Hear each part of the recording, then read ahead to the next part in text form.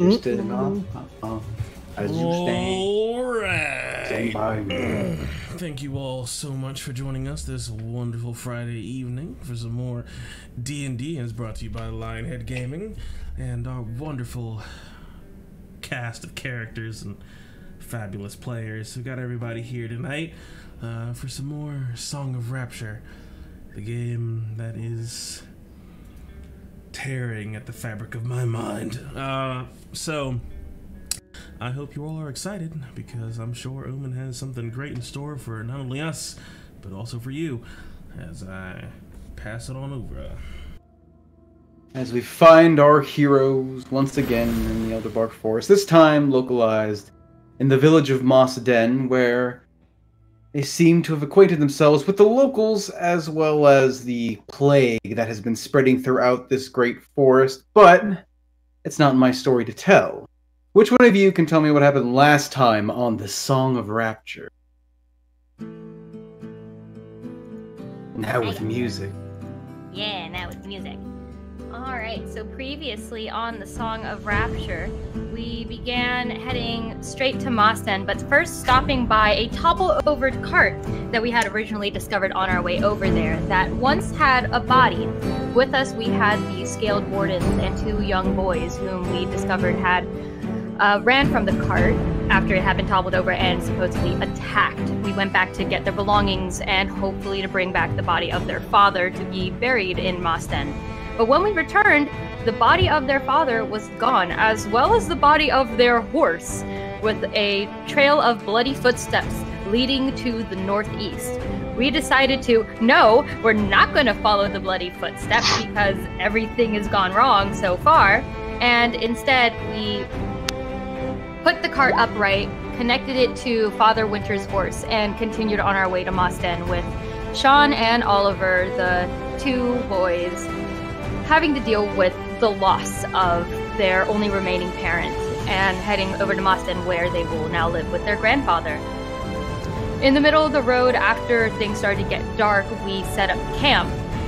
Everybody being a little bit nervous because the Elderbark is not only a forest that is currently dying due to some sort of unknown ailment, but also because the Elderbark is already a pretty freaky place. But Persephone, using her connection with the Feywild, created a bubble of safety of sorts for everyone to stay within that was supposed to protect them, or at least keep them a lot safer than usual while they set up camp and got ready for a long rest overnight. But during that long rest, a couple of really freaky things started to happen. Although it started relatively calm, we had a nice story from Father Winter about how he became a man of the church. Everything started to go downhill from there. There were footsteps leading away from Gregory's horse, Nero, and when asking one of the Scaled Wardens about it, simply said, "Oh, I thought it was one of your guys' people, a bald man with blue eyes who just hung around our group," but nobody had seen him. Samantha, Luna, and Gregory decided maybe we shouldn't leave the safety bubble and pursue this just very scary occurrence. But things got worse as the night went on. Luna saw a cloaked figure, almost like made of shadows or miasma, and it was a figure that she had seen once before. She had Samantha watch her as she left the bubble and tried to confront this thing, reaching out her hand and even making contact with it, her entire body starting to go cold as this thing started to almost dissipate right before her eyes. And freaking not only herself and Samantha, she then pulls away, explaining to Samantha that this was something that she had seen before, and she's just trying to figure out this crazy shit that's been happening to her.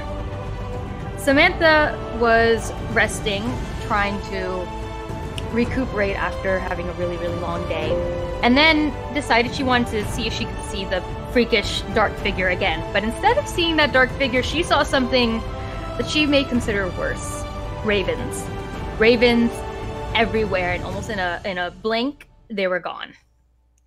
By the end of the night, Samantha was starting to hear thoughts in her head that were not her own, something vicious telling her that it would be very lovely to rip off Gregory's head from his shoulders. And by the end of the night, Samantha managed to look way worse than she did at the beginning of the long rest. But with everyone somewhat rested, we continued our way on to Mosten. When we arrived, the Scaled Wardens had told us that the leader of their village, Master, I have his name in here, Master Alman, wouldn't be able to meet with them today. But if we went to their church, we might be able to catch him. Instead, the group dispersed to kill some time before hopefully settling down for the night. Gregory, Luna, Clyde, and Father Winter went straight to the inn so they could get some rooms. Persephone went to the jewelry store with Samantha, hoping that looking at shiny things would calm her down. And in her quest to get shiny things, Persephone decided, well, maybe she's not going to go back there again because it's run by a very shady tabaxi. But after we all gathered back at the inn, Samantha looked even worse than before. She felt like Gregory's magic wasn't working, and that alarmed everyone. We quickly shuffled her into a room, and we tried Gregory's magic again to heal her, but she was in way more pain than before. And in a panic, everybody brought Samantha straight to the doctor, not even letting the poor guy open the door before Gregory broke it down, screaming for help and seeing if the doctor was in. And we ended our last session with the Dr. Faust introducing himself and agreeing to help Samantha, who is sick with some sort of magical ailment that we believe could be the Grey Bite. Alright, very well done. Give yourself some DM inspiration. As indeed, with a thunderous kick to a door and the sound of wood splintering, Gregory, with a pair of umbra wings gifted by Luna and Samantha held in his arms, basically led the charge for the rest of the group, making his way towards the top of the largest hill and entering the domain of one Dr. Faust. And it is there that you all find something of an eerily familiar face, as slowly but surely the rest of you begin to stumble your way into this building, now that some of you can recognize with the sign hanging above being called the Farthest Reach. As you see a man standing before you, clad in what looks to be leathers and just folds of cloth formed around every inch of his body. Atop his head is a wide-brimmed hat, and his face pointed in what looks to be something of a beak. A sight all too familiar of a doctor in Hearth. As this man, looking around at the remains of his now broken door, hard to really gauge his expression, but the sort of slight tilt to his head gives away that maybe he's a little disappointed at what's going to be a mess he has to clean up as he looks up at you, Gregory. Well,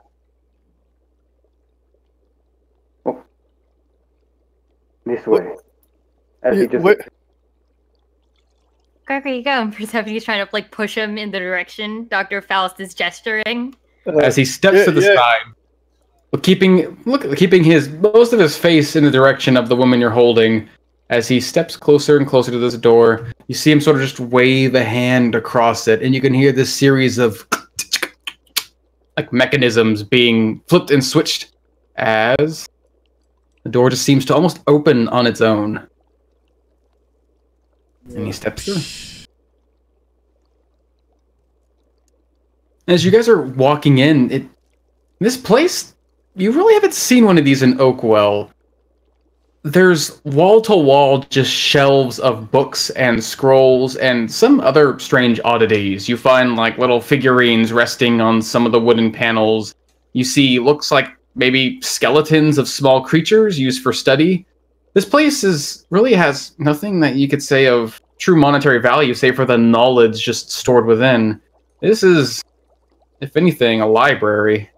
Though not one locked underground in a tomb, not one in one of your grand fancy cities, it's more befitting of a village.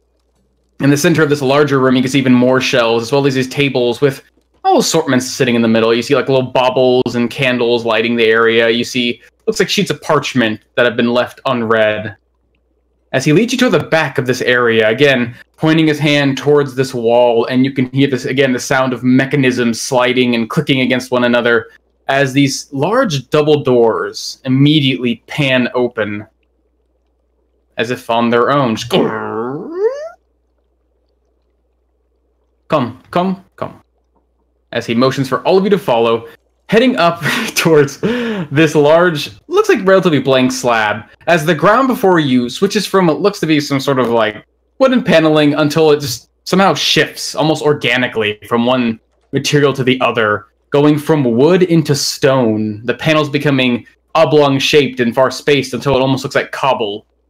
And this whole area is just immediately the moment the door opens and you guys step inside, there's this heat radiating off of you, as in the far end there's this grand flame sitting beneath a bubbling cauldron, as scattered across several of these tables are, looks like bottles of different colored liquids, scattered notes, plants, even strange apparatuses that seem to flow liquid from one side to another.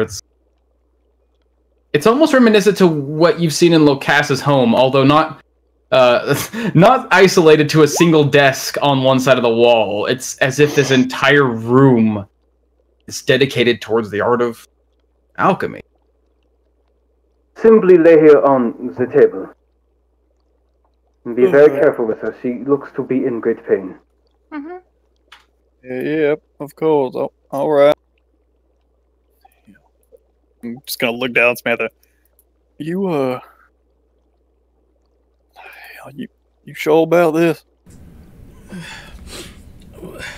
As long as I don't die, I'm sure about it. And she kind of just starts to kind of wiggle. Like, you can sense that she has the majority of her strength, almost a kind of frustrating amount because you've been carrying her the whole way. And she tries to kind of get down onto the ground and put herself on the table.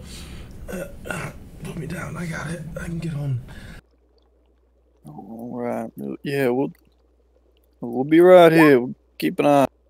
Just thinking about getting better, I guess. Better.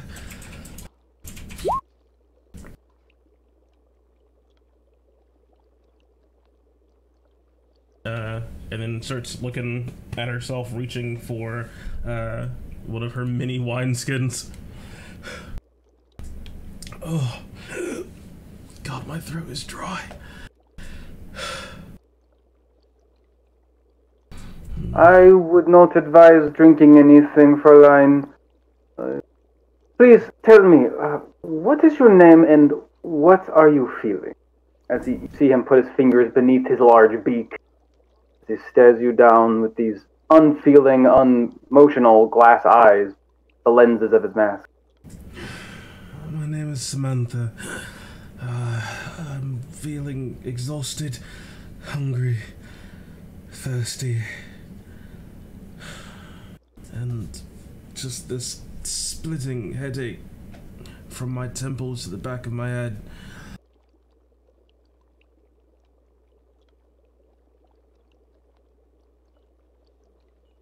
Perhaps you have been drinking too much? As you can see his head sort of swiveling around. There's a bit of quiet before he actually responds to you, Samantha, as seeing a large man with these large beating wings kick down his door gave way to an emergency. Your expression is one of exhaustion, of tire. You've been battling something that's clearly been draining you. And yet, this is all you have? Is a headache and you're kind of thirsty and hungry? You don't understand, Doctor. I am a Yon tea. This wine does not affect me in the slightest. It just tastes good. I know my skin does not betray that, but I was attacked as she kind of just moves her cloak out of the way and tries to show off her throat. Something large, grey, claws like ice. It froze me in place and ripped out my throat. If it wasn't for the healing of Mr. Timberson here, I would have died right there. And I thought, as I could feel like ice spreading through my veins. His warmth seemed to push it back, but now it is back and worse than ever. I can feel just so hungry. I don't know where that is coming from. Oh, Dr. Foss, I'm sure you've heard of that sickness going around. What's happened to the woods? We think it's there. I've gotten rid of it before. I don't know why it didn't work this time. As you can see him looking between you, Samantha, and you, Gregory, his fingers constantly forming this pointed bridge beneath his mask, as seems to be some sort of sign of contemplation, all of your words. Again, another moment of silence before he moves his hands away and begins to speak. Healing magic. Of course. Such things are privy to strange reactions. Everyone gives a woman her space. I must take a look, as he motions aside for people to get away. Yeah.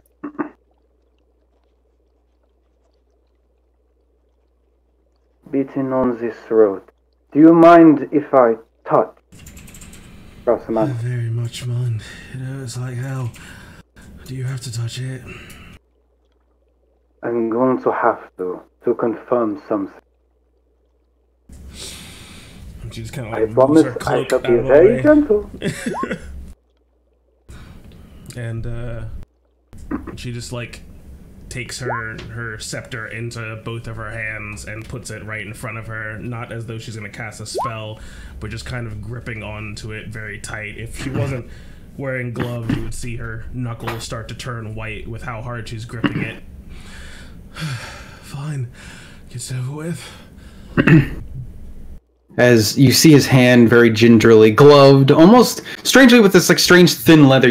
At this close distance, especially with the extra set of eyes kept hidden by your illusion, you can see the leather almost seems to cling to his very knuckles themselves, as if it's a second skin. As he reaches out and very gingerly touches at the base of your throat, and there's just this sort of soft, ringing pain. Not as much as when Gregory laid his hands upon you, but enough to where it's definitely uncomfortable, almost like someone is putting a needle in your very throat. As he begins to touch and feel around this area.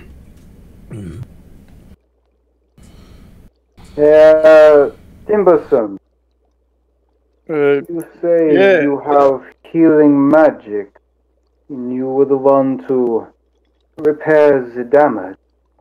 Yes? Yeah, I've been given blessings.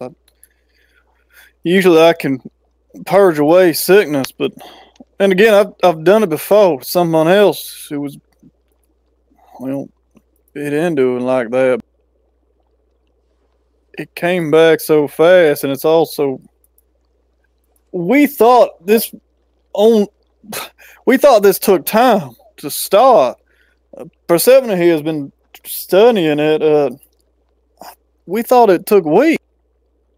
It's supposed to take weeks, but I think whatever source it is, it's growing stronger. It's spreading faster.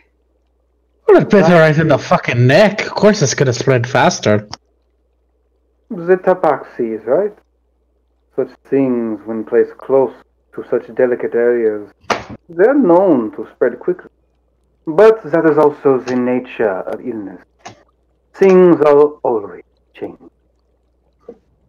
As eventually the pain starts to sort of centralize, it seems like he finally places it right at the center of where this uncomfortableness is, and finally the finger pulls away. Timberson, the art of healing magic is one can only call a miracle, but it is not without its flaws. The way the flesh stitches itself back together the way it reforms. It takes a delicate touch to make sure every piece is back in its place, and every piece remains where it must be. That pain you are feeling in your neck, Fräulein, is not a part of you, nor is it a part of this disease. As he folds his hands behind his back and sort of turns to the rest of the group. You have all been facing this plague, this monstrous thing, where things grow teeth and claws to bite and rip, where the flesh grows pale and cold, where they simply rot away. Well, when you combine these factors, you have a body rotting and you have a body that bites. Sometimes, with these combined, a creature of such illness who is so inclined to take a chunk out of another creature's throat may leave a piece of itself behind. I believe that Frau Samantha may be suffering from a souvenir of sorts. You're saying that thing left a piece of itself inside my throat. Wait, Gregory, you didn't clean the wound before you cured it? I mean, Gregory can't do surgery. He can't pull a tooth out of her neck without killing her, really. I thought I patched it up, but if Doctor's saying right, I ain't exactly the delicate sort. I saw some.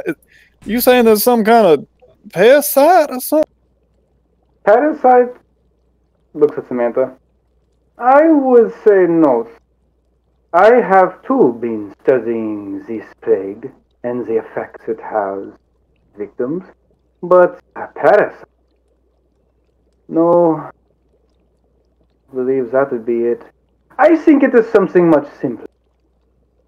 You see, it is the bite that transmits this sickness into its victim. Why not a simple tooth left behind? It's venom of sorts, continuing to spread. Though it is very interesting that you say what you said, Herr Templeson. You can cure this. Yeah, I've been given a gift. I can see and feel things that,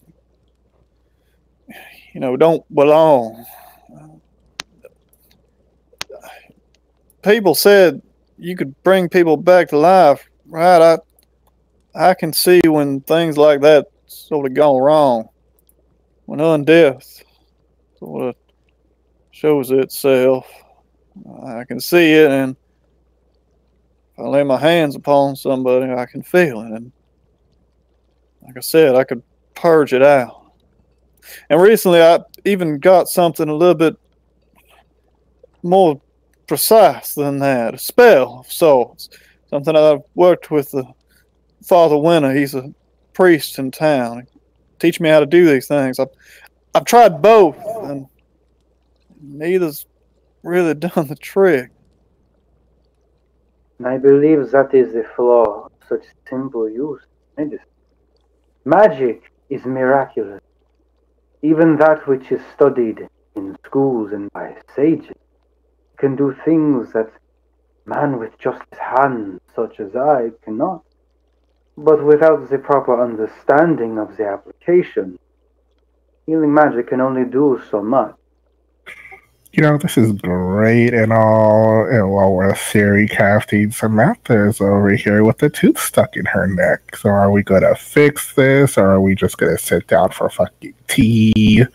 I mean, I can pull it out if you want me to. I'll just dig right in there. You stay over there, Clyde. That is the next point I wish to bring. For such a simple thing, most simple thing, this would be an easy surgery. Simple incision, remove the foreign object, make sure the body is properly anesthetized, make sure it immobilizes properly. Easy things for someone such as myself, especially if I have the aid of healing magic. However, anything I can do, Glad to help. However, as you say, Frasamans, you are not as you seem. Human skin, I see, but you call yourself Yonti. Such things make this operation much more complicated. Many of the anesthetics used in surgery, at least in mine, requires the use of toxin-based anesthetics. I believe the Yonti cannot possibly, metabolize such things in a proper way. We could do surgery, but she will bleed, and you will feel everything. In your current state, I do not feel comfortable. What do you mean? You just put a stick in her mouth and you get in there with the dagger. No. Well, that's how we always did surgery. Shh, Clyde, let the doctor talk. I'm more than willing to bite down on a piece of rawhide if it means I get to see tomorrow. What will it take for you to fix this? What if Gregory just punches her unconscious? What? Well, that will do. You can see his head scan over the rest of the group now. You can't see his face, but you can kind of feel the expression he's probably giving you. Not really a good one. She's joking. She's joking. I'm sure. Really not. Turns back to you, Samantha. If you wish, I will do what I can. But you must know the risk. Without the proper anesthetics and in your current condition, you may fall into shock. Right? With great pain you feel, and I simply lay my fingertip against this part of your neck. That is the sharp end of the tooth, pressing against to the very depths of your flesh. This is why it hurts so much. It's dangerous. What if we just get her drunk? She doesn't. She can't get drunk. Clyde, go outside. What? Javen's got some stuff that could probably get her drunk. Samantha doesn't get drunk. Take the cat out of the room. One more word. Okay, Now we'll take the cat out of the room. Clyde, let's go this way. Let's go. Why? Pushing him out of the room. Let's These go. fucking chips. Let's go. Shoving Clyde out. I don't know why she's like. And then I close the door. I close the door with Clyde on the other side. I open the door back up. God damn it, Clyde. Suffice to say, Frostmancer, if I do not do this, the only way I could feel more comfortable about taking this foreign object from your throat and not risking your very life be to find a way to rid you of this ailment. But therein lies the problem. With the tooth in your neck, I imagine this illness will return. But to remove the tooth that causes the illness must be gone. A conundrum. I might be able to help. I also have healing magic too. How long? Let's say we don't take the tooth out and you can help her. How long would that last? Take this fucking tooth out of my neck. I've got a way I can help to ward off evil. If it's coming from some sort of undeath, I could maybe help Samantha fight it off. I could keep that up for maybe an hour or so. Would that help? Perhaps that will. Warding off evil. You have magic that can do this. Yeah, it's sort of one of the spells you learn as a cleric of sorts. Learned it a while ago. it wards off sort of otherness, undeath, and things. Well, I like to toy with people. I really haven't had a chance to use it yet, though. But if it'll help, please let me. Roll me a persuasion check. Persuasion.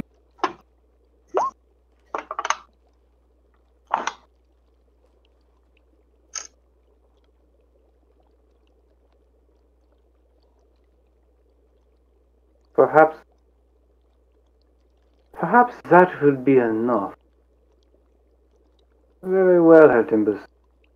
And you, Frau... He's pointing over at the young elven girl. Persephone? Persephone, if you indeed have magics to keep your friends stable, then perhaps that will be enough. Well, with your consent, Frau Samantha, would you like to be rid of this tooth by tonight? If you don't do it, I'm going to cut it out my fucking self. Very well. We have our answer. The rest of you must understand, this will take time and privacy. We must not have outside. Yes. Please, Keep Clyde Come on on, the Clyde. table, take Luna. He's eating potato chips in. So, but he was raised different. I'm sure he'll behave himself. I grabbed Keep her up. Clyde by the scruff of his neck. Let's go! Where are you going? We're gonna go find Javen, our other kid that he was gonna go get. Bye, Persephone! Don't matter her! Closes the door again. She's probably gonna die, Luna.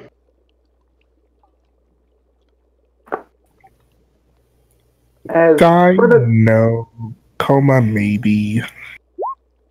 As for the next hour or so, Dr. Foss sort of leads you guys around this more open laboratory, gathering supplies. You see him pick up some bottles and sort of reconsider what's in them and move them aside. Seems like a lot of what he's going for would be anesthetics, but again, reminding himself of who his current patient is.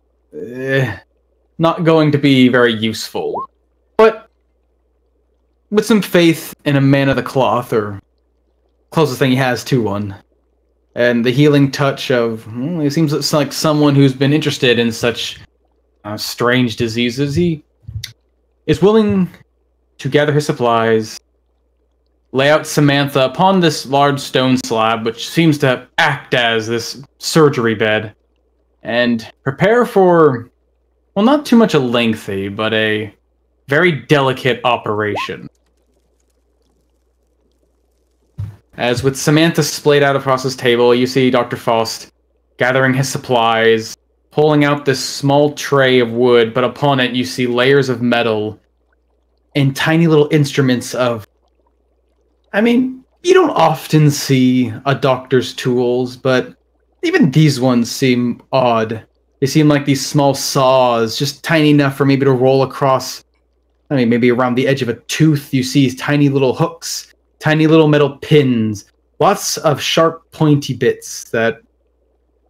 Well, how the hell would any of these be used? But surely he knows what he's doing.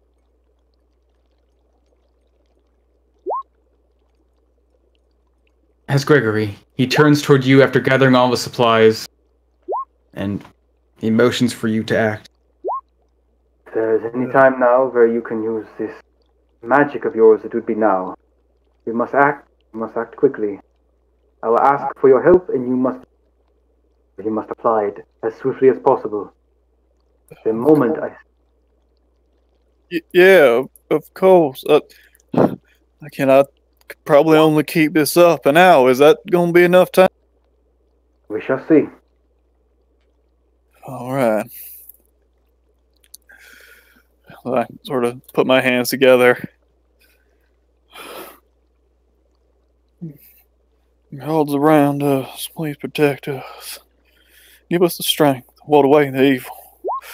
Watch over us and keep away the darkness. Be our shield.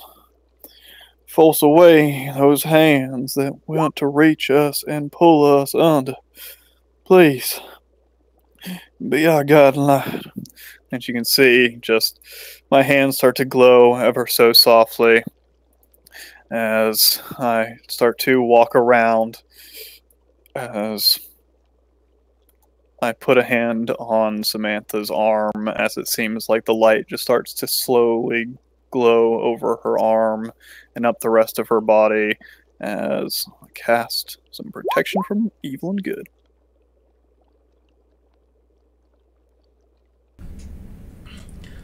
If he fucks up and I die on this fucking slab, just take it, everything, Gregory. Don't talk like that. Look. I'm going to die, but if I do, I can't well speak for myself, can I? I understand. But don't you worry none. Look, Seven and I here, and I'm sure the gods are watching over you too. Just leave in their hands, alright?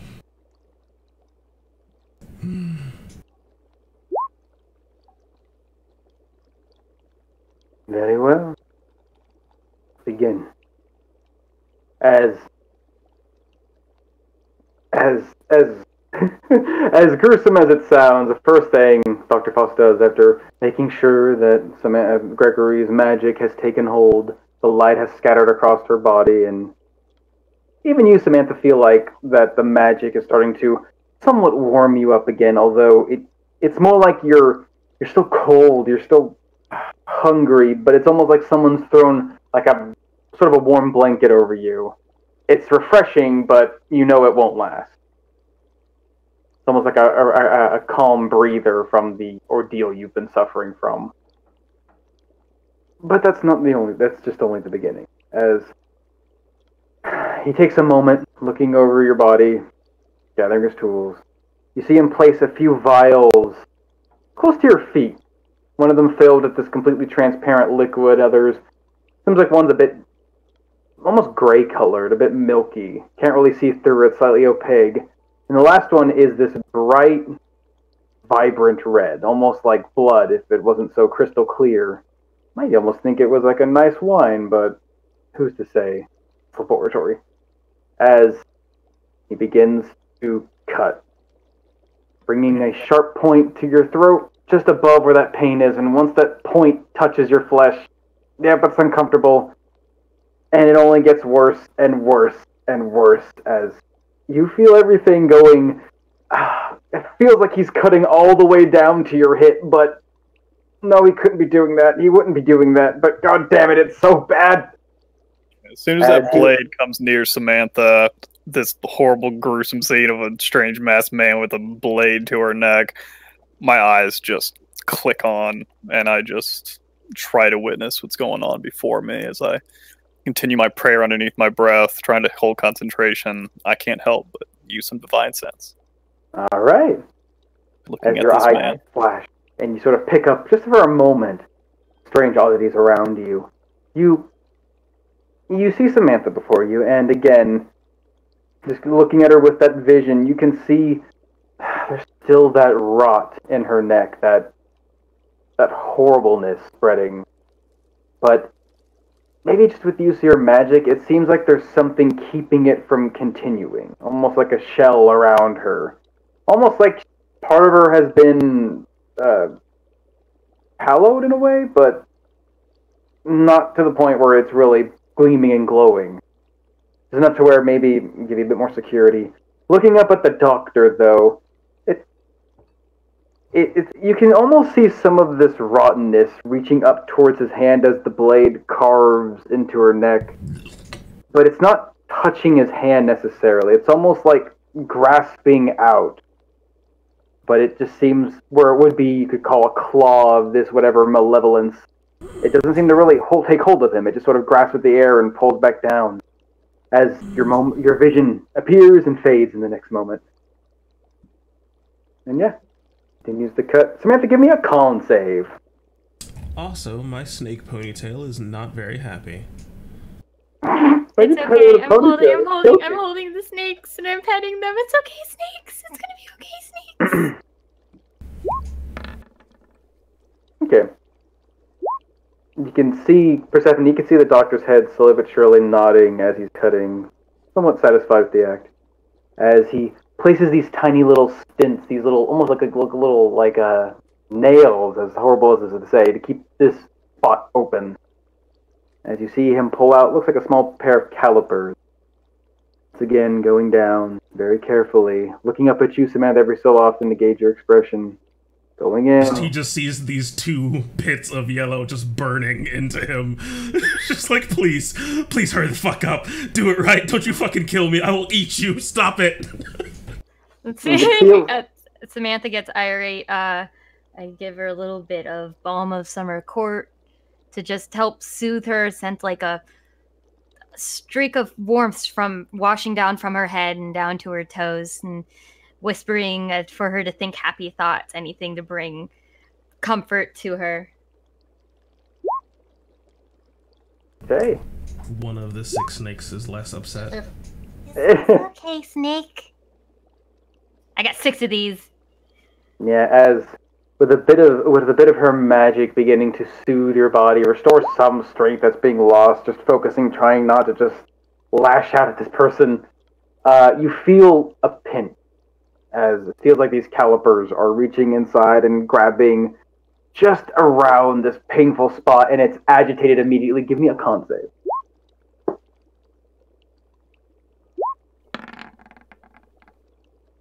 Oof.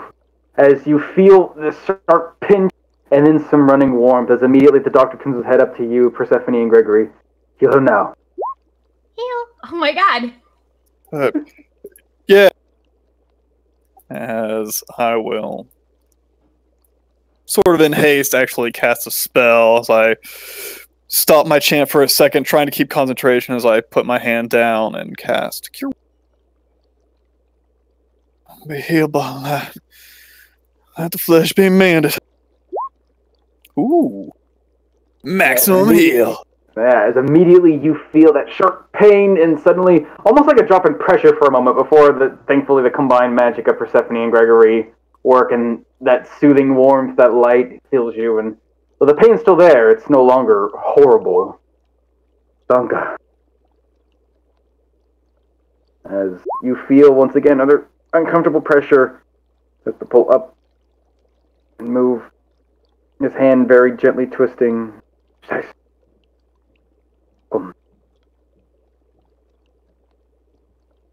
Pull back, give me a con save.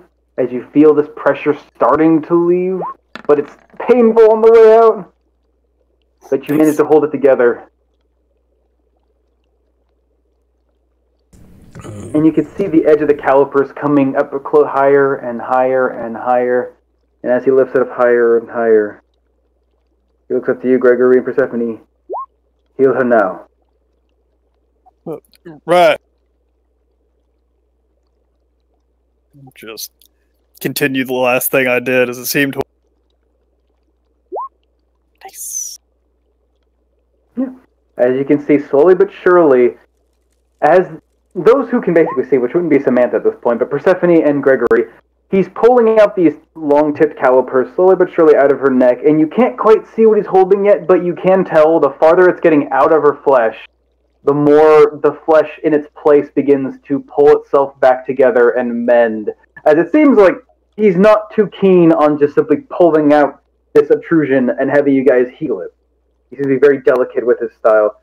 Until eventually, slowly but surely, you can see this mass of red clotting around this object, but just the very slight spots of what look to be ivory sticking around it until, after about 10 minutes or so, this continuous slow pull of heal, pull, he reveals this long, jagged piece of red, which he immediately takes over to one of the vials, dips it down to the clear material. You can see the red wash away in this cascade of almost misting liquid, and all that's left is, it looks like a tooth, but it's far too long, far too thin to be belong to a human or anyone. It looks like it's more belonging to like some sort of strange reptile or a fang of some great cat or something. As he dips in this liquid, almost washes all the blood away, and then drops it in this milky solution. As immediately he pulls his hands free. And you're done.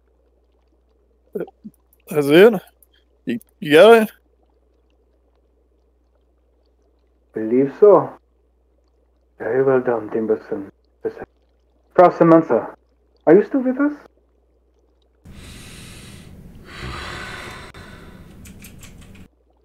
Samantha lets go of the scepter she's been clenching onto and just kind of reaches up to pull up her hair and take off the handkerchief she kind of bound the 6 of them together with.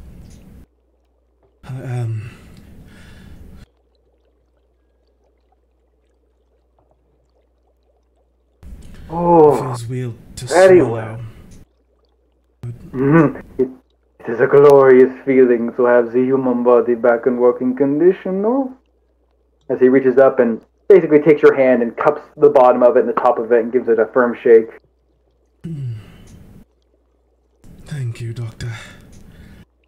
It is my pleasure. I must thank your friends here. They have done something I almost thought impossible. Like perhaps with just a bit of guidance, even such simple magic can be put to amazing use. No? It is a blessing by the gods. Can I drink now? Looking at the wound. I would advise no, but considering your disposition towards such toxicities, I see no harm. Said considering I already have the wineskin up at my lips. Fantastic. Alright then. Looking at the back of Samantha, concern still lingering, have to make sure. I just squeeze my eyes closed for a second and then open them as quickly as I can, trying to force out that vision again, as I'm going to use another divine sense, as I just need assurance. You're looking at her over. Are you still concentrating on your magic? Yeah. Okay. Yeah. Again, that flash, everything comes to you at once. You can just see like this myriad of, well, it looks like normal. Everything typically looks normal until something abjures your vision in some strange way. What? You're not Smiter, sorry. With your eyes, you flash your eyes and she explodes. Yep. Probably take that off. You see, there's still just a slight lingering of rot in her throat that, just for the moment you're watching, begins to coil around itself and shrink ever so slightly as your magic continues to undulate and pour around her, seeming to compress it to a small... But it's no longer spread all across her throat. It's no longer reaching out from her. It's contained. Wait, Samantha, wait. What? I just hurry around the slab as I just clap my hand around the freshly open wound as I'm gonna lay on hands as my hand is just basically hot as light starts to pour in as once again I'm going to try to force out that last little bead. Get the hell out of there. I'm going to put 5 points of lay on hands into her, trying to get rid of the disease. Okay. It seems like as your vision begins to fade and you put your hand on her throat and force that light, just a very slight image of that dark little seed in her neck is immediately washed over with this brightness, this warmth. And just as your vision fades and you no longer see the magic you're casting surrounding her, no longer do you see the rot in her throat, the light seems to wash everything away and your vision returns. You feel that resistance as that darkness is fighting against you, but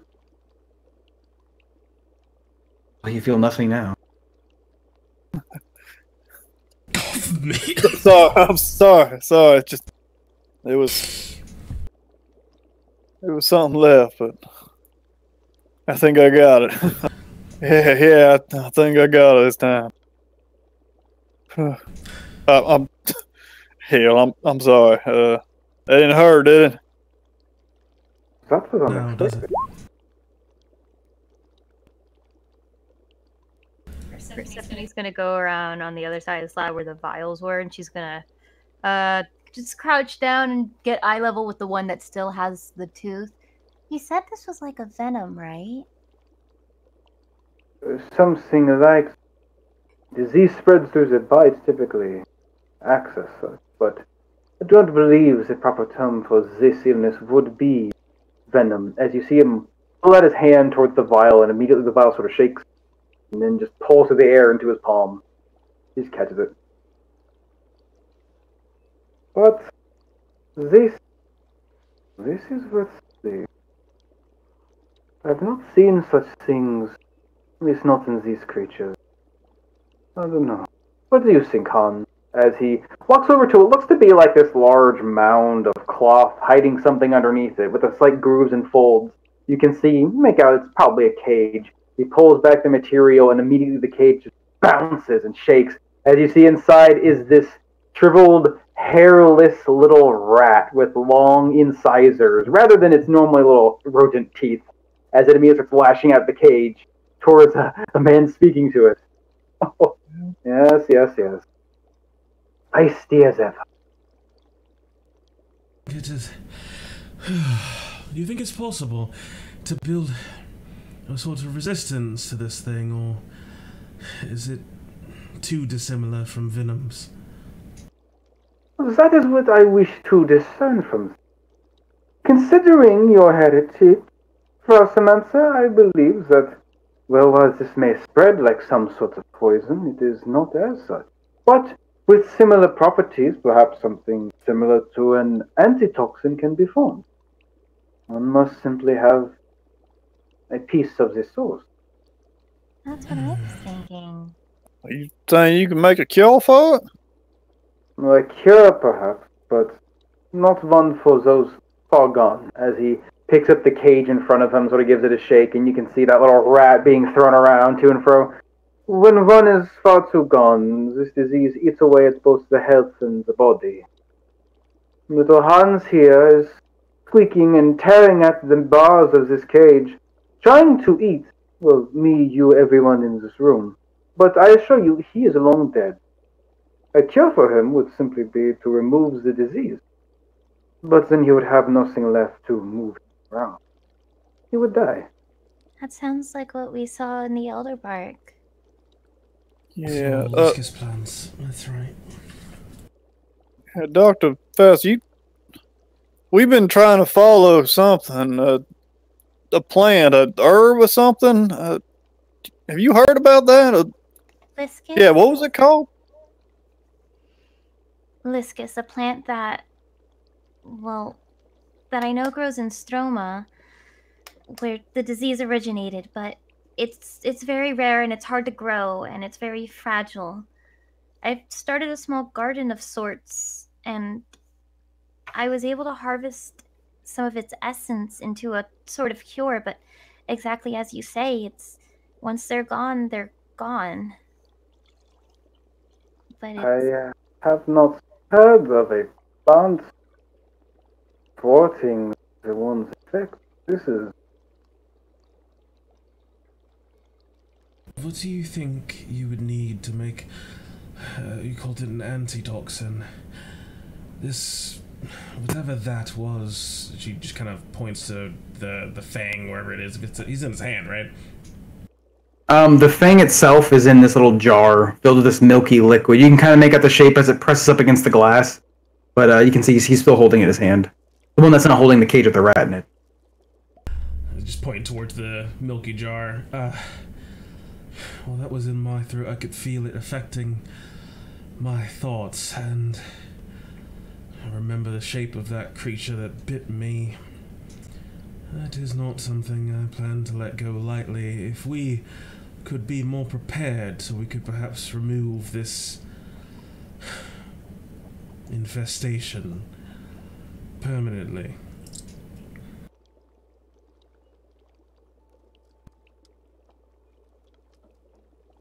Perhaps there is a way to find...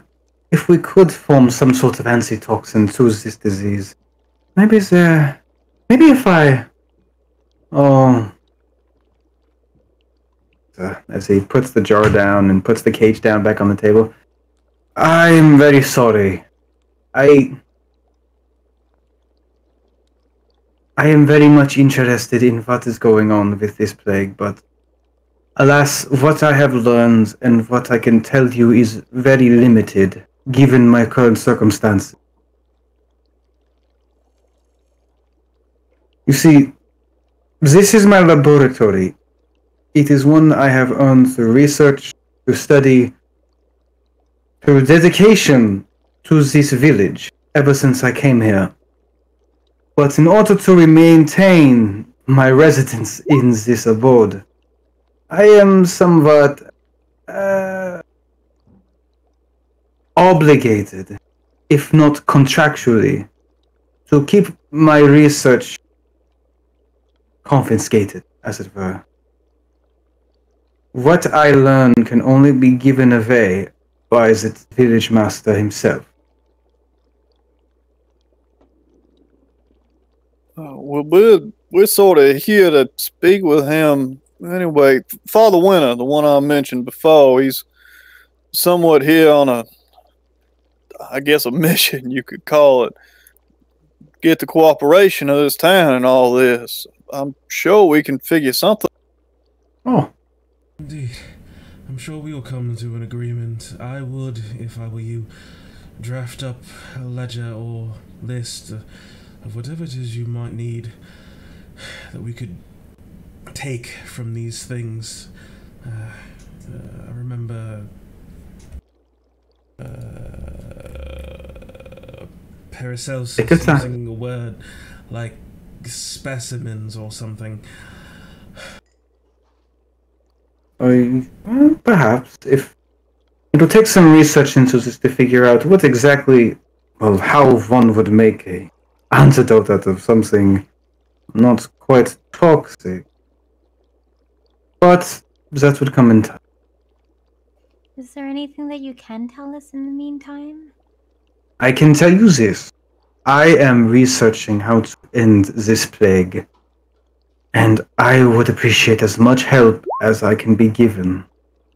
However, I can only give so much, so long as you get the proper permission. I'm sure you may have heard that Village Master Elmon is quite privy to his privacy.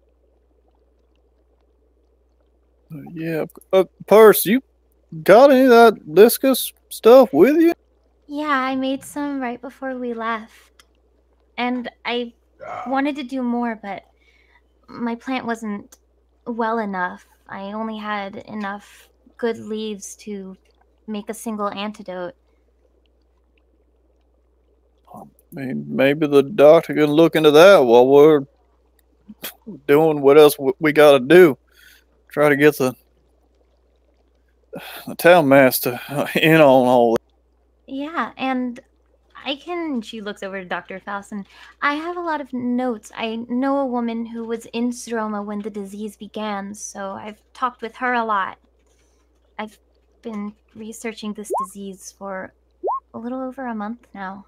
As much as that I could with as limited resources that I have. Stroma. Do you speak of... You speak of that elven island in the hot basin? Mm-hmm. But why? Well, I have some theories, but I'm not entirely certain why. But based on what I've seen and what my friend told me, and from the book you let me borrow, I do think this disease is magic. Definitely magic. So if everything from your book confirms it for me, the source is in Stroma. Ultimately, if we want to stop it, we'd have to go there, but we need to focus on what we can do right now.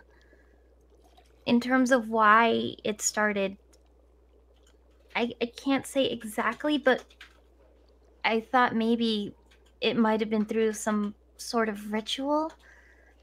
right before this disease began, there was a girl that had gone missing in my friend's village. People went out to look for the girl. They came back without her, but they were sick. And though they weren't bit, they had the same symptoms that this disease we're seeing now exhibited, except it happened over a series of weeks.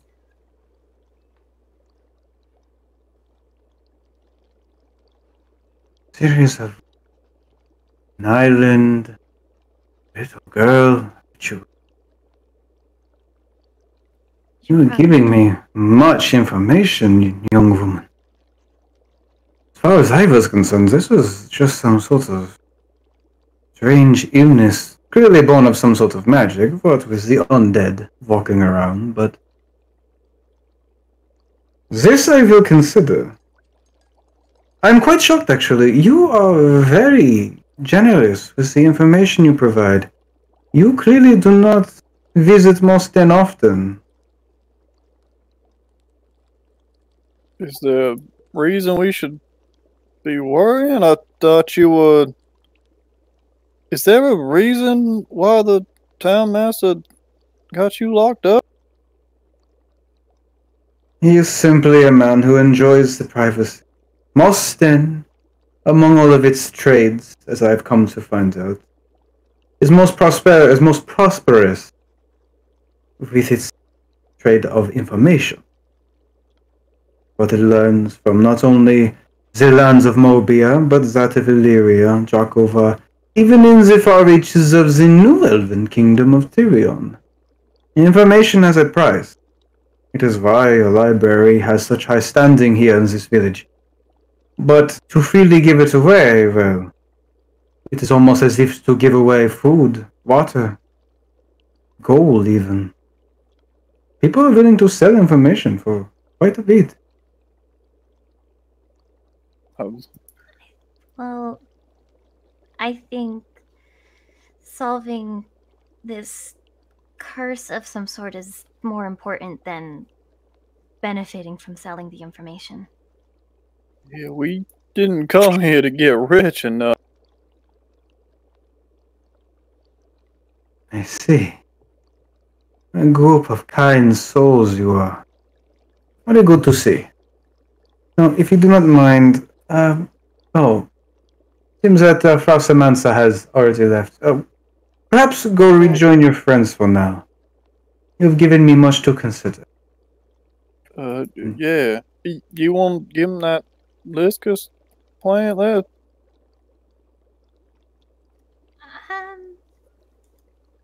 Let's talk to the village master tomorrow and see what we can do. sure, yeah. All right. Come back in the morning. It might take some time. Doctor, really thank you. I don't know what would have happened. I gotta say, we had a doctor with us, Dr. Paracelsus von Hohenheim.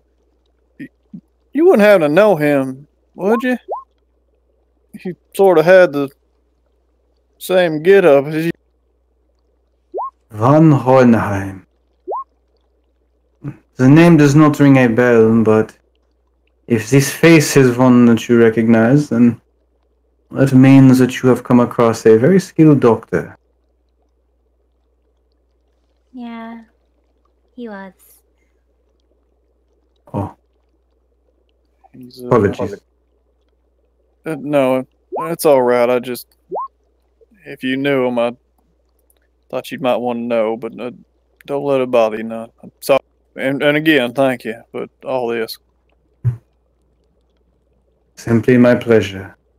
This is why I'm here in Mosten, to help the people who need it.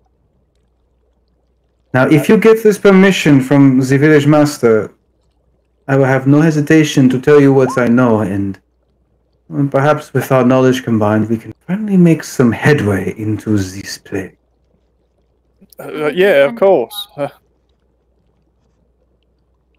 We'll leave you to it then. Thank you.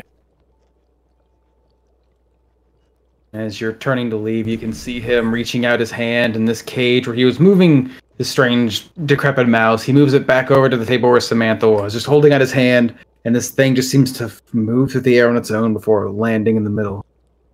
And then as you guys step to the doors, it sort of shuts behind you.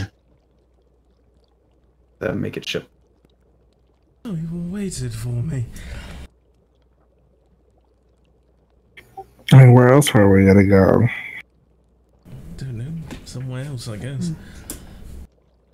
Yeah, it's been only about, like, for you guys, it's only been like half an hour. It wasn't particularly too long, but you see Samantha exit, not in her usual attire. You see these, I guess, cascading head of snakes coming down. It looks like you can somewhat see the faint line of a scar on her neck, unless she's covering up with her cloak.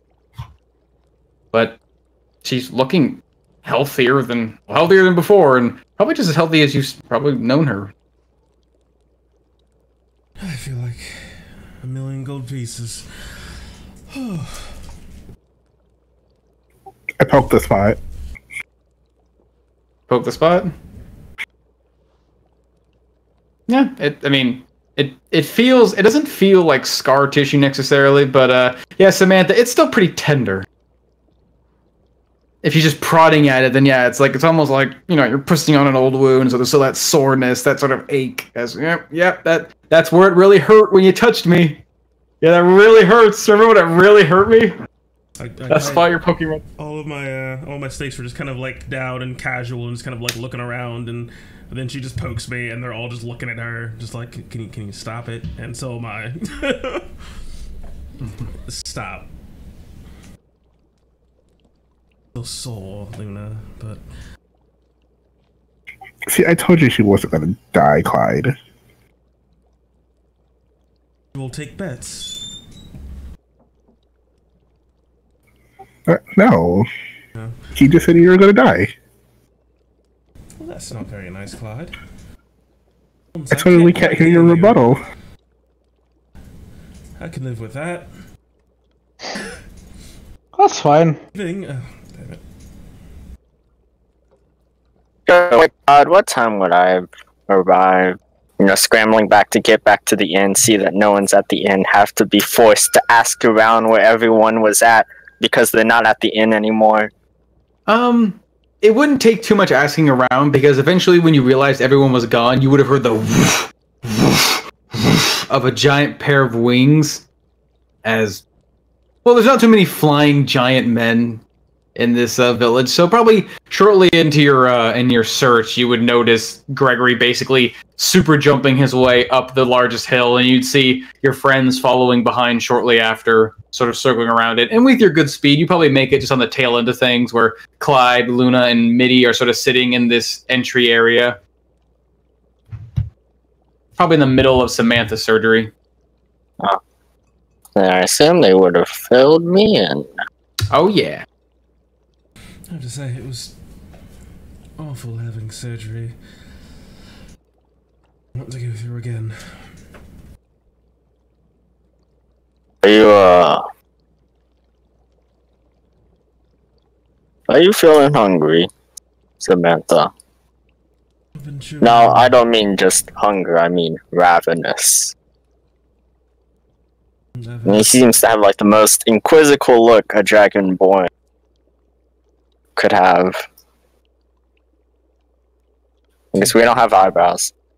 How am I supposed to raise my eyebrow? If I'm raise your eye scale.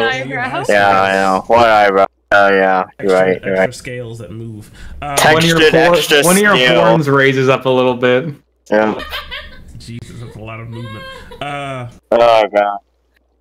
I've had a few pieces of jerky. I feel pretty decent. I could eat something fresh, but I definitely don't feel like how I did maybe 45 minutes ago. I felt like I could have eaten everything then. No, I'm pretty good now. Did you check up on that? I'm gonna go check up on the kid again. Oh, it's just as quickly as he came. He's out. Yep. Easily enough. Javen, as quickly as it came in, like the wind, door opens back up, and oof, Speedy Gonzalez is already at it. So I'm assuming are reconvening. Yep. Javen. You easily make your... Inform... Oh, yeah. How's my travel? I was saying, but where exactly you're going? To, what's his face? The NPC that I forgot the name of. A lot of them. I know. What was it? Mason? Oh, the kid? Yeah. The old man who's the grandfather of the two McGraw kids. Yeah. Mm-hmm. Make your way back to his house pretty quickly. If you're sitting on the top of this large hill, you can almost, like, if you want to try, you could, like, slide down the side of this mound and basically reach his house in a matter of, or really less than a minute. With your natural acrobatics, it wouldn't be too difficult. You sort of just grind down the edge and slip to a stop, catching the eyes of some people as you eventually reach his door. And, well, it seems like he hasn't quite gotten around since you last visited him, and pointed him towards the way of Father Winter. As you come inside, you can do you just push the door open, or do you just knock and wait? Knock. Okay, yeah. Knocking a little bit. The door would answer pretty quickly as you see Mason's face pop through again. A bit more frantic in his expression. What? Yeah, we're leaving soon. Is Father Winter still here? Yeah. We got more. Well, I got an update on my friend's case. Turns out she had something that was causing the disease inside of her. Like a, tooth. So maybe it might be something inside of him.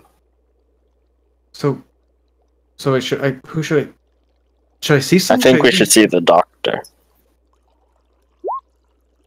Oh, sure, yeah, we can go see the doctor.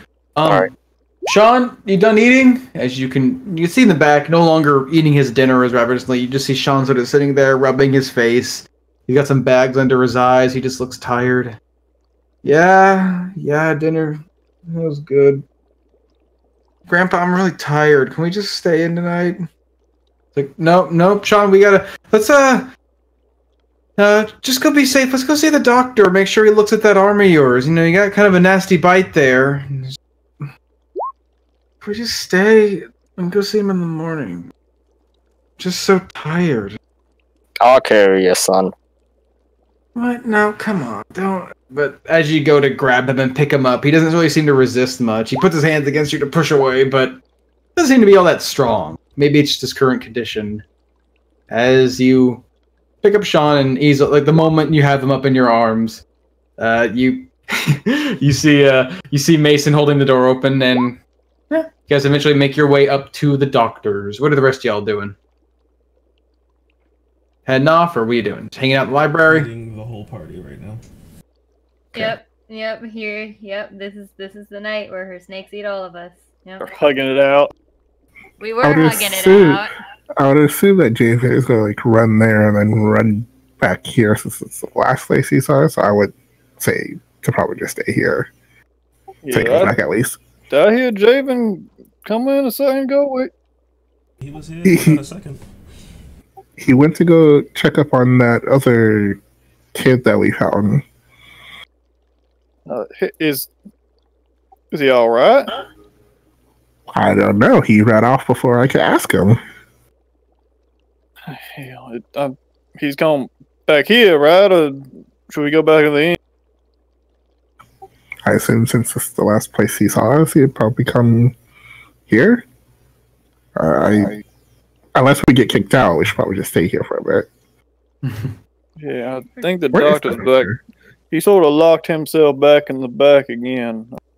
I don't think he mind just hanging out here in his, I don't know, front room. He might not notice. Oh, I say, yeah. I'm picking up the broken pieces of the door, like trying to think to myself, like, can I fix this? No, I don't have anything right now that can fix this. Can I fix this? Probably not. Like, the door's still mostly intact. It's not in tiny little, like, slivers, but it definitely is going to need a carpenter's touch, or unless someone just makes a new door.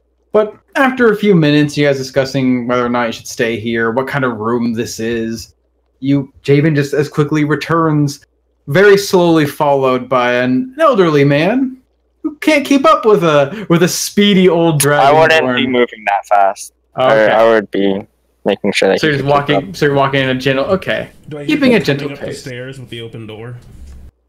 Probably yeah. Hi, do you think maybe... Muttering, encouragement. You're alright, son. You're alright. Just stay awake. Eventually, followed by Sean and Mason McGraw. Sean already looking pretty tired. Seeing you guys again, he just sort of lets out a grunt, like, ugh. These fucking assholes. What the fuck? Hey, There are my cameras. hey, everyone. Is the doctor should be in there, right? Mm-hmm. Still in. Yeah, I'm sorry, sir. I don't know we met. You the boy's grandfather? Yeah, I'm Mason McGraw. Are you this dragon's friend? You guys the ones who saved my boys? Yeah, Gregory Timmerson, sir. We from Oakwell. I'm sorry about your son. Gregory. Can you check him over again? Make sure there's not, like, a tooth in him. Yeah. Making sure it's not just the weariness of the travel. Not feeling well? Hey, kiddo. I'm tired. It's been a long day. I got bit. Hide out from monsters in the woods. I'm just tired and hungry. Why are we at the doctor? Let me just look at your arm real quick. It just won't take but a second. I'm just gonna sort of hold his arm in one hand, if he'll let me, and then pinch my eyes together as they're starting to get a little bit sore. As I only do this a couple more times before I start getting a splitting headache, but a little bit more. I'm gonna shoot my eyes open as that light shines within them as I look down at the arm, expecting to see something horrible. Your eyes flash, Gregory, and you look at where you laid your hands on this boy's poor, gruesome arm. And the only thing you really see are the slight residual marks of teeth that once bore down into his flesh. You don't really see anything that stands out to you as, well, undead or malevolent or in any way desecrated. He just looks exhausted. I think you'd be alright. He ain't got nothing in him. Not that I see. I think Alright. the boy's just tired. Sorry for worrying you, Mr. Mason. So, I'm confused. So is he... Should we see the doctor? Well, you came all the way. Maybe it wouldn't hurt to get a doctor's opinion. Yeah, right. He still certainly knows more than I do. Yeah. Alright, Perhaps something for pain. Sure, yeah. Come on, Sean, let's say hi to the doctor. It'll be a quick visit. Sean just sort of... Yep. Sort of fights Still carrying him. He starts to, like, kick. Yeah, he's like, come on. I want to get up. Like he's finally sets down and dusts himself off. Gives you, not a mean look, Javen, but just sort of this lasting hard look, and then rubs his eyes. Okay, let's go see the doctor. Persephone. Correct me if I'm wrong, didn't you were dragging me somewhere in town and somebody gave you something for me? Or was that... Yeah. Oh, okay, okay. I dig through my bag and I pull out the necklace. It's not as shiny as I was hoping it was going to be, but I mean, it's still pretty.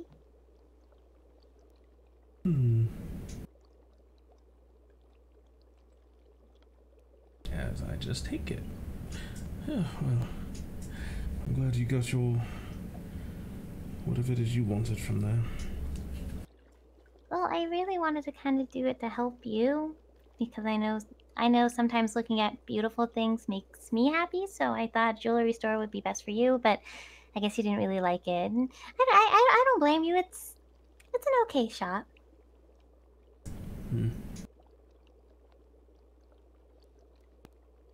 Take a look at this this necklace, kind of mostly inspecting the stone in it. Does it seem genuine to my eyes? Give me an investigation check.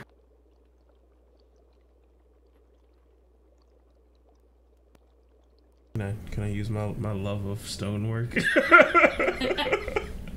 Nope. Minerals. I wrote it right here. Use some of my dwarven blood. Use my stone crafting. I really like stonework and minerals. Where the fuck's that thing you never have to click? Oh, there it is.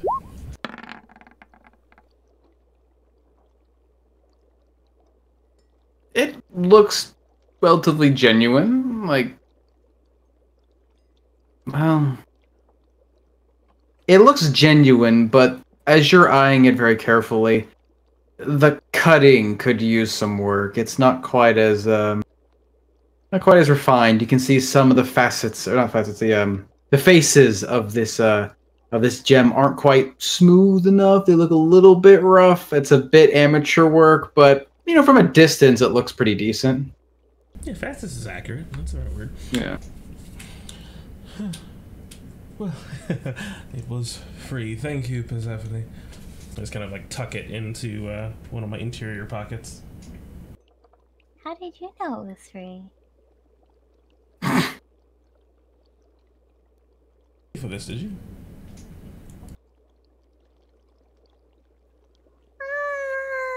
I guess not really. I have a very nice understanding with the shop owner. Oh, I didn't know you had been to Moston before. All right. I haven't. Samantha just kind of like wheels back to the rest of the group. All right, so She's wiping off her bloody knife. I have an understanding. I can get so many things for free now. We just talked, and he just gave it to me. You know, the we're men in just pinstripe suits are waiting outside for us with Tommy guns. Oh, Somebody puts on her big white fur coat and her pearls. gave an offer he couldn't refuse. I would have played Drew. That's a mobster now. No, that's Japanese character arc. Fuck you. So the kid's gonna see the doctor. God, I kind of like trying to refresh myself. What time is it? Late. I mean, it's basically reaching the evening at this point. You guys arrived in town, basically setting up a room so you can sleep till tomorrow, but you guys sort of jumped the gun and realized, oh, Samantha's in a pinch right now. She's not feeling good. She's still sick, so it's like probably 8 o'clock now. I don't know if we'll be able to get an audience with the town master tonight. Do you know what Father Lent is doing, Gregory? I think he's back at the inn. We sort of left in a rush. I think he's just keeping an eye on our stuff and everything. We should probably tell him about what we talked to the doctor about. The whole science of it. I ain't gonna pretend to understand what in the world he was talking about, but apparently him and the town master got some kind of deal with the doctor can practice, but he ain't really allowed to share anything. That might be a common thing within Mosden. According to the doctor, they like to trade information more so than other kinds of goods. So the village master, I guess, is keeping him to a vow of secrecy of sorts in exchange for being able to use the library as his lab. So you withheld information about everything we know, right? Well, we don't need to do that. How else are we going to get more information if we already give them the information that we know? That's why I didn't want to give him my sacrosanct drought. And because it's the only one, if anything went wrong, that would be it. That would be our only emergency supply of a solution in case anything went wrong. If he's going to fiddle with it, I want to be there. Make sure everything's okay. All right, that's all right. All right. Well, at the very least, we should tell Father Winter. I'll stay around here for just a little bit. I just want to make sure that kid's all right. I will as well. Okay, honestly, I think he's gonna be fine. I just felt really bad that they came all the way over here if he was gonna be okay, so I just suggested going to see the doctor to make their trip worthwhile. I mean, it's definitely better safe than sorry. Why do you think he was something wrong, Javen? Was he acting weird? If Samantha ain't acting right after you healed, it only makes sense that if the kid got healed by you, and Samantha wasn't acting right, he probably wasn't going to be either. Don't that make sense to you? Yeah, I suppose so. I don't know. No, that makes sense. I get you. But don't beat yourself up, Gregory. You did the best that you could for me. I was bleeding out all over myself. You didn't have time to go looking for a tooth. You had no idea it was going to be there. Yeah, I don't know. Look, I ain't torn up. It'll just put my mind at ease if that boy is actually all right. It means it actually was that tooth, and like I said, Samantha, when they took that tooth out, and I still saw something left over in the wound. I'm pretty sure I got it, but if something's still left in that boy, then that means I can't get rid of it completely. And it might still be in you. If he's fine, then that means I'm worrying over nothing. That's just what I want to see. I just want to see him off. Trust me, if I hear that compulsion again, you will know.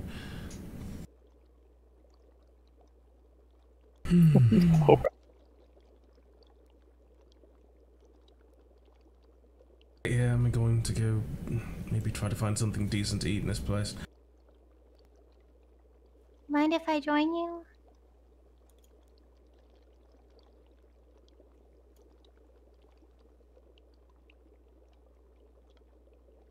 Because I'm gonna go look for a tavern. Or an eatery. Or something. Good old It's a eatery. good thing I'm with you because I paid attention. I can take you straight to where the scaled warden told us the tavern was. Good old Old-fashioned food library. Yep. Go to the cafeteria. What are they called? Dining halls? Yeah. Food library. Food banks? Okay. What are the rest of y'all up to then? Mr. Clyde, what are you up to? I'll just go to the inn. Okay. Guess I'll stay here with Gregory and Javen and go back to reading the books that are in this bookcase that don't belong to me, but I don't care. It's a library. All the books you find around here, the ones in the entry aren't really too informative. They're pretty basic literature. A lot of it's just some basic history of Mobia. One of them even a general history of Illyria, although the book is written in Elvish and it's incredibly thick. So, Elven history. Pretty long. Most of them just seem to be history books revolving around certain areas. Some of certain cities, some certain towns, but nothing really as small as a village. I'll read the Elven book. You can start. It's basically a general recap of Elven history, but it's about a few. Well, the pages are very small. It's like a small, thick, compact book, and it's only about maybe 1,500 pages in total. But the print's small. It would take you a long time to get through this. But yeah, you can start on it. It seems to be pretty simple. I read the last page first, and I go back to the beginning. She's one of those readers. Gotcha. I also do that, Luna. Same. I know. I'm just judging. 1 second. I only read the last line of the last page. I don't read the whole page. Sometimes I read the last line and it makes me want to read the last page or the last paragraph. It's somewhere in that range. Yep. Okay. And the rest of you are just basically waiting for see if the McGraw family comes out of this, seeing them leave. It doesn't take too long of waiting, maybe only about as long as some of you waited for Samantha, about half an hour, before you see Sean and Mason return. Sean just looking exhausted still doesn't want to be here, but maybe just knowing he's not sick anymore, or at least not sick anymore rather, but no longer under the threat of being sick. Maybe in somewhat better spirits. Mason's definitely smiling ear to ear after being told his son might be sick, after witnessing everything he did in the woods, but now everything seems to be slowly returning to normal. Just comes out, both of his hands on his grandson's shoulders, smiling as he steps out from the door and he looks at all of you. Well, clean bill of health. That's good. Good to hear. Really, I want to thank you guys for everything. These boys are all I have left now. You're the reason I still have them. Go on, Sean. Did you thank them for what they did? Man, I think so, yeah. Thanks, guys. Sorry about drawing you on that trouble and all that heartache, Mr. Mason. No, I understand. It's strange you're showing such kindness and selflessness for another's kin. That's rare around these parts. Really rare. I gotta thank you, Javen. Really, thank you. As he and his grandson start to walk by, but as he passes by you, Javen, he really just reaches out and just clasps your hands and gives him a firm shake. Just doing my part to make the world shine a little brighter. Pour yourself a D100. Well, all shucks. Shucks! Dang nabbit. Son of a biscuit. Make their way out of the library. Let's see. Okay. Nothing left. I'm assuming you guys are leaving. Or are you going to just hang around, keep reading for the rest of the night? Let's head on back to the inn. I'll see if we can find Father One. Get some sleep, man. Yeah. I want to ask the doctor something. Alright. I'll catch up. Don't you worry. He's a strange soul. Well, you'll see. I'm sure we're kindred. We'll see you back at the end there, Javen. Have fun with that. Say, slowly leave. I want to take the book, but Books are just falling out of her clothing as she walks. Bye. Thanks for all the help. As If the books are small enough, you can shove them in your in your bag of holding. As Luna suddenly turns into a flat-chested girl. Bye. Okay. Luna.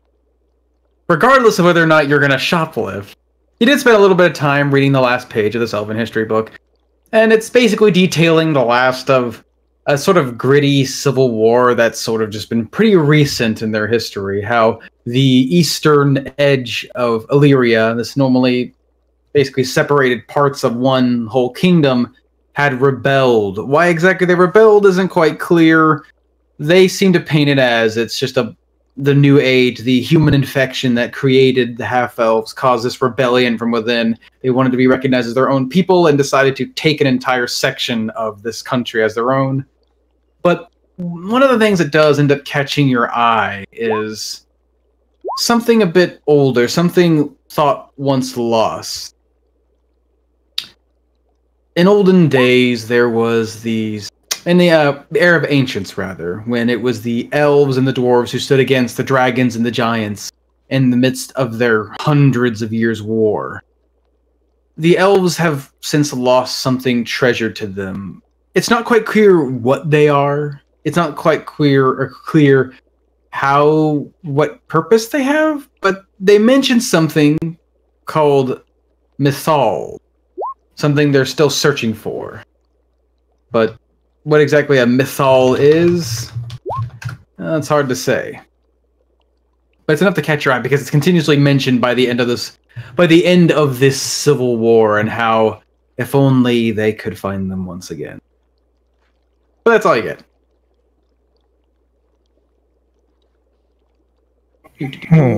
Okay.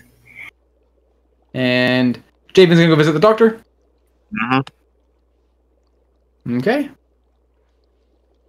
As you step through the doors, coming up to the double doors that would lead to the, looks like it leads to the main laboratory where he is. There's no one opening the door for you. It's pretty well silent.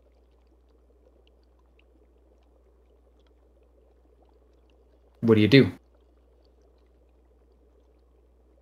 Hell. I'll knock. Okay.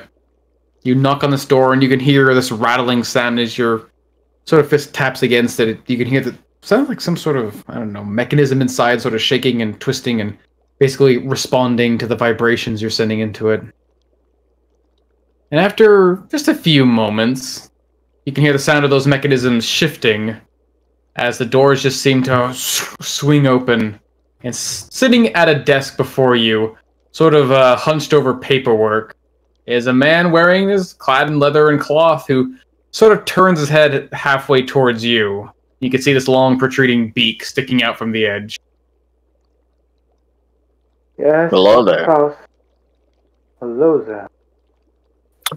Close the doors behind. Was my friend the one that knocked on that door?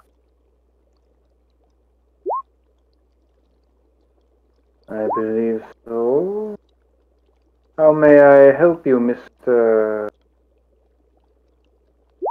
Javen. Pleasure. Jave? See him extend a hand towards you. How may I help you, Dragonborn? Ah, well. I'm a wanderer of sorts. Don't like being tied down. Like to move from place to place. Can't be hitched, and this place has got a reputation for locking stuff down, but also producing some interesting things.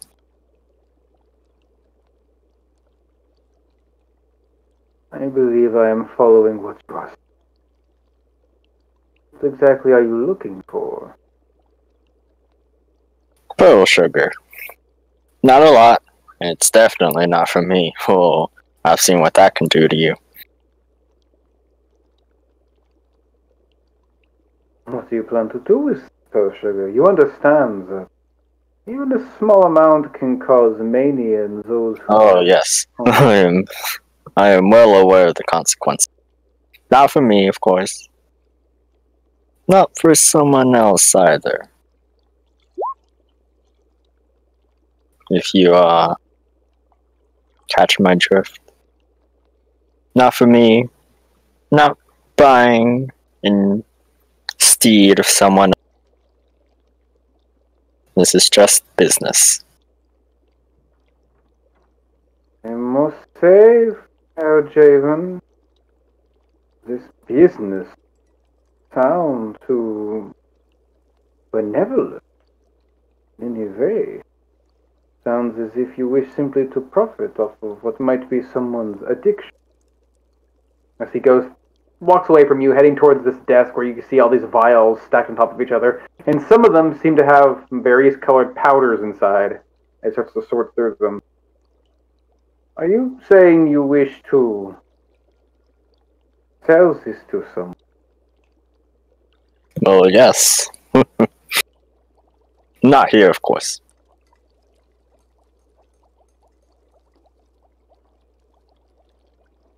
And I know that my friend... No, go say what you're saying. Say what you're saying. I know my friend knocked down your door. I'd be more than willing to help pay for that, as well as pay for the cost up front.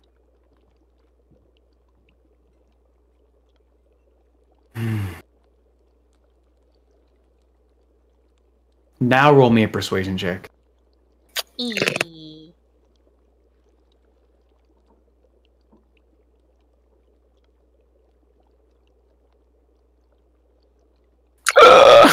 Yellow. Hey!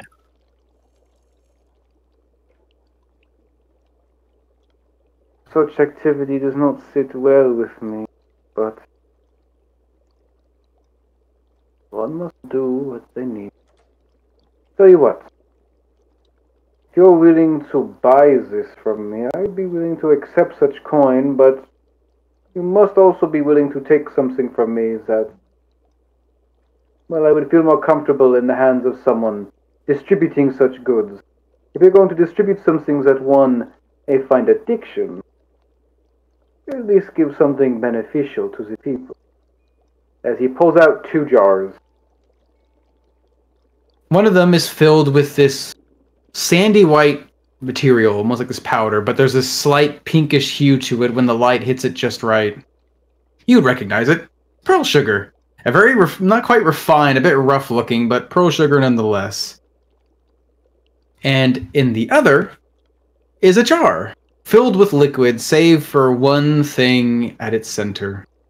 One thing that curls and twinges every so often. Some sort of thin, small, slithering thing. As he hands both of them to you.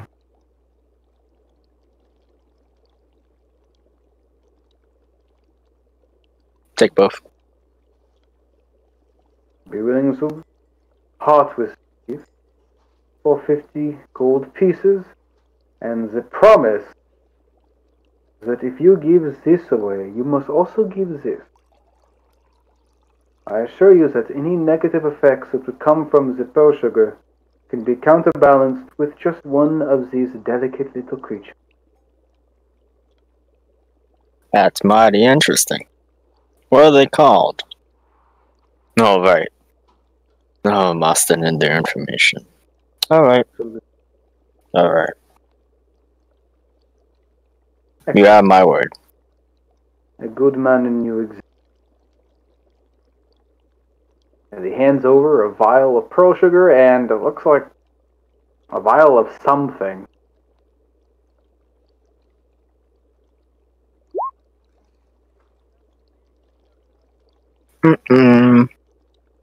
Yep. Give him over 50 gold pieces. Pleasure doing business. My pleasure. If you excuse me, I must get back to my work. As he sits back at his desk, and the door behind You suddenly opens up and basically allows you to, once it allows me to exit.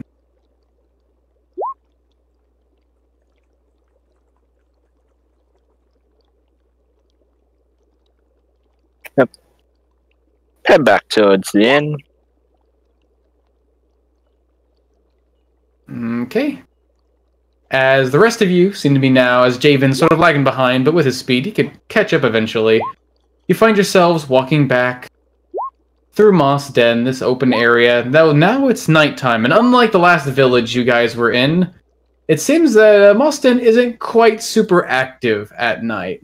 But those of you who left quickly, Persephone, Clyde, and Luna, you find yourselves returning to this glorious-looking inn, although it's... Well, Persephone's going with Samantha. So it'll just be Luna and... Clyde. Luna and Clyde.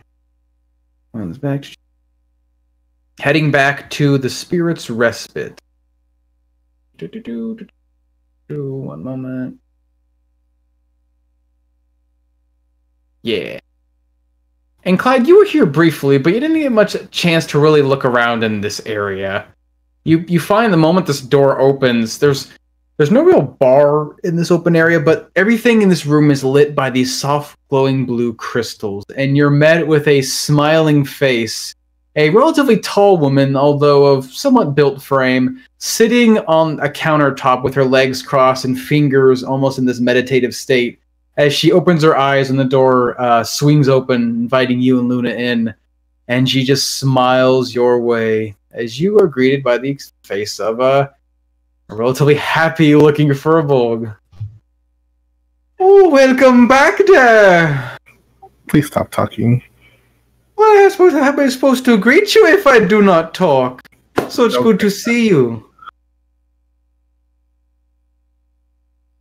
Are you here for your rooms? I assure you they are still yours to keep. We got our keys. We got our keys, right?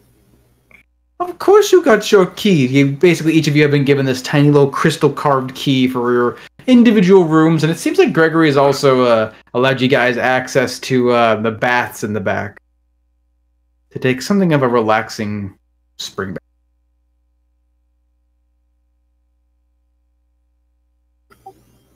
Okay, bye. As I go to my room. Oh, a girl have Bye, short bye. words. It'll take some trying, but yeah, eventually trying certain doors, locked. Hey, this one opens, and boom, find your room. Anything you guys want to do, or you just want to take it easy for the night? I'll probably start going to bed unless someone calls me out of my room. Luna, slumber party. What about you, Clyde? I'll just sit and eat something. Okay. Yeah, it doesn't seem like this place offers so much in terms of food. They do offer what they call what was it? They offer like soft breads and like little sweets in that, but it seems like mostly what they serve here is tea. Lots and lots of tea. But yeah, I'll just eat my good berries. just pull out your good berries, chomp them down, get some energy in you. You and Minnie just enjoying some privacy and some time to rest after your ordeal in the forest. Okay. And Persephone and Samantha. What are you guys up to? Looking for food? Is that it? Yeah, Samantha's looking for food. I'm going with her. Okay, yeah. Again, in this place, not a whole lot in terms of inns or taverns. The last one you players went to was the Spirit's Respite, but if you're looking for something like, I guess, a big bite to eat, there is Fleetfoot's Mart. It is both a tavern in its own way and also a general store. Other people come to get food and drink, but there's no real rooms to stay. It's also a place where they provide just sort of general adventuring goods and maybe some food and water on the road. You'd find that down here. As yeah, even in the late hour, though it's not quite as popping as it can be at Oakwell, the tavern's still pretty active. There's about a dozen and a half people here. You could see many humans and half-elves among them, even maybe one or two elves sitting at tables enjoying themselves. And basically tending to the bar is a short little woman with wild, dreaded hair. You see Nora Fleetfoot. These guys are getting food here, just asking for what do you guys want? So you said this is the tavern here? Yeah, right over here.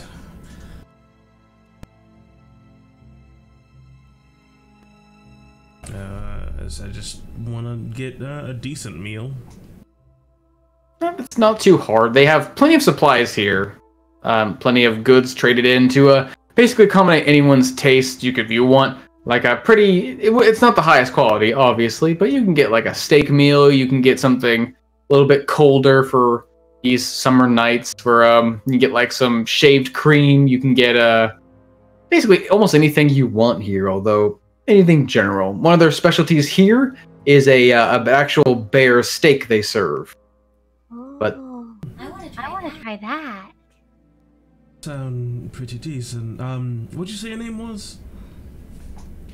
oh, the name's Nora. Pleasure to meet you, Nora. Yes, I'll take just a bear steak and maybe a pitcher of wine. And don't worry about cost, Persephone. I've got it. I can get you a steak, but can't do wine here, sorry. Ale? You're Mead? you're new here. Okay, we'll run you down Fire through. whiskey? Oh, sweetheart, Moston is a dry village. It's under village master's orders. What? Yeah. It's a what? Welcome to Boston, sweetie. There's no alcohol here, sweetie. It's called Moston. Why are there so many people together but no alcohol? That doesn't make any sense. Well, there's you. Okay. Well, some people just enjoy each other's company. I mean, here people like to, well, they have fun in other ways. She's just rubbing the side of her nose, looking at you expectantly. What? Like what? Oh, okay, that's fine. No, yes. And I I rubbed my nose, like, now my nose is itchy as I watched her. So if everyone, okay, so what do people celebrating buy if they can't buy a drink? Do you just drink water? You all just drink. She just kind of looks around the tavern and just expecting to find like mugs of water. Just Give me a perception banging check. on the tables, like, oh. Goose?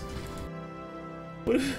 Maybe it's just music. Just This town.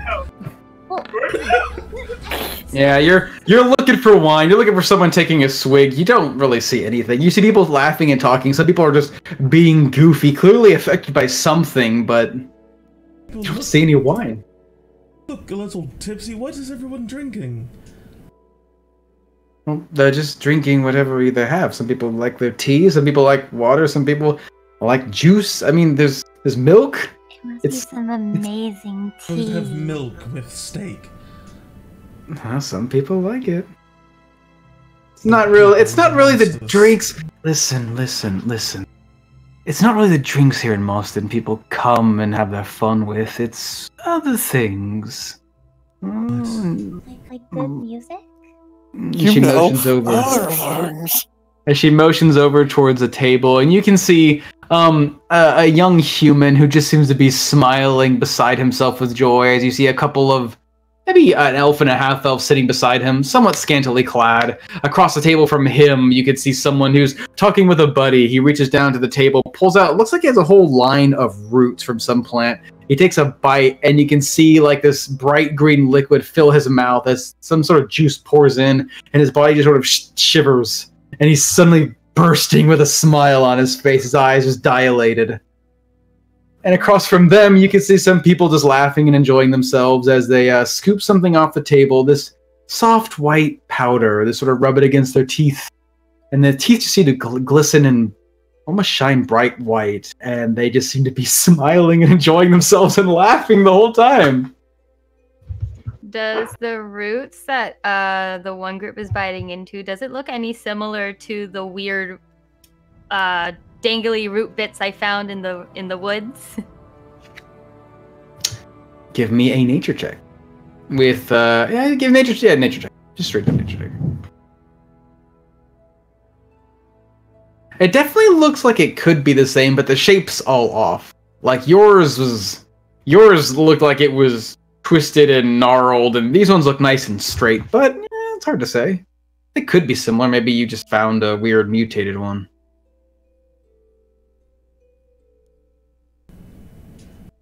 People here like to party in their own way. Some people, like you, aren't too happy that they can't be, in fun mode on these nights. So we find our own ways to have fun. Things that aren't necessarily, restricted as much. The oldie fun mode. Fun mode.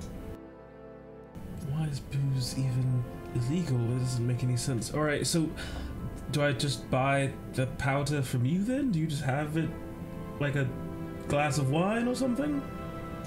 That's also... we don't openly sell that kind of thing. Using it So you're telling is me you fine. can't drink, but then people substitute it with whatever it is they're doing, and then you can't buy or sell that either. Persephone's looking around now that Samantha's like seems to getting angrier. Is anyone noticing? Like anyone really. around them noticing their conversation? Okay, good. Not really. Everyone seems to be pretty focused on what the hell they're doing. What the hell they're putting inside them. Well, it's sort of complicated. Acquiring these things isn't necessarily... but doing them's fine as long as you have it. it's just the way it is here, sweetie. If you wanna have fun, you gotta find it in your own time. But old Nora can help you. I can point the right person if you're willing to pay some good coin. Drink in town if I have my own drink. Highly frowned upon. Don't let the scaled warden see you with a drink.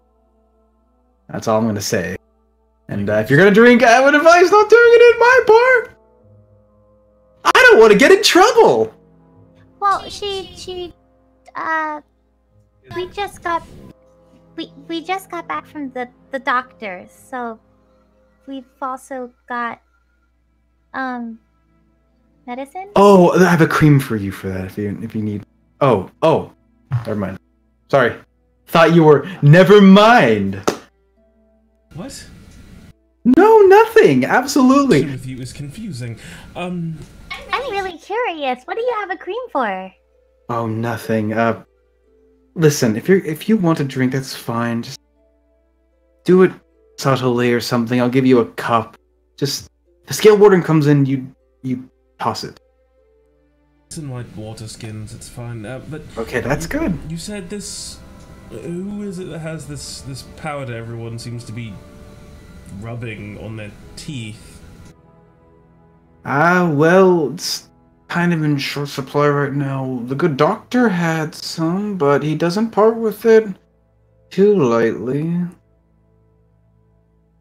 I wouldn't have expected the doctor to have such a thing. Well, some people use it for medicine. You're not supposed to do what they're doing with it, but you know. Like how people drink poison. Some people drink it because it makes them feel good. You're not supposed to, but you can. I just look at Samantha with like. Where? Okay, so where do they? So you can get it from the doctor. Where else can you? What? Who else can we get it from? Well, here, I mean, I don't try to keep track of sources, and if you want to know, you're gonna have to really. Information has its cost, girl. But Right. if you're not willing to pay the price, you can always ask one of our feral friends here and see if they're willing to part with some. I'm sure they're willing to share if you're interested in company. I'd considered buying a round for the bar just in celebration, but this does not seem to be the town to do that in. It's not even a town, really. Let's just have some of the bear steak and some dessert. Or place. Do you also have trouble with change and differences, Samantha? Because I mean, if while we're eating dinner, I'm sure I have some time to spare to try to talk to you about why change and differences is okay, like how I had to do with Clyde. What? No, I'm not like Clyde. I don't know. You seem pretty uncomfortable by this notion of something different. Been somewhere that didn't have alcohol. That is peculiar, but I brought my own, so I have to Say that too ration loudly. it. What?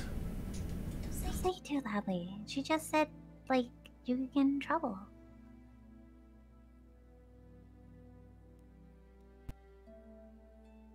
As you guys spend your time enjoying your meal, it's definitely lacking something. Though Samantha's definitely substitutes with their water skin, as you call it now, a wine skin.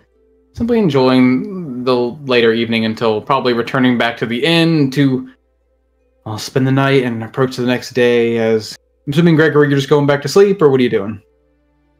I'd go Father Winter and just fill him in on what just happened. Don't have a ton of information. Just seems like the doctor has some deal with the town master, and yeah, we need to mention him when we go talk to him. But thankfully, Samantha's all right. And then, Okay. Assuming it's getting late, so yeah, I'd go to bed. Oh, yeah. So eventually, everyone probably makes their way back to the Spirit's Respite, taking your own little crystalline key, finding your way back to your room, and oh yeah, enjoy a pretty decent night's sleep. These rooms are pretty cramped. They're not particularly big, although they're about the same size as you'd expect from the Fallen Horse. Beds are actually a bit softer here, surprisingly. It's almost like they're fluffed with, like, feathers, as if naturally made. And eventually, morning comes. You find yourself waking up the next dawn. Some of you a bit stiff from your long travel, your long night in the woods. Some of you recovering from surgery. Some of you just happy to be off the road and in a bed again. Coming to in the Spirit's Respite.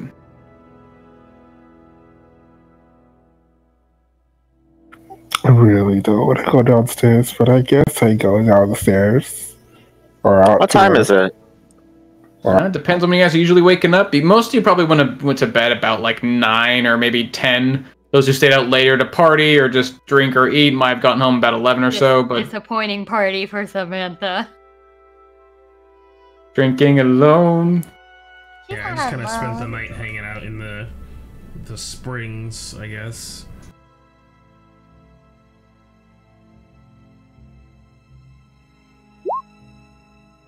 And just go outside a little bit. Pretty early.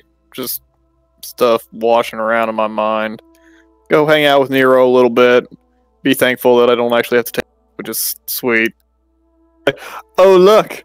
You look fine and perfect and everything. Yeah, just go in and have some breakfast. Wait for everybody else to get up. Okay. As you're walking out, morning, Timberson. That's a stretching. Daily ritual. Stretching and drinking. The daily ritual. Alright. That he's done literally every single time in the morning. The doctor help you out yesterday? Yeah. Alright. We should be gathering here. I don't know. Some of us take a little bit longer to rise than others, but I guess we gotta go talk to the town master. Figure out this mess. Yeah, I mean, thought Winter's gonna be the one talking. I don't even know we really invited, but well, we'll just have to see. The spring close to the main seating area of the inn. It's basically outside in the back. It's surrounded by this wall of rock. So, like, it's definitely a separated area. So it's not like inside where everyone's talking and chatting. It's its own separate area. So you have to get out and go inside to go talk to people. If I would hear Gregory, how close it was, I didn't know. You'd probably hear him stirring and talking around when he's going outside. Coming back inside, talking to Javen. I don't think he's trying to be quiet. It's not a very big place. Yeah, so like if I could hear that as I'm just kind of like floating in the spring, just kind of staring up at the sky, waiting for time to pass because I don't sleep. Get out and go inside after getting myself together. Super pruny. That's the point.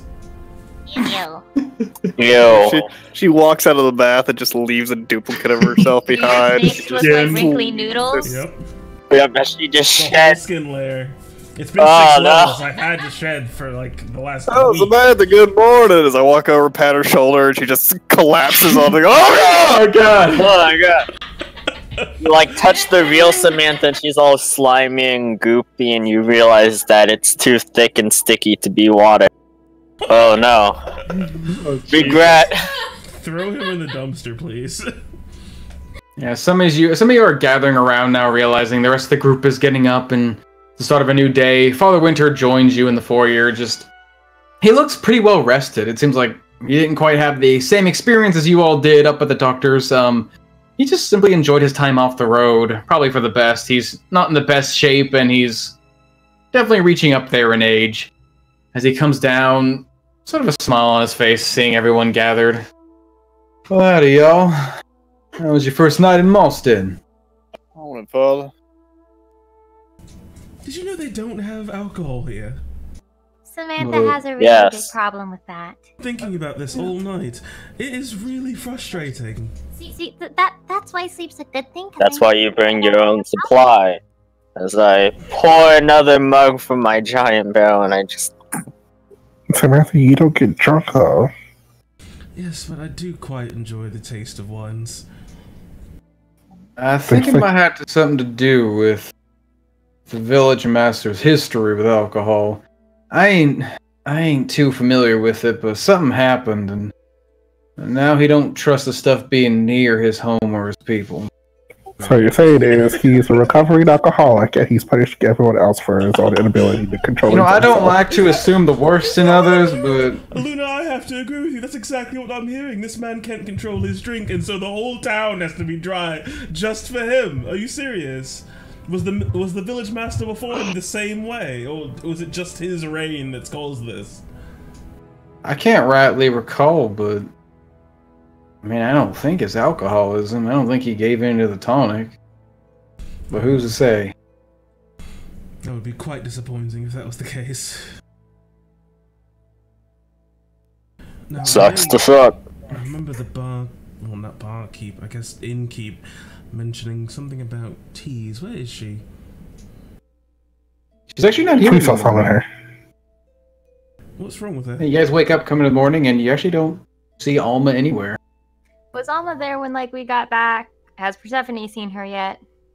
When you guys got back that evening after your dinner, no. Ugh. Just missed her. You'd probably like her, Persephone, but that's exactly why I don't like her. Oh. Why? Wait! Don't you like me? Small doses. So when are we going to talk to this guy? Well, I recall the skilled warden said they were trying to talk to the village master himself. Said it'd probably be by the morning when they'd allow us to visit. I think, if I recall correctly, he's housed up in the actual church of this place.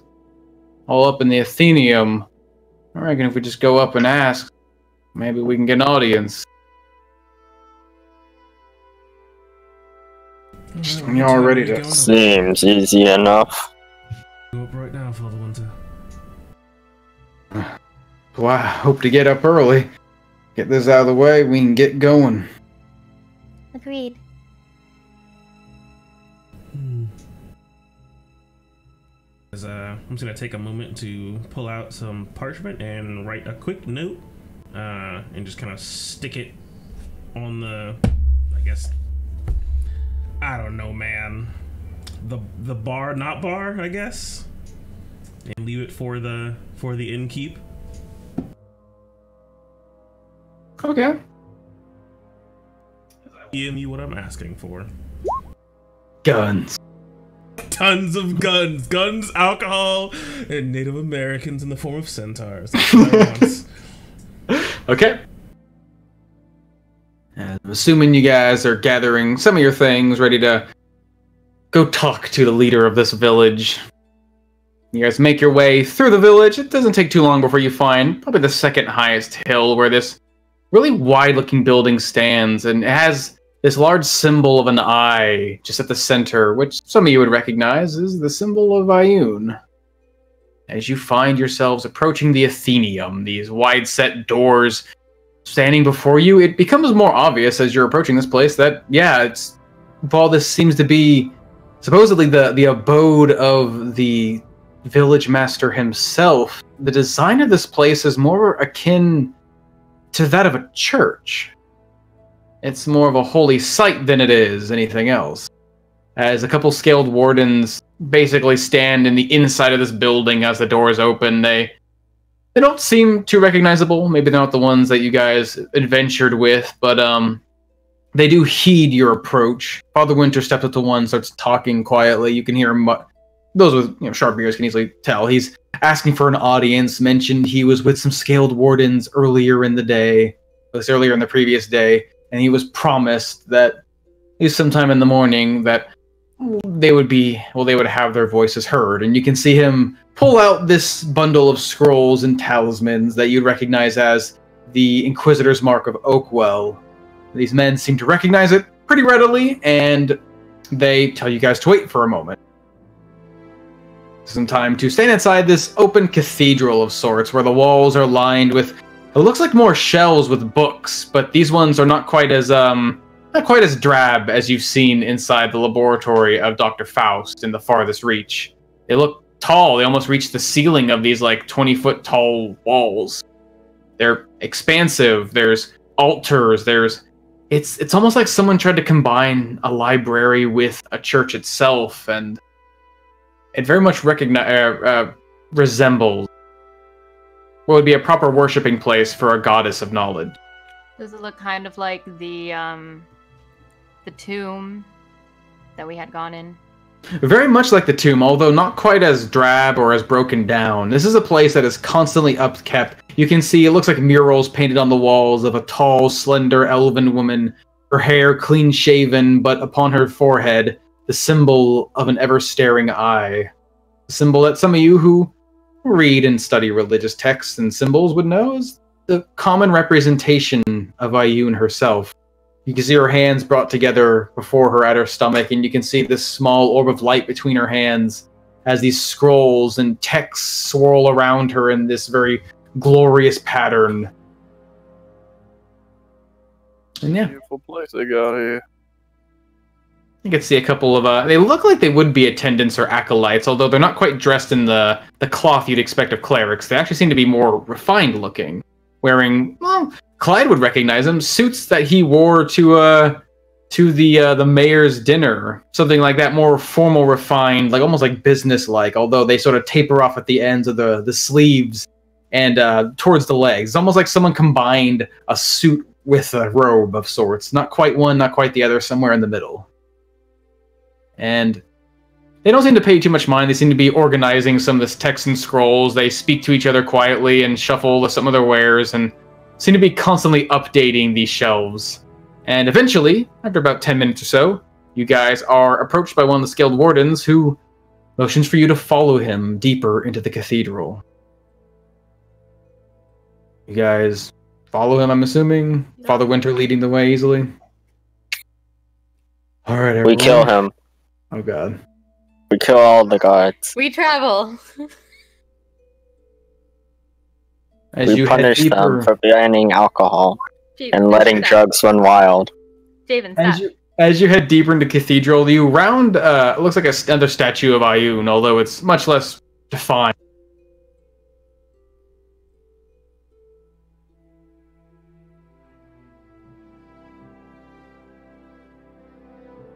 Uh-oh, we lost Omen.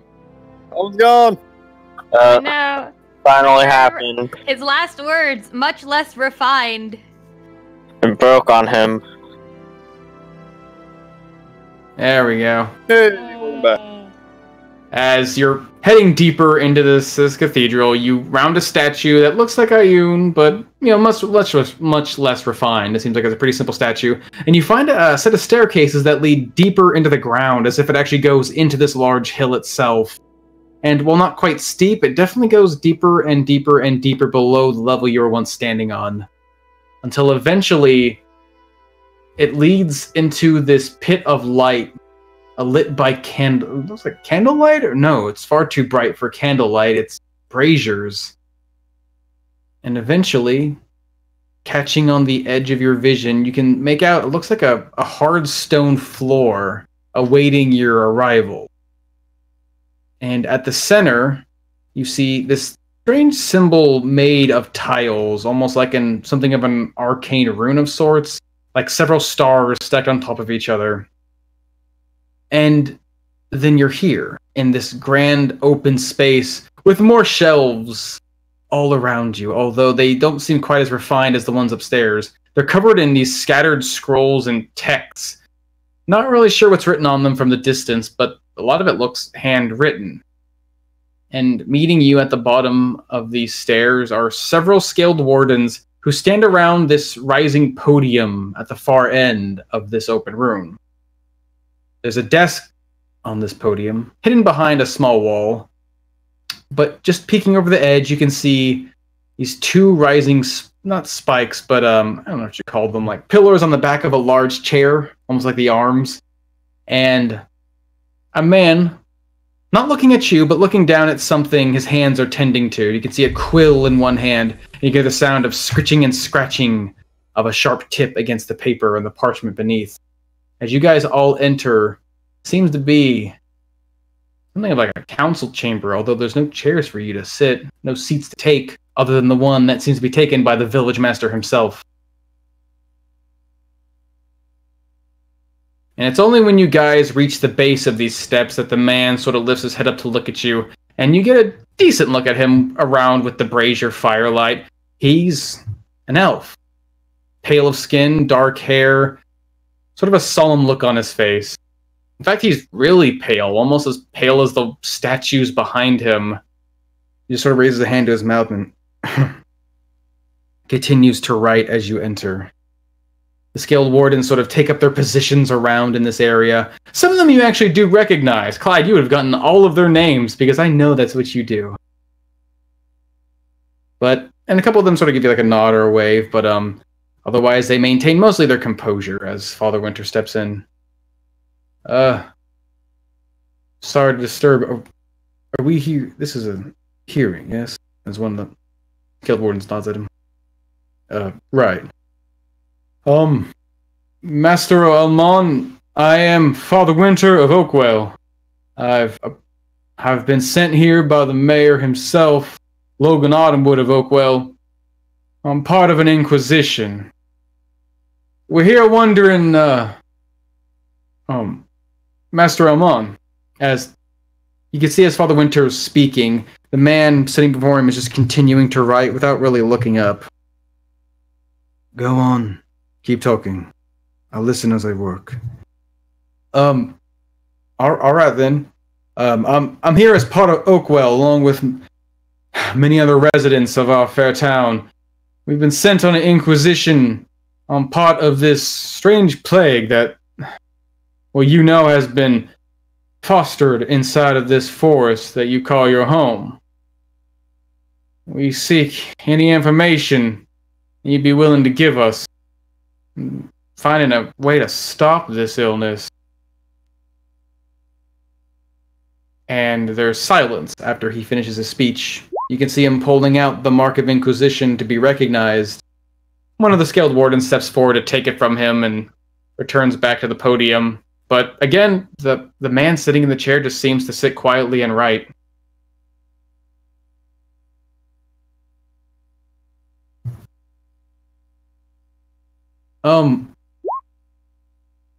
Is this a bad time? Sir? You seem to be pretty busy up there. Nope. I heard you. I recognize your words. You are on an inquisition. You seek information about a plague affecting the Elderbark. Very well. I refuse. Father Winter just sort of steps back. You understand this inquisition is on the part of the Church of Mobia.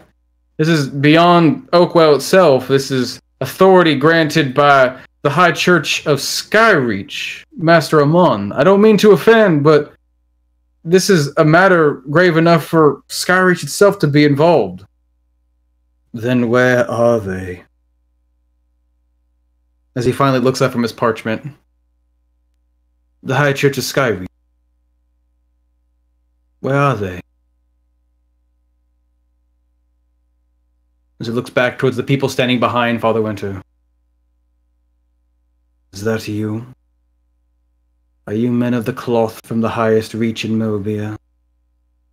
Do you have the authority to take what is mine? Is this some sort of power trip for you or something?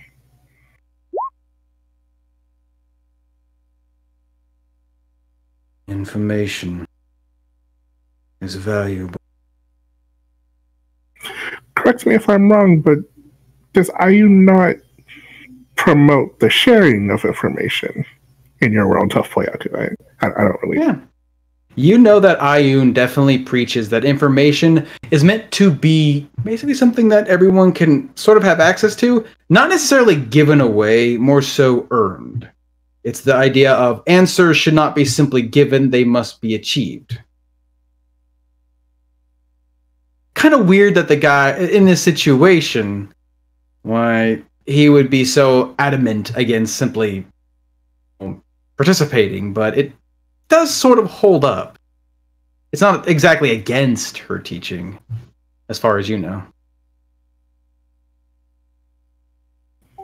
I imagine you would want something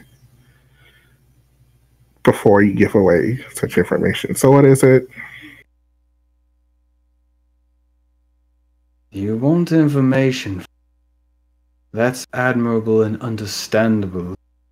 But here in Mosden, information is trade. Unless the High Church of Skyreach were here itself, I consider this transaction. If you wish to learn from our wares we have gathered over this plague, you must offer something in return. It's that simple. You can see Father Winter just growing ever more frustrated.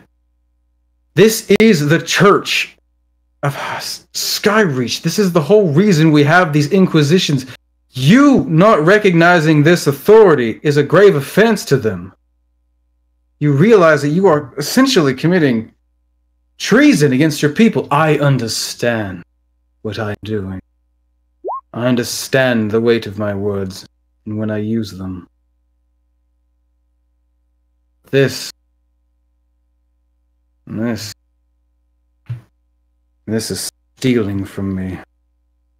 I will not allow thievery unless it is required by the actual authority and not those brandishing papers in their hands. As he waves his hand to the side, and you can see next to him, there's on one of these little shelves next to his desk, there's a cage. And you can hear the sound of wings flapping as this small black bird comes flying out and basically darts his way over towards the eastern side of one of these shelves, snatches, it looks like a scroll of sorts, before turning back around and handing it, essentially flying back over to the desk and dropping it on this man's desk. As he reaches up and takes the parchment. I recall a similar incident occurring, how long? Let's see, 54 years ago. Oakwell was inquiring on the assassination of one Thomas Aldenwood. They asked us what we knew and we offered, but we got nothing in return. Price paid. To no end. An assassination that was never sold. And knowledge that was wasted. Why is this any different? This disease will affect more than just Oakwell. If it spreads further, it will come to your village too. And yet it has not. Yet. Sir, I'm sorry. I don't mean to speak out of place or nothing, but it has. When our journey coming here, we found a group of your men and even some of your citizens. One is already taken by this. And thankfully we were there. We could save the others. I don't know if your men would have made it out of there alive and saved two of your younger people. This plague is here. It ain't just something to be worrying about. It's something that needs to be stopped.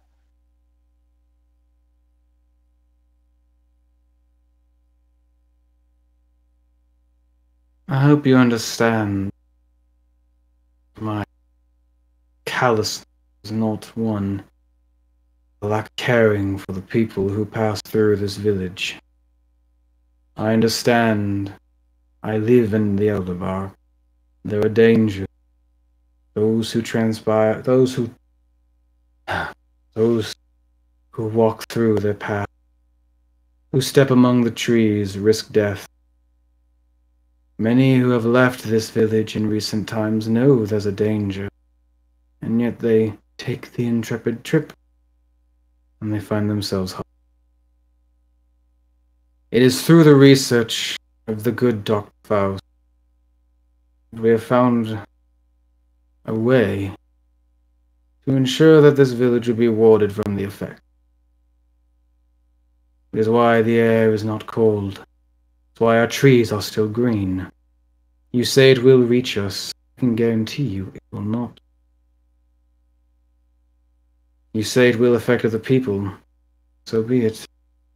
I have to keep my own people safe. About to speak, and then I see Clyde walking forward. You're a man who likes knowledge, right? I enjoy my knowledge. Well, I'm sure then you've come across things in this world that you can't quite get your men to go get. Surely there's some kind of hidden knowledge out there that you could trade for. We could go get it for you, bring it back.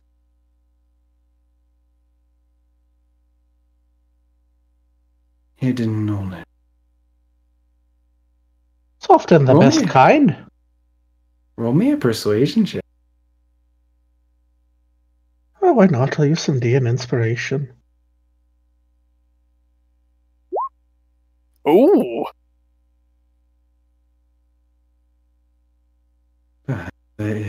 Mr. Merchant Man. You can see this man, every so often when he speaks to one of you, his eyes eventually dart back to whatever he's working on, and you can see him moving parchments around. It's almost like he's constantly writing, even while he's engaged in this conversation with you. But when Clyde approaches and he speaks of knowledge, that which is lost and that which is unacquirable, you can see him put the quill down, fold his hands on his desk, and he sits upright to look down at this cat.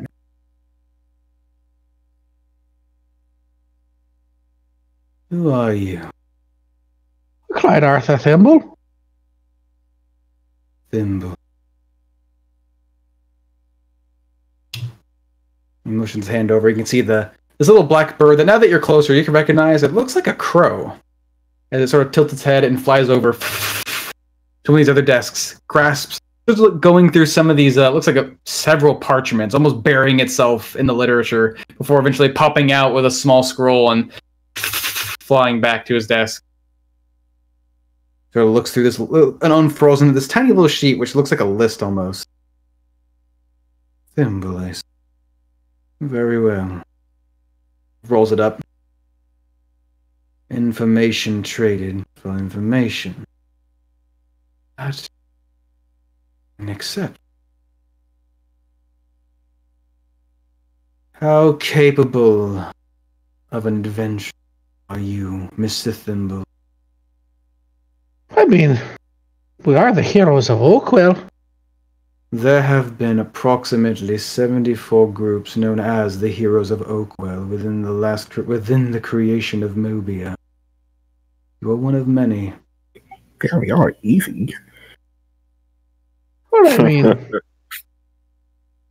we've had our few adventures. As I'll pull out my chain. We've slayed a few things here and there. I'm sure it's something that's truly hidden. Isn't an easy walk in the old forest, but I think we could handle it. I imagine if we die, and you don't have to worry about it anymore.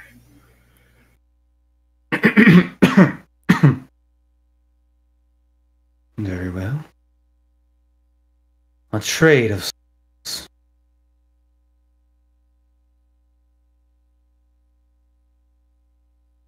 Let's see, it's going through some of his paperwork, looking through some of the writing. Approximately 6 months ago,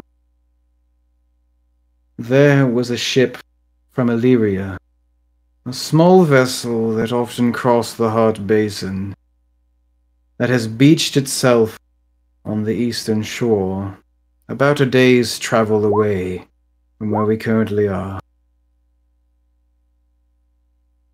It arrived with no passenger, absolutely certain that they were perished.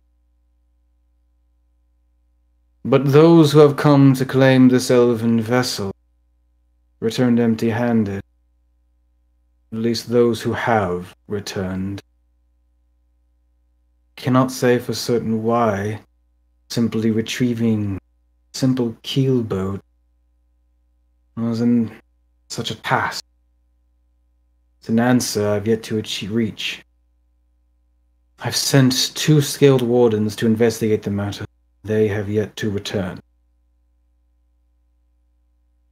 If you can find this answer for me, Mr. Thimble, I would be more inclined to offer my aid in this investigation.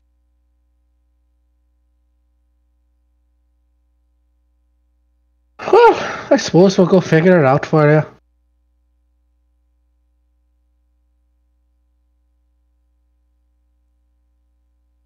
Very well. Now, if that is all you have to say, as his eyes fall back down to Father Winter, you may return with your scroll in hand. I have work.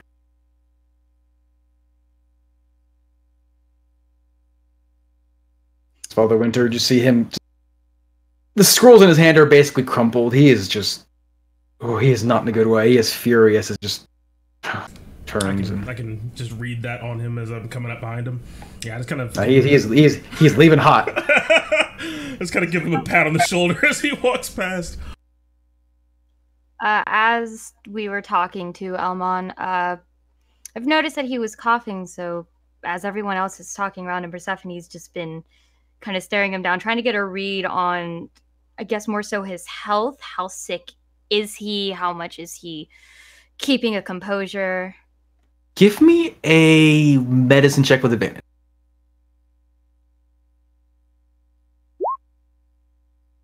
You immediately recognize him. You've seen men like him in your home kingdom, Persephone. With pale skin, even as pale as his is, and the dark hair, you can recognize him as one of the high elves.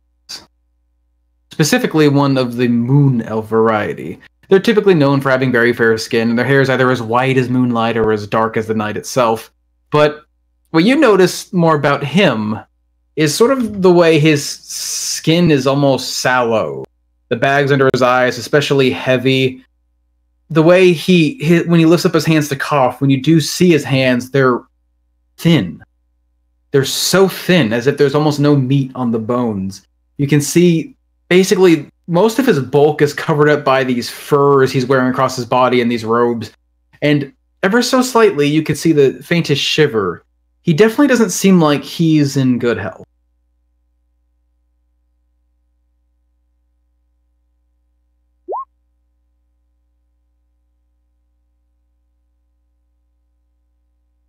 After a while, he's continuing to write before he looks up and sees there's someone still standing before him. Is there more? I was listening to you say what it is you had to say, and I understand your position. I have business dealings in the past that I have been, well, not properly compensated for. But I was just thinking about something you said, and I wanted to give you a bit of, well, food for thought. Something to think about while we're going to go investigate this beached ship. Just in case. You said that your people have, thanks to the efforts of the doctor, warded your village off from this plague that is spreading quite fast, quite powerfully, spreading through creatures of very large size and high, well, lethality. And we are sent, not from Skyreach, but by Skyreach's authority, as the best equipped people to deal with this issue. And if we were to tragically fail, and you did not, lend your aid because you felt that your village was safe, which it seems that it is quite warm, Oakwell is not so safe. The other towns nearby the forest are not so safe. The regions further from the Elderbark are not so safe, and this plague would continue to spread and spread, and you would be this little nugget of safety, assuming, of course, your wards or whatever it is hold up, while surrounded by death and horrible monsters.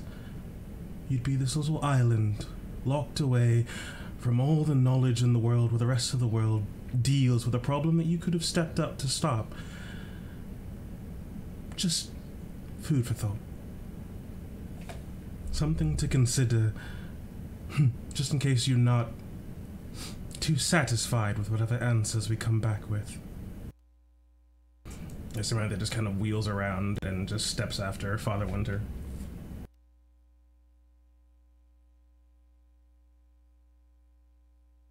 Roll me a persuasion check.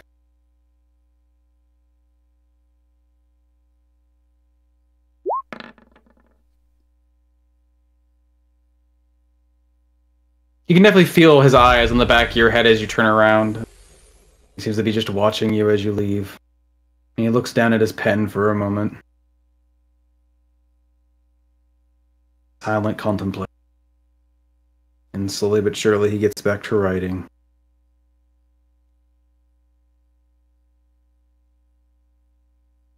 Have a good one.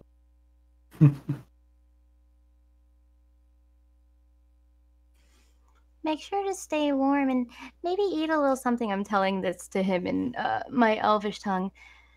You look a little pale. Little concerning. Bye! It skips away.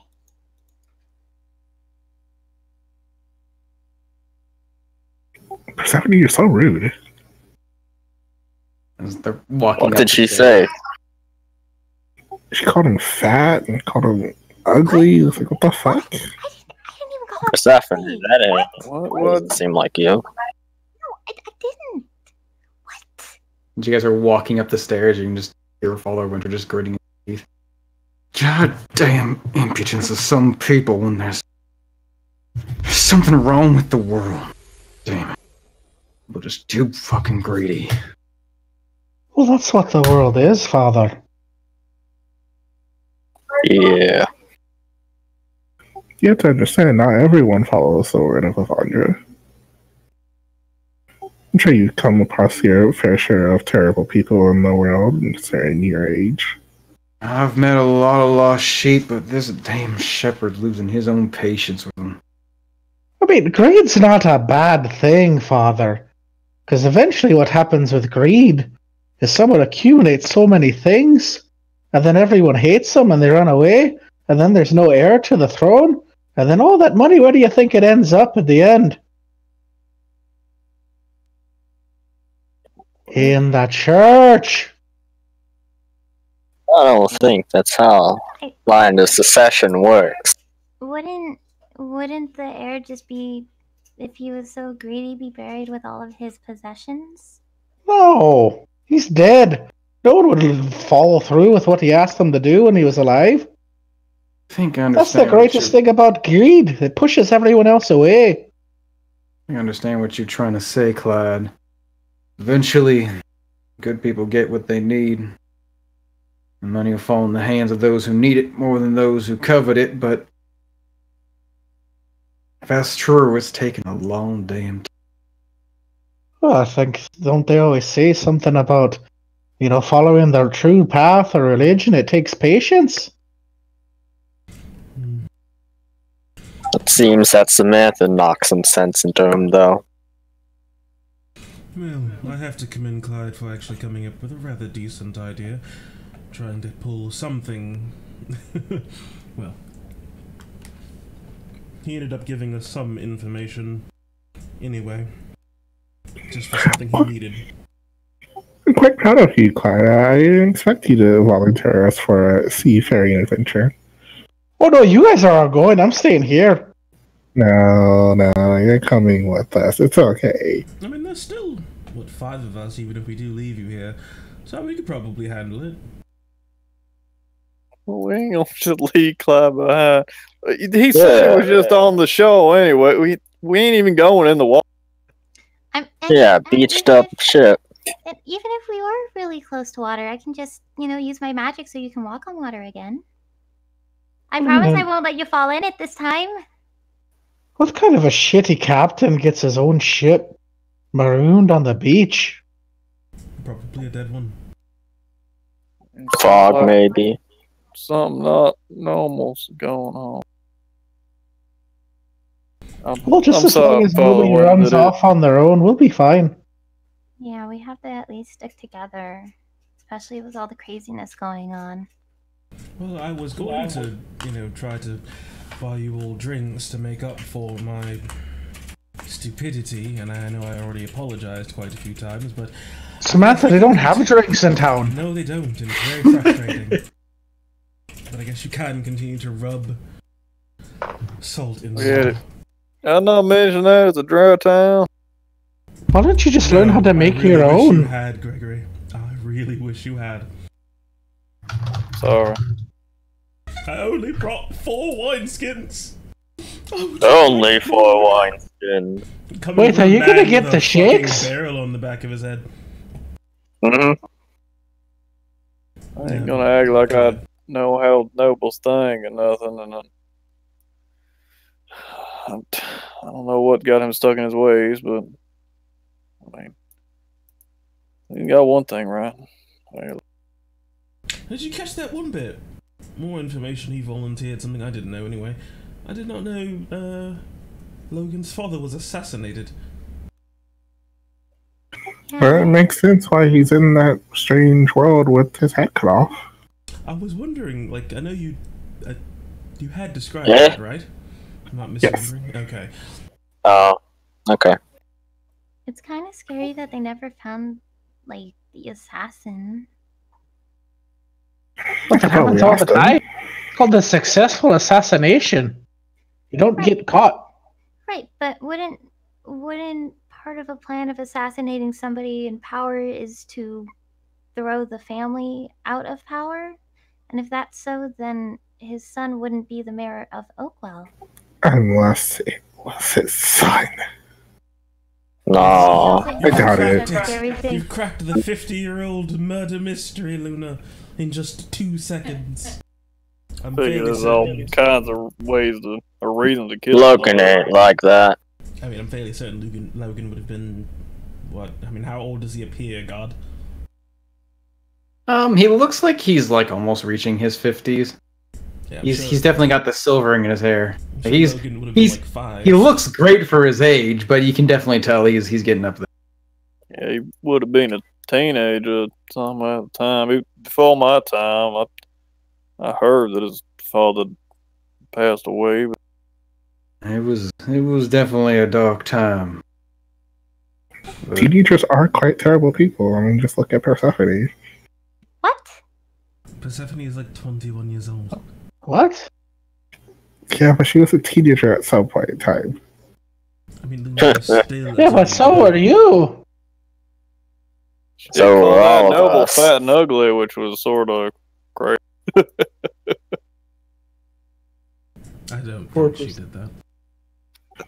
Persephone, actually, I have a question for you. Do you know what a missile is? God?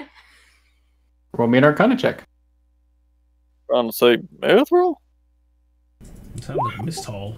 Oh, not advantage, so that's a 12. Is that an elf thing? A mythol? That, I mean, yeah, it sounds like mithril, but sounds like it's like some sort of elven word, maybe. But you've never really heard of it. No, I'm not quite. I don't know. Well, now this bothers me. It makes me feel like it's probably something that I heard about in one of my lessons, but I wasn't paying attention back then. So it's one of those things where I kind of should have been and wasn't. Yeah. The terrible Sorry. teenager. Past comes to bite you in the butt in the future, don't it? A lot of my lessons were boring. I skipped half of them. That don't seem conducive to learning. There's so many stairs. You all right? All these stairs. Father Winter, you going to pass out there? Only stairs. As you guys are walking up, you can hear this sound echoing throughout this rise. As this flurry of black feathers just comes flying up towards you, coming to the closest person, which I assume probably Javen. As This crow perches just short enough on your on top of your horns, actually. Its little feet splayed between each point as it just sort of leans over your head with this little piece of parchment rolled up and just drops it in front of you. Hello there. Don't worry, I won't shoot the messenger. They'll like reach up and scratch his head. Just sort of tilt his head towards you. Hoping And then that's going turns to tell us exactly where we going.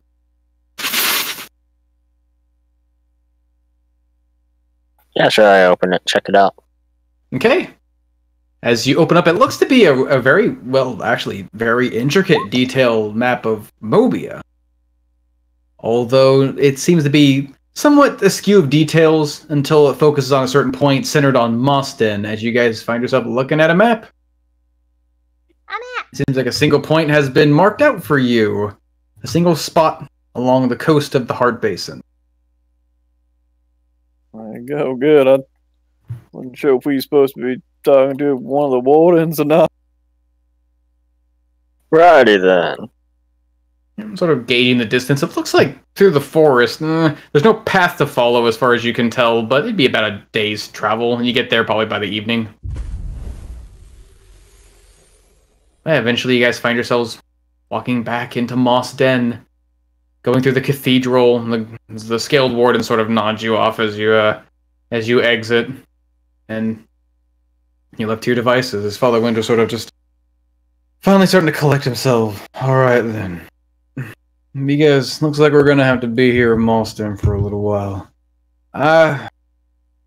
Do you want me to accompany you on this little endeavor? Oh, hell no! Not in the slightest. Good to hear. I don't want to be traveling too far. Yeah, it sounds like we're going to be wandering into something not exactly safe, so... Yeah. You going to be alright here by your alone? I'll be fine. If that man's to be believed, as twisted as he may be. Sounds like the doctor's found a way to ward this place from that gray bite. Can't imagine it reaching here. If it does, well, I know how to defend myself and others. It might be safe for now, but even in places where they think they're safe, sometimes bad things happen anyways. Seems to be the way of the world. I mean, I was infected and I was able to come into town just fine, so... Exactly! All Yeah, that that needs to is- happen is another person who's infected to be within the safe walls. Yeah, that is curious. I guess I don't feel too safe here. Oh, don't worry, if someone's infected, the doctor will either fix it or they'll kill him. Assuming that I mean, they find them. I'm we sure won't be these gone safe. more than a day or so. Be back. That's alright, son. I'm sure these wardens are good at their job, Father Winter. They did seem Yeah, to be they better certainly are a than- good shot. than the gods we had back at Oatquell. At least until Bea started whipping them into shape. You should be fine. Alright then. Worst case, hold yourself up with the doctor. I'm sure he's got a trick or two up his sleeve. He definitely has a touch of magic to him.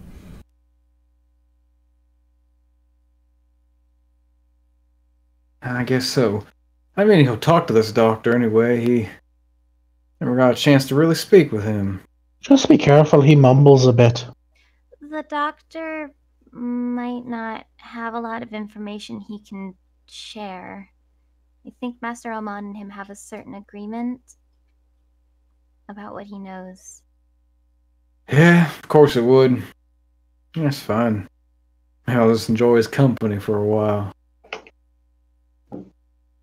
I mean, if you can get him to exchange information, that would help while we're gone. No, I won't force his hand or try to twist the arm that's already somewhat generously offering us something. Well, I'm That'll be not fine. suggesting any of that. Just have a very pleasant conversation where you tell him something that he didn't know, and then he can tell you something that you didn't know. I guess they can teach him about farming. Deceptively manipulative, you know that, Persephone. What do you mean? Of course she is. She's a girl. What? Oh, Clyde. That's a good one. I like No. that's a good one. Yeah, Twitter just said that our show is canceled. I ain't gonna touch that one, but I mean, Father, we'll be back my evening as long as nothing holds us up. Should be fine then. I guess if we don't come back in a couple days, maybe stop worrying. But I'm sure it'll be alright. Yeah, I'm sure. I'll be praying for you. When exactly y'all deciding to leave? I'm okay with leaving as soon as possible. I figured we were leaving It's right gonna now. take it's gonna take about a day to get there. Right, so everybody got supplies. Are we good to go? I have to pick up something I from the reckon. inn, but Well, I mean, you won't be picking up any drink. actually, I will. Left a little note for the innkeep. Hopefully she has it ready by the time I get back. Oh, you don't want to drink the shit that they might be making here. You fancy yourself some tea? It can be good. It certainly will be better than whatever the fuck we were drinking in Thistle. Ugh. Yeah, that turnip wine don't sit right with most people. No, that's... To call that wine is an insult to grapes.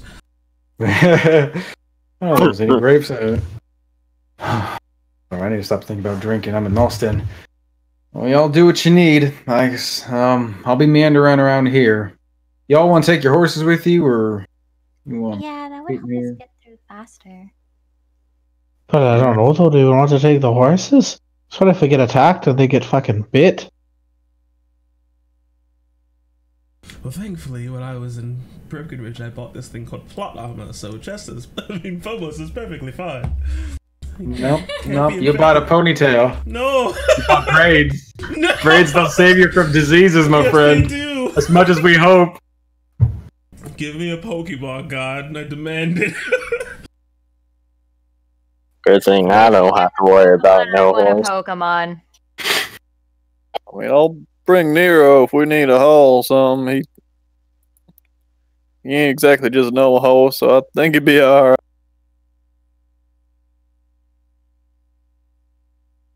Well, that makes sense. I will Alright. be taking Phobos. Yeah, I'm gonna take Oki. I don't want to leave him here. Oki. Okay. Yes. What the fuck are you naming your horses for? None of your characters will ever name anything, huh? Who names an animal? Isn't that right, Vinny? Is that weird? That's right, Wolf One. Yeah, who did Isn't that Actually. I'm sorry. We buried Wolf One. animal as he names his animal after his last name? Isn't that weird, Okay. guys? Okay. So y'all are gonna gather your supplies. Who's all bringing a horse? Me. That way my animation will be accurate. So everyone, because okay, assuming everyone then, unless Clyde's leaving his. No, bring the horse. Okay, just making sure. The Emergency stupid rations, beast. if nothing else. It's Exactly. true. Wait, Okay, what? and people are gonna A do. ranger that sits around with fucking 80 good berries. How do you have 80? They only last like a day. The second we fucking eat them, I can make more. That's cheating. You're cheating.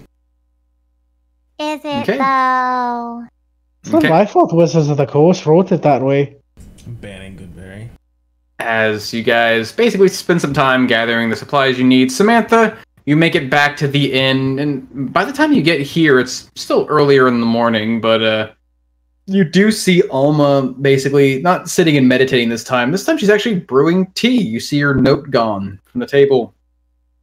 And when you arrive, she greets you with just a big, cheeky smile. Oh, hello there! Mrs. leaving little parchments around, little orders. Oh, I love to read these little notes you leave. Are you wanting... Well, I don't quite have exactly what you want, but I got a little something better. As she pulls out this, it looks like a little... It's like something of like, not quite a thermos. I don't know if they had those back in the day, but something of a container, very simple in design. Like a small cylinder locked in place, made of maybe pewter or some sort of like tough, cold retaining material. And she opens it. Aluminum, what? I don't know. No, get it. Her aluminum foil Yeah. thermos. No! Give me my As she pewter pops it thermos. open, No, you can see inside is this like almost like turquoise color liquid. This be cross kettle tea. It'll cool you off on the hottest nights, I assure you. Good. And, I will take that. How much do I owe you for this? Always nothing. You got a room here. You can have all the tea you want, as long as you do so in moderation. It cannot drain me dry. No, I do not endeavour to do that. Thank you, Oma. Do we need to re-up as I kind of just turn back to the rest of the group for another day? Because we're gonna be... Persephone's fucking distracted, just staring at Alma, like her face wide and all bright. It's like, Oh, look at this one with a smile from ear to ear. hi! And like go up to the counter and just like do the thing they do where I kind of like poke my head up because I'm short. Oh, little girl, you look so cute. What is your name? Persephone, what's your name? My name is Alma. You just look like a little beam of sunlight bursting out from the edge of the counter. Can I help you? Or are you just here to brighten my day? That. And you see her wave her hands, and there's this almost like sparkling magic from the palms of her fingers, almost like you're watching ice form in the air. And suddenly everything just sort of lights up around her. Well, success, little girl, little Persephone. Brightening me up and warming me up on these colder nights. Ooh, it is good to see you with such a big smile. Not too many people smile as wide as you do in this little village. Are you going? Oh yeah. Yeah, we have to go. Okay, we have to go. Do Bye. we not glad need you to buy our rooms again? If you want to have are you leaving? Why do you want to buy rooms if you are leaving? Exactly. Why would we buy a room if we're leaving? We ain't gonna be here for the night. That's for sure. Alright, hopefully. People probably wouldn't be able to make it through the... What the fuck, yeah, people are gonna get through the forest. Yeah, you're right. I forgot that the forest is full of death. That's a little morbid. A good point. No one's going to be able to travel here. They're just going to be eaten and torn apart by deadly zombies. Completely skipped my mind. Alright, well, thank you, Alma. We should hopefully be back in about a day. Oh, I mean, it's probably going to be at least 2. Yeah, 2 or 3, because if it's a day's travel, that means we're out. You're not very good at this whole, travel planning thing, huh, Samantha? I think a girl just needs her tea to straighten her mind out. We'll get there by tonight. We might be able to figure it out then or in the morning, and then we could be back by tomorrow afternoon. Fucking crazy, you don't go near the water at night. We have that to contend with, so I really doubt it's going to be that simple. But thanks again for the tea. Oh, not a problem. I hope to see you back alive and well.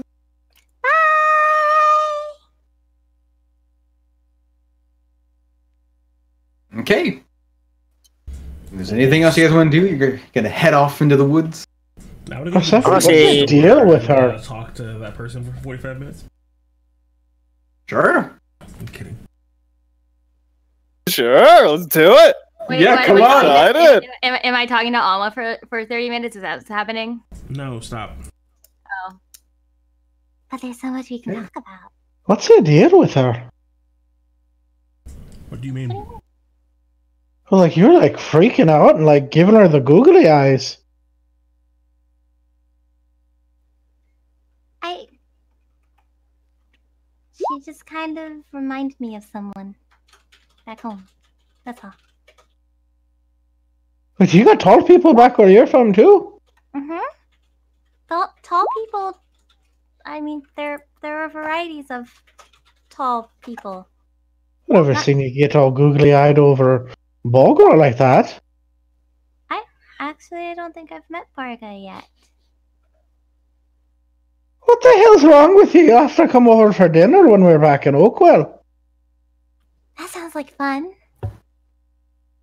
Gather You your don't faith. bring your other lady friends to your girlfriend's dinners.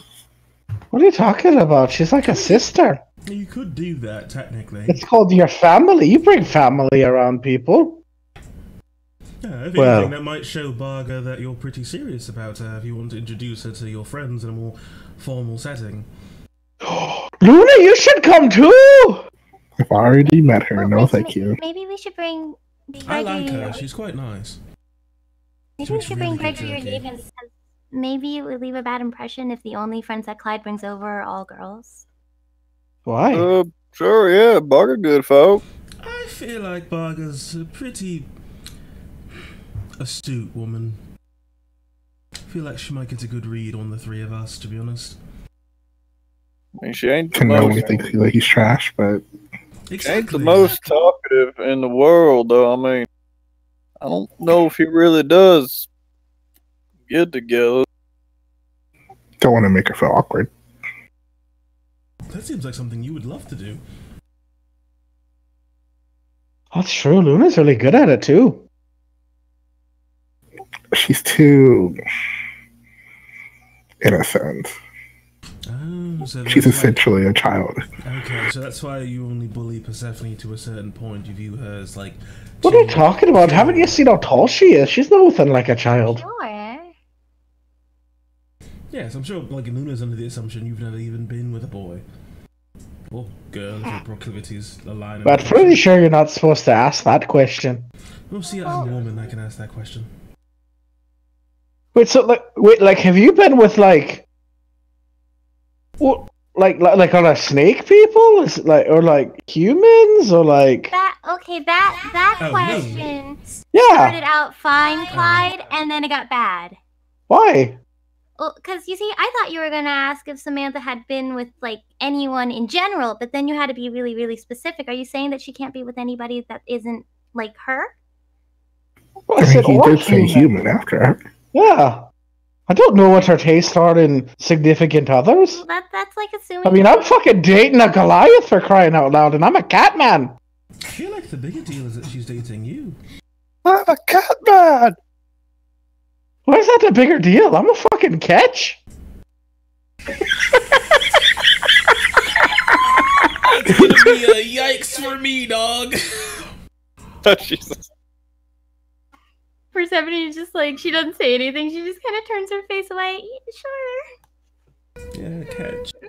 Certainly. No, I don't have any particular limitations, I guess, in terms of people that I find attractive, though that's an interesting line of questioning. Wait, have you dated anyone? That's a little rude, I guess, but it's Why? also That's fine. That's not rude. Persephone, It's called getting to know I people. understand where you're coming from, and for strangers, you definitely need to be on guard. But if Clyde asks me a question that I particularly find offensive, I can just send one of my snakes after him. It's fine. It's not really a big You deal. can try. Well, that's the thing, Clyde. And snakes usually bite you when you least expect it. Or bite it back.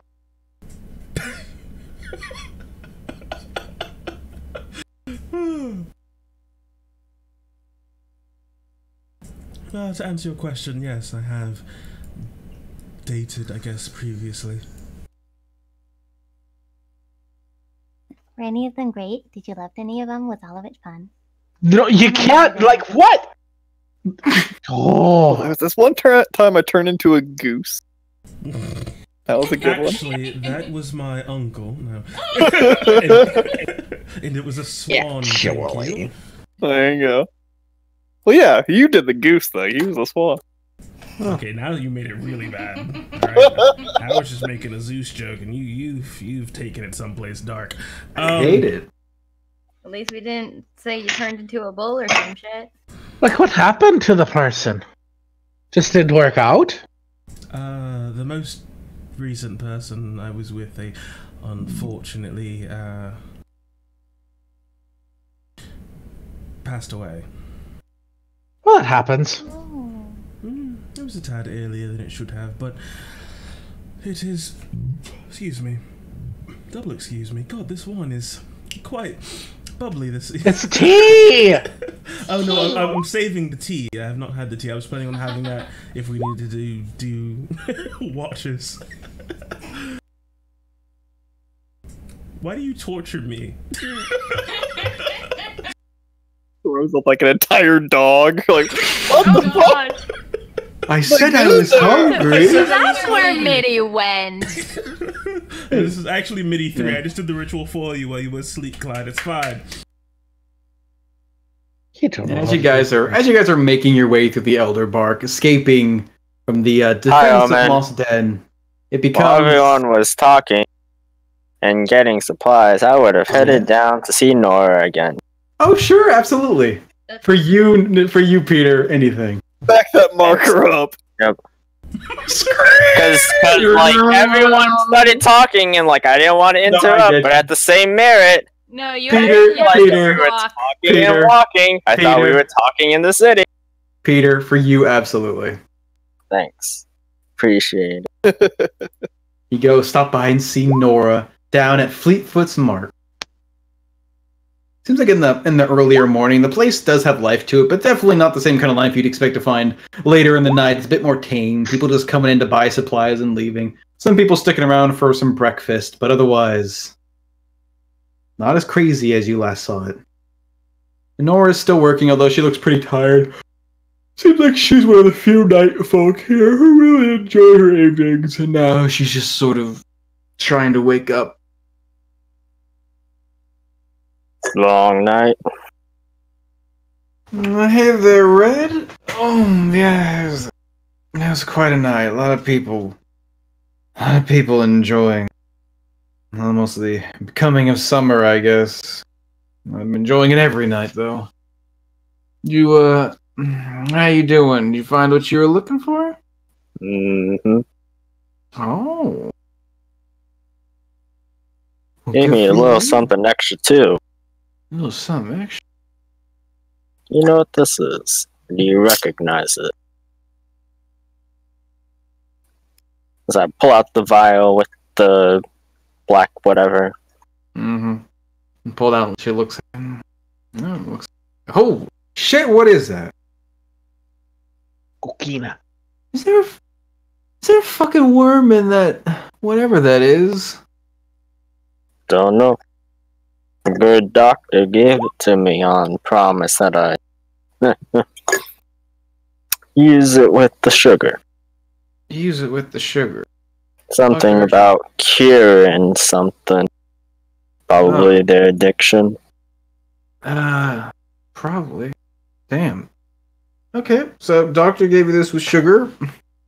Probably thinks you're gonna give it to someone. Probably thinks they're gonna get sick. Probably wants to use this to help them. But it's like you're drinking a worm. How does drinking a worm help? Hell if I know.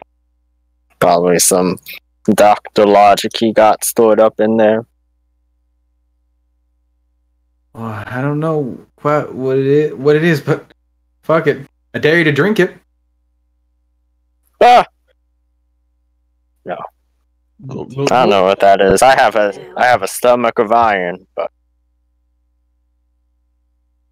Hang on to that. something special strikes me as if it can cure sugar. Pearl sugar. Yeah, it takes hours to shake off, even if you take a little bit. Now, this can help someone from getting a little too crazy with it. Wonder what else you could use it for. Damn, you can probably come down from any hangover with that. Actually, hey, I'd be willing to take that off your hands if you're willing to. You want some coin? What's your appraisal? Well, I mean, it's a worm in a jar, but the good doctor gave it to you. It's got to have some value. What do you say for like, I don't know, 25 gold?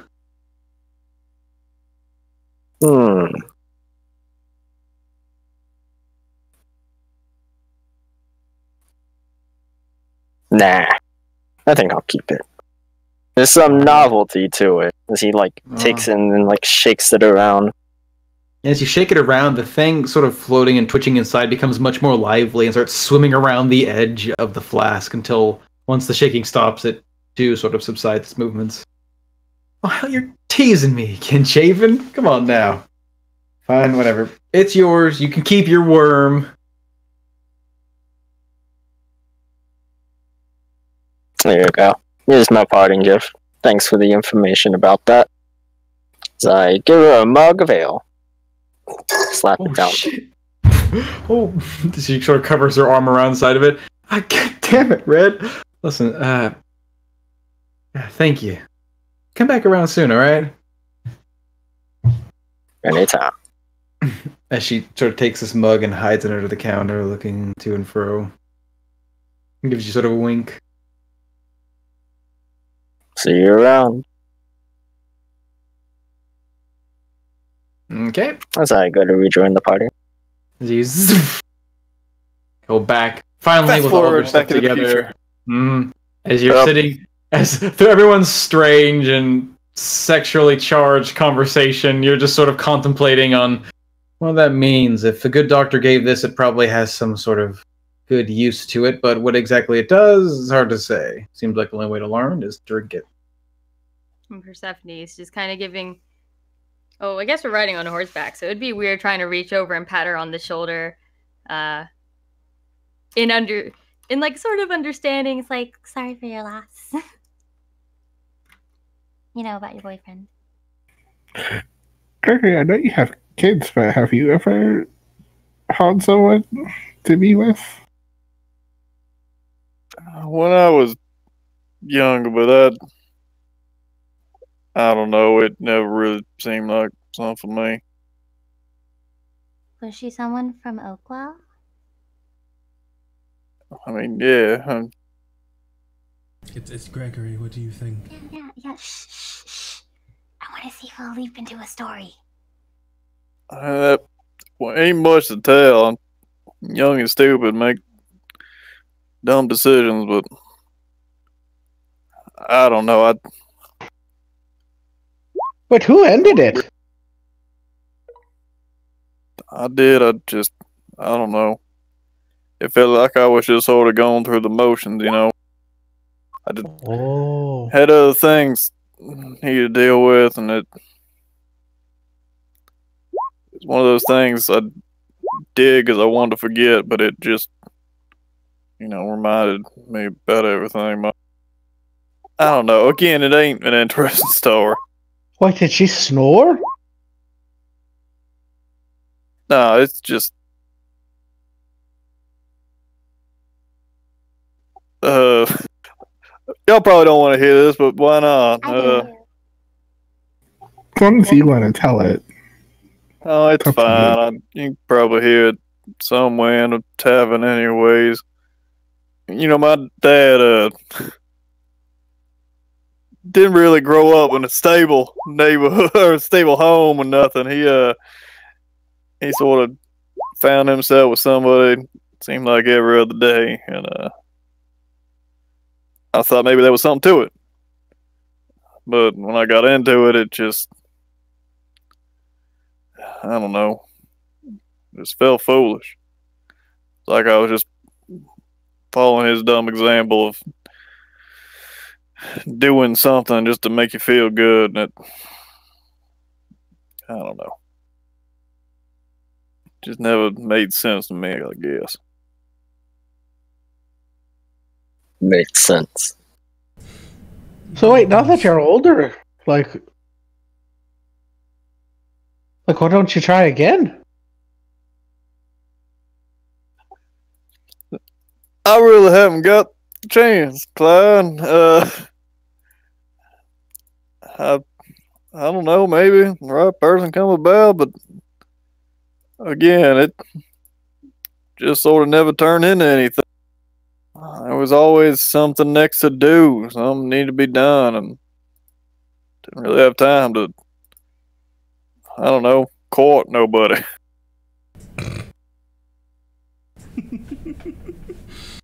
Wait, why are you laughing at him? I'm just imagining Gregory courting someone. It is not. Yeah, I know. It is not. I don't know. He has a good heart, so it would undoubtedly be, I think, romantic. But there would always be the sort of Gregory charm that would come through whatever it is he was doing. That would just make it distinctly him. That's all I was laughing at. Feel like I'm being insulted, but sure. You're not. I'm sure you could get any girl you wanted, Timberson. You never know. Thanks, You can't just David. assume he wants a lady. Yeah, that's Look, true. maybe when the kids are shut old enough, up, right? they are. Sorry, Timberson. Yeah, just when the kids are off doing their own thing and Whoa, all this whoa, is whoa, whoa, whoa, whoa, whoa, done. whoa. Maybe. You can't wait on the kids. That's like another 10, like 15 years or something. Shucks, you already got kids too.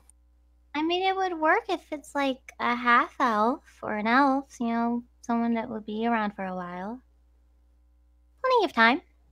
I feel like that would be weird. I don't want to sound, I don't know, racist or nothing. I feel like you think a lot of things are weird. I did. Growing old and having the person you're married to not and living after you. I don't know. I just don't. Sounds weird.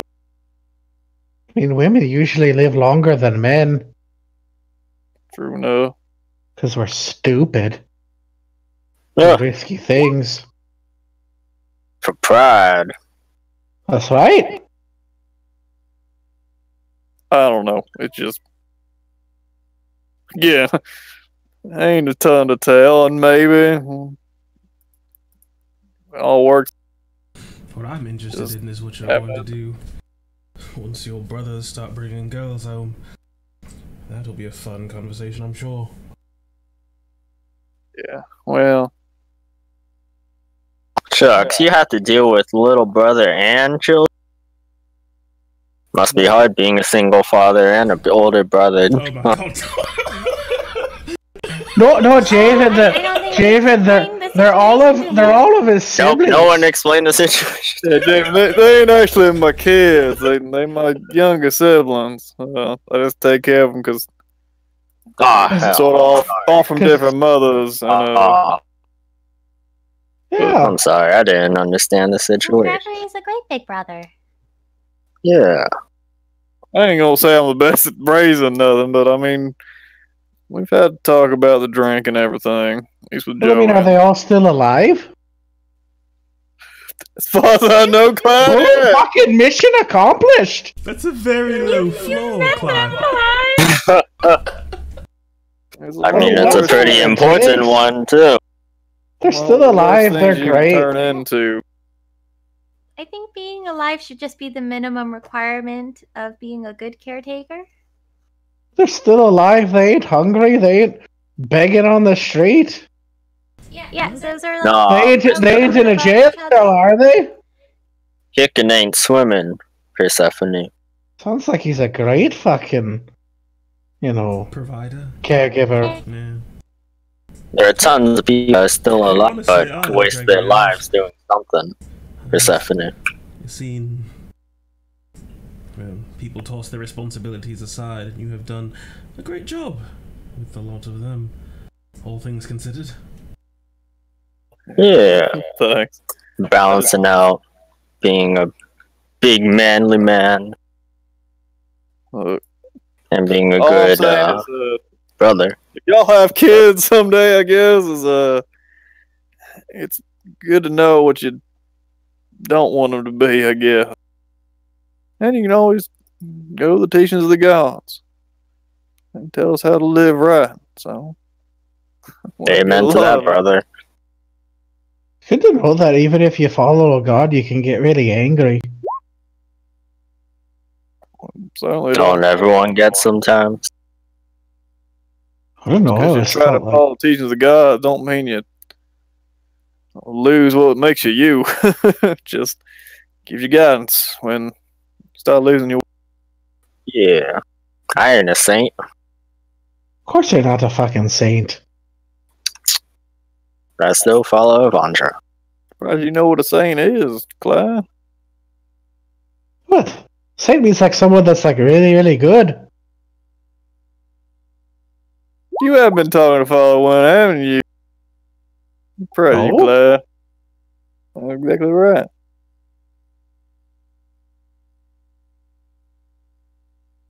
It's a good thing none of us are a saint. Nope, just a bunch of sinners. Not sure Mhm. if any of us qualify, but who knows? Clyde, Okay. maybe in a couple years' time, you'll be out there healing the sick, giving to the poor, and making the world a better place. I bet you got it in you. No? Oh no, it ain't for everybody. Why does the poor need money? They need to go do something. That's not how being poor necessarily works. Glad no one wakes up in the morning thinking they want to be poor. Well, then why don't they just stop being poor and go, like, join the guards? They're hiring people left and right. Clyde, are you secretly a millionaire of some sort? So you just have hordes of gold coins lying around to think like that? Because that sounds like something an uppity noble would say. No, you go and earn it. Like, I went and fucking cut off a hobgoblin general's head. Okay, Cut off all those fucking ears. right, because you can, and that's good Yeah. for you, but not everyone can. But then you go get a job. Not everyone can. Why? Either they're too young or too sick or too frail. Well, then they go to the church. The church is supposed to take care of them. What we were saying, Clyde, maybe you end up being one of them people that help the poor. And No. that's what saints do. Well, definitely not a saint then. Yeah, Leave like I that to said, you, ain't Gregory. for everybody. I mean, but the only way that the church can take care of those people is to depend on donations from other people. So then, essentially, you're just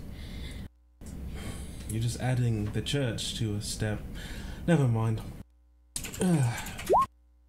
So do we know exactly what it is we're supposed to be dealing with this whole boat situation? All these elves have gone missing, and It's probably some kind of sea monster. I think that's literally what we're going out to do, is to figure out maybe what happened with the boat, because, I mean, we just came from a place that's supposed to be a big trader of information, and they didn't really give us a lot about this boat, and they want information about it. And nobody's come back with any information or anything at all. So I'd say we figure out why the boat showed up empty, what caused everybody to perish, should we try to find the two wardens that have gone missing as well? Definitely an evil sea creature. Should try to bring back as many survivors as we can.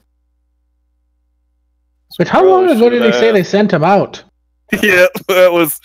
We on the same page there, Clyde. We probably should have asked how long it been. If it's been months or so, then probably no. Then they're fucking looking dead. for nobody. Yeah. If there's no one to save, then there's no one to bring. But if there's lives to save, we know. You know, sometimes he seems like the kind of man that doesn't really care. Like if the men come back, he just wants to know the information. Yeah, that's what I'm saying. He wants to know what's going on about the boat. No, but like even his men, he wouldn't care. Like we could just tell him, oh, they're fucking zombies. Yeah. It's a tad frustrating that the only thing we're being paid for in doing this is what we went to Mosden for in the first place. That's a tad irritating, to be honest. Well, you know, usually ships that come across the, hard basin, it's not like there's nothing on the fucking boat.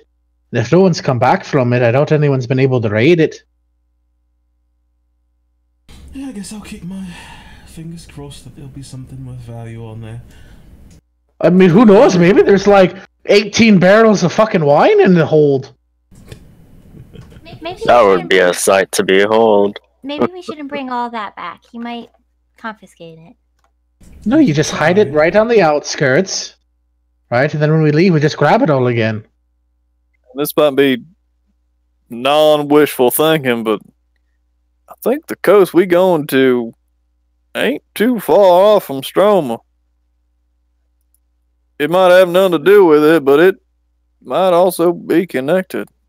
We thought that it might have made landfall from a boat. Maybe this is it. Hmm?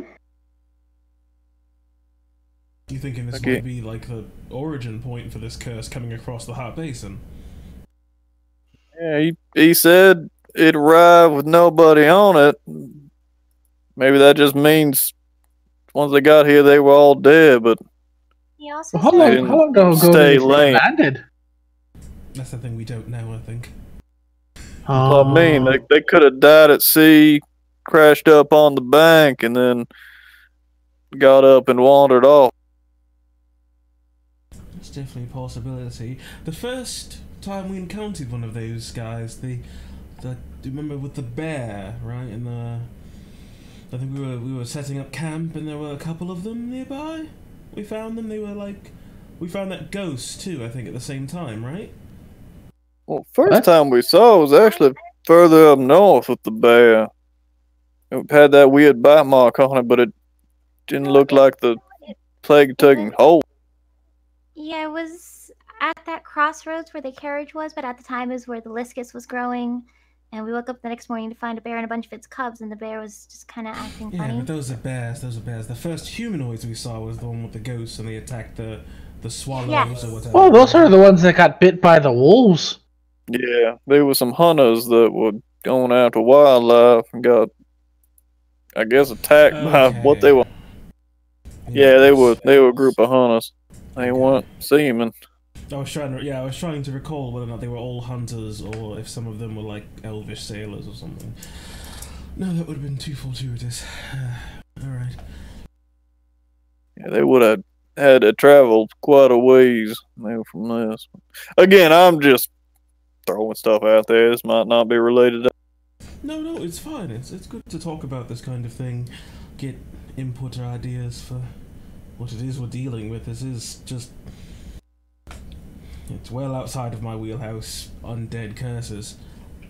Has anyone considered that maybe Grey Bite was spread through like an animal instead of a person?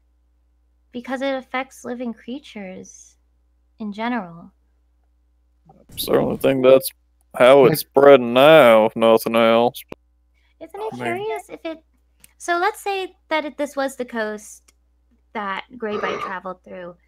Moston is the closest thing to it. And they haven't really been hit? Well, it's because of the doctor. He had some kind of something around the place. Yeah, apparently the doctor's been working on it for a while. Seems like they probably knew about it sooner than anybody else. They just, with the way Malden is, they kept the information to themselves. Yeah, probably. Hopefully we'll figure out exactly what they know in all this once we get this done. Hey, God. Yeah. Yes. Where's the closest point to Oakwell that we encountered, Grey Bite? Closest point? Be at the crossroads when you found those bears. Okay. And then the hunters were like where? Hunters were... Yeah, they were down on this trail down there. Yep, they're about right-ish here. Yeah, that's right, because we saw the little, detour or whatever. The hunter's path. Yeah, and we took the hunter's path from the Splinterbacks. We never went to Sarapin. No, we didn't. Okay. So like 33 miles here for the bears, then the hunters, and then the crossroad that we dealt with was also here. Right? With the kids and shit. I thought that first crossroad was closer. I didn't think we traveled an entire day. No, you guys got there by night. It was evening, and then you went and did your... You had your little fun with the little fae, and then you camped out for the night with Pip. It was only about a day. Dots. Right click? Yeah, right click. Right click. And then... But no... We took the hunter to Thistle, did that whole rigmarole. We didn't see any undead to the south of Thistle either. Okay. You see, what they need to do is they need to take the left-hand path, and then they get to the crossroads, and they need to pass it back to the quarterback, and then they throw it through the 360, and then bam, there you Okay, so Touchdown. Bob's your uncle. okay, so I drew a triangle, and I'm pretty certain our actual target is in the middle of this triangle. Science. All right, let's turn around, guys. Yeah, guess what, God? You thought we were going here? No, we're going here now. Yep, changing directions again. Get swerved on. You know what a triangle symbolizes? Illuminati! Confirmed! Yep. Half-Life 3. Would you actually want to cross your wrists for this? This seems so uncomfortable. What would you hold? Probably because you're wearing a watch. Why is it so weird when I have this No like object on my man wrist? doesn't wear a watch, right? No true Scotsman. It's like wearing gauntlets. It's like, why is it so hard on my hands? I'm just saying, you wouldn't hold the Clang, fucking, clang, clang. the fucking bridle for a horse cross-handed, would you? Well, because you're not riding a horse, you're Gangnam style. Oh, Yeah. is that what it's? What the fuck do you do when you're riding a horse? You just cowboy it, right? You just have one. You do this. Like this. But This that is was the also gotta Spain wait very your travel hand. animation. Okay. Gonna lasso. Jesus fucking Christ. Are we there yet? As you guys escaped Moston, leaving the safety, again, you experience it once again. The trees losing their color, seeming to almost shift into autumn, the air chilling, the leaves falling from the branches, and again, rolling into this fog that seems to be even thicker now, the closer you seem to be getting to this body of water. Travel is actually not really abated at all. It seems like this northwestern part of the forest is, or maybe was, well tended to by these scaled wardens. And again, not much sounds of life. You don't see really anything or hear anything except for maybe the occasional cry of an insect or the flapping of wings in the distance. Not a lot of animal life around here, but eventually you can see, just glistening through the trees, the light of the setting sun cascading over the Heart Basin in the distance. And strangely enough, as you get closer and closer to the edge of this body of water, the ground begins to sort of shift and become softer. You can see it seems like some of the water has reached up into the earth itself, as every step of your horse hooves take begins to sink a little deeper and deeper into mud, and until you eventually reach a bit of a drop, about 10 feet or so, until another drop and another drop, as the ground sort of dips down into this bank of sand surrounded by rocks. Seems like you could bring your horses down here, but they're going to have some trouble moving around as you're walking on soft sand. You want to bring your horses on? 'Cause I can bring your horses on for you. Well, I'm gonna dismount, just sort of pat it down. Know if anything sneaks up on us, but Yeah, Persephone's gonna take Gregory's lead and do the same. Okay. Alrighty. Be careful now, y'all. You guys begin to descend down this slowly building sandy bank. You notice something moving along the sand. The hour is pretty late. It's basically reaching the evening now. Travel for about 8 hours from the early morning, so it's probably about 5 p.m. But yeah, there's definitely enough light in the distance. You can see pressing through the fog, these little shapes crawling around on the sand. They're not particularly large or intimidating, but the way they move almost robotically, it's a bit disconcerting as you see snippy, snappy, crawly little crab boys as you enter this fog-coated bank. Okay, where are we? I'm here.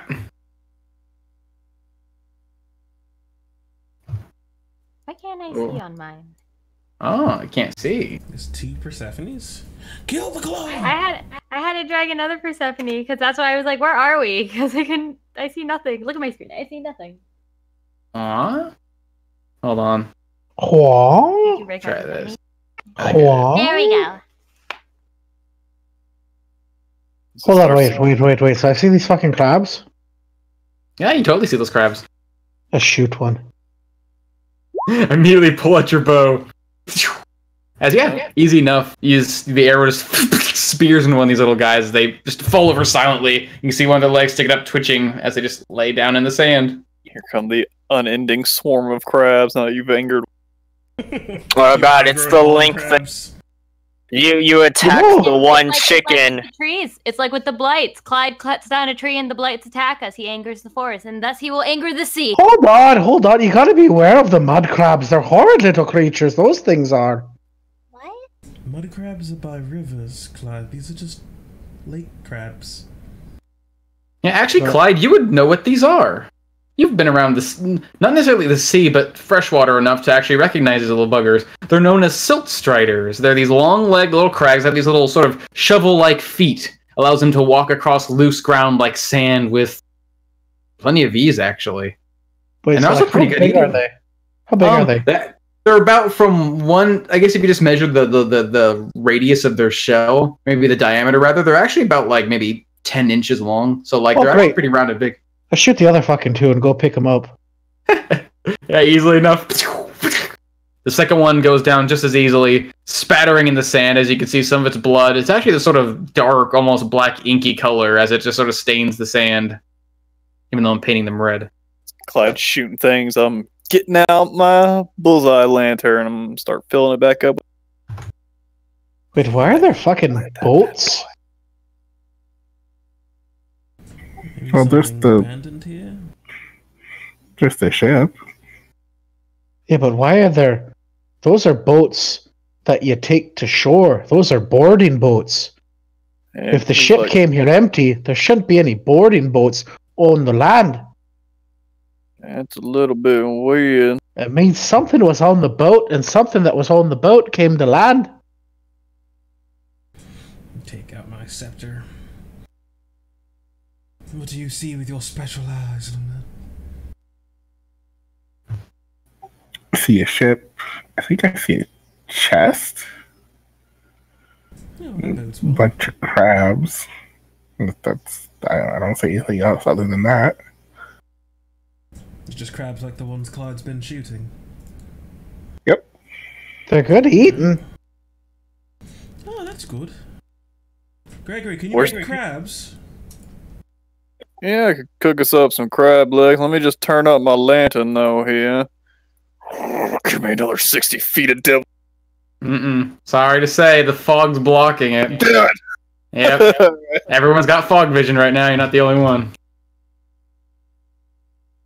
As you can, yeah, you're basically wherever you point, you can see pretty clearly through this fog. But once it gets too thick, you just see walls of gray and white. That goes my theory of the dead things crawling to show, although I don't know, maybe the Samantha, that thing that attacked you, it ran off. It didn't just keep on attacking like them other ones did. No. I think it was smart. It was as smart as. What's a common? It was like a wolf, Gregory. It was quite intelligent and recognized that you all were coming. Could hear you all coming and ran, and it ran really quickly. It wasn't using like a weapon, a armor or nothing, was it? Do you think it could use a bow? A bow? I doubt it. I don't really know. It was definitely smart enough to hide up in a tree and catch me off guard, knowing that I was chasing after it. You don't think you could row a rowboat to show? The only thing I can speak to, knowing that it didn't do in terms of intelligence, was speak to me. But if it was capable of rowing a boat, there are... Up there. I think we found it. Sorry. Wait, how did a wagon get off of the boat? Yeah, as you guys are approaching, you're seeing more of these little rowboats, some of them upside down and just sort of bashed against the rocks and sinking into the sand. And at the center of this large pit of sand, you see it looks like at least half a wagon, but it looks like it's somewhat submerged under this just heap of sand. Luna, you're walking inside, feeling the sand sort of shift around your feet.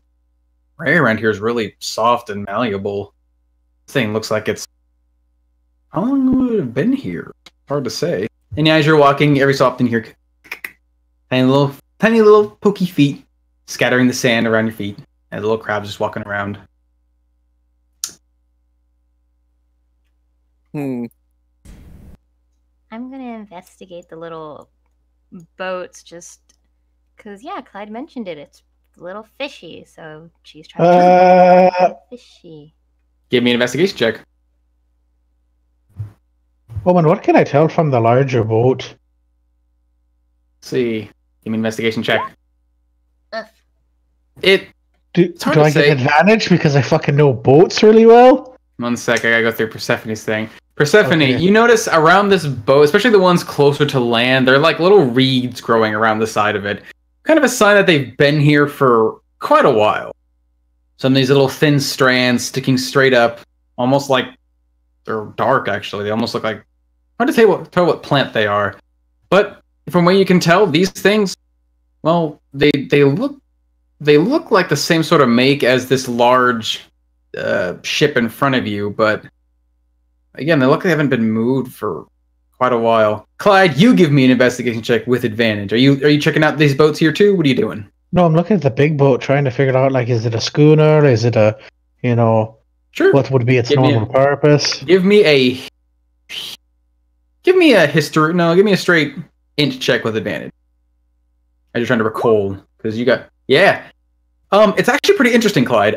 This ship is clearly a keel boat of sorts. These sort of vessels used to cross like rivers and lakes and the like.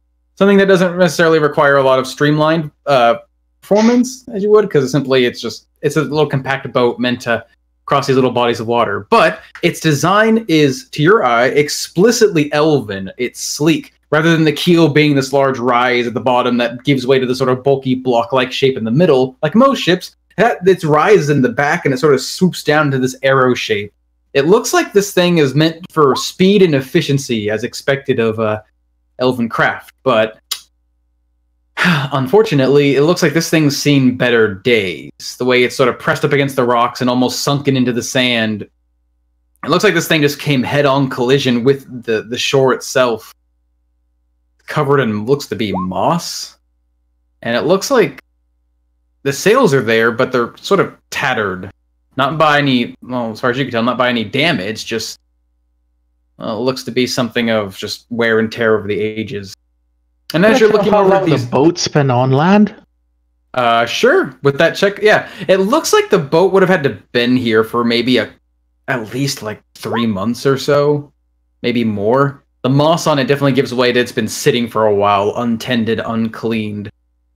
There's scratches along the side, which sort of give way to that it took some damage, but most of the wear and tear just seems to be from the impact it made.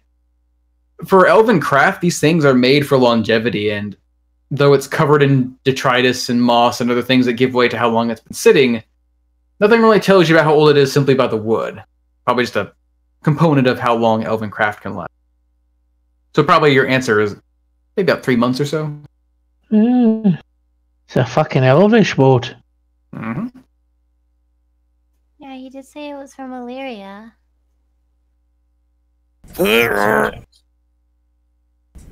As you start to pull up. I hope him too. Okay, sure. Give me either both of you give me athletic checks, or you can do the help action. One of you do it. I believe in you, Gregory. Yeah, I was doing that. Help action. As you grab the edge of this wagon, you sort of force it up. The more you lift on this, Gregory, I mean, wagons are heavy, but you're pretty strong. You can probably unwedge this thing. This thing isn't covered in sand. As you're shifting and moving it, you begin to realize this thing is in the sand. And the sudden shift of the weight, you feel the ground beneath your feet sort of shift as well, and you feel some moisture slip into your boots as you begin to go down, as well as you, Javen, and Samantha and Luna. The sudden shift in the sand causes...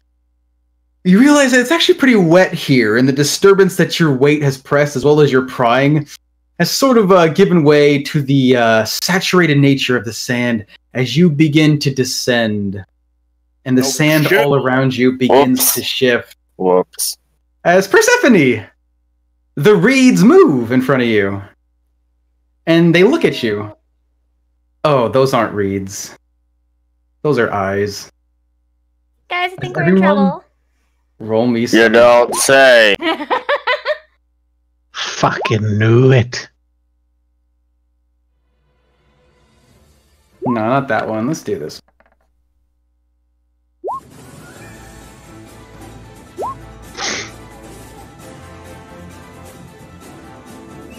Okay, now that we're in combat, I'm covering the map in cameras.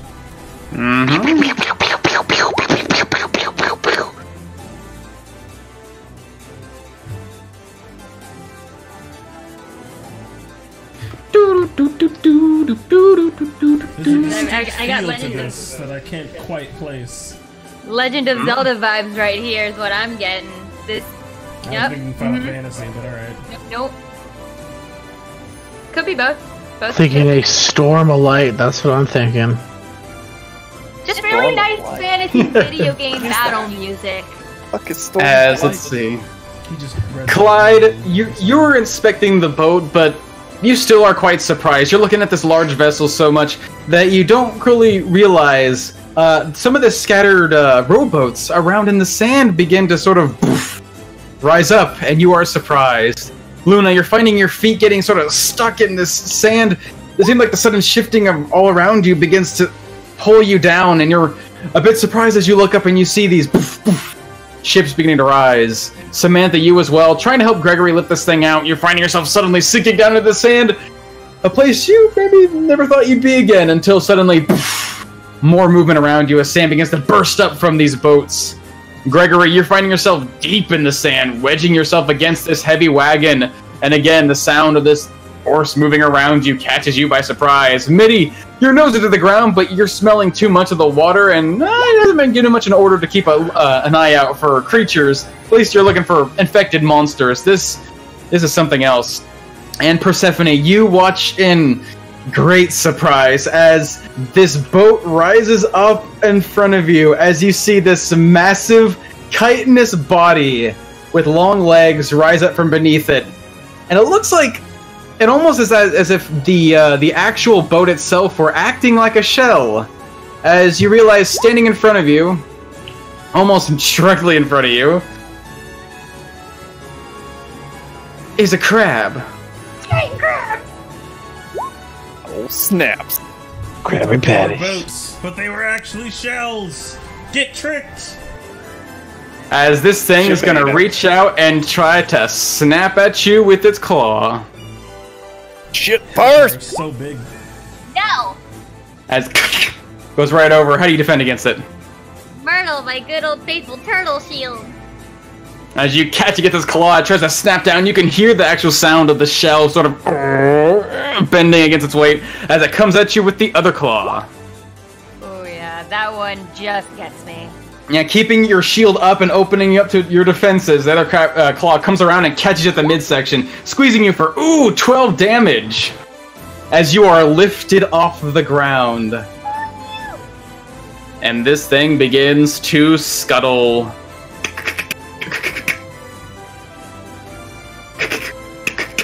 Reaching for help, guys! Shit first. Good look at esports. I fucking told you water's evil! Good luck in esports, goddammit. Another crab arises, this one going after the closest creatures who are disturbing the sand in front of it. You can see its long shovel-like claws pulling itself through this now sinking quicksand, unabated by it as it goes after the closest creature. Going for you, Samantha, 2 claws. Gaga! Ow. First one reaching out and snapping onto you. As with you in its hand, you can see it raise you up in the air and bring you down into the sand itself with this loud poof, as it's going to try and slam you down into the sand. But fortunately, as you bash into the powder, you're not good enough? Oh, okay. I don't have my buffs because I'm surprised.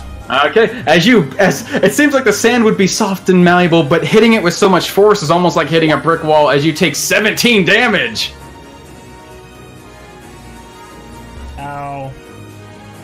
as it begins to drag you back to its, or at least where it was resting. And lastly, close to you, Mr. Gregory and Mr. Javen, you see this massive creature crawling towards you, coming out for a claw. He'll wait for me. Ooh, but this is not able to quite get a hold on you. That second claw comes in. Just grab onto both the claws as I'm just fucking strangling with this thing. That's all they got. Javen, you are also surprised seeing Gregory, your friends being pulled away from the group, and your feet slowly starting to sink down into this material. As we end up coming down to Clyde. You see Persephone being dragged off into the water. You see Samantha being squeezed and smashed horribly against the sand, being pulled back against this wall, and Gregory is holding onto these claws, trying to keep himself safe. What do you do? What are you fucking morons? Fucking told you water was evil! It's not water, they're crabs! So I shoot the... Actually, no. What I'll do... So I'll do a little... bloop. And then I'll shoot the fucking crab. As you line up a bullseye and you fire, and you can see your arrow go strike right into that bullseye, and you hear this loud crack as it strikes into him. As a 19 will do it. Oh. Dealing 10 damage. You can see a spurt of this black blood squirt from its broken carapace, but it continues to pull Persephone away. Well, you're dead! Good luck!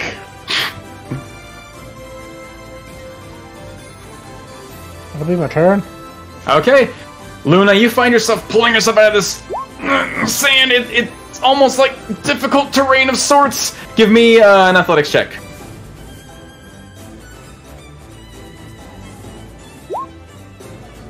Ooh, but fortunately, with enough force, you managed to keep yourself from being pulled deeper into this sand as you just move through it like difficult terrain. What do you do?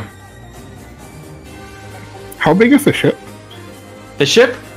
From one end to the other, it looks like it's about... I mean, like, how tall, I mean? How tall? It's only about, like, 15 feet tall.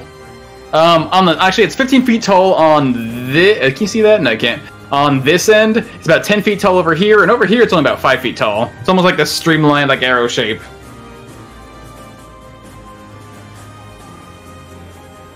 And it also helps that it's almost sunken into the sand, so it looks like it's, You can probably just hop on top of it with a step. So it's like 10 feet, which is like 20 feet, then I'll just hop on top of the boat. Mm-hmm. And then Scorching Ray this guy. Okay. Okay. Your first shot comes flying in true, bashing into its body. You can see through some of the translucent part of its carapace where the heat just bursts against its body, that some of the flesh beneath begins to bubble, but not too much, as this thing has a lot of body and a lot of flesh to damage. The other two strikes bounce onto its side, but it seems like they don't quite hit firm enough to really damage it, as it takes 2 damage. Spend 2 sorcery points to shoot a firebolt at it. Okay. But as that firebolt comes in, again, this thing's moving with Samantha around. You're trying not to hit her, as again, it smashed into its side. Not too quick to dodge, but its carapace is just so tough. Yeah, I tried, Samantha. You're gonna die. I'm sorry. That's my turn. As it comes down to Samantha, you're being lifted and you're covered in sand. You're in pain. This thing's squeezing you, almost ready to pop you in half. What do you do? When things are like scared of you, they usually run away, right? They usually don't just try to kill you with disadvantage, right? Right? Do I know that? I mean, you know that when things are scared, especially dumb animals, typically they like to run away. Can I be suboptimal, guy? Do what you want to do. Kill with you, it's not you. Yeah, I know, but I mean, you also missed 3 attack rolls. Stupid chaos. See it take 2 fire damage, and Samantha thinking, Not the number. The little two pop up over his head. See, take the fire damage. God damn it. And thinking about what she was asking, like, you know, Gregor, if he could make crabs earlier, Samantha, kind of suppressing her own fear of death, kind of just tries to shove the fear of death into this thing as she just tries to bombard its mind with images of it being dropped into a huge cauldron of boiling water and seeing the taking advantage of the fire damage it just felt to make it feel like it's being overwhelmed with heat. As I am going to use my bonus action to call on my scales and then use my action to cause fear. At a third level, I guess, because that's automatic. Yeah, you auto upcast, so like you can just do this guy if you want to just do this guy. I do all of them. We're fucking having a fish fry. Fuck you. All of you fear the boiling pot. Alrighty. Let's see. Wisdom save and throw. As it goes,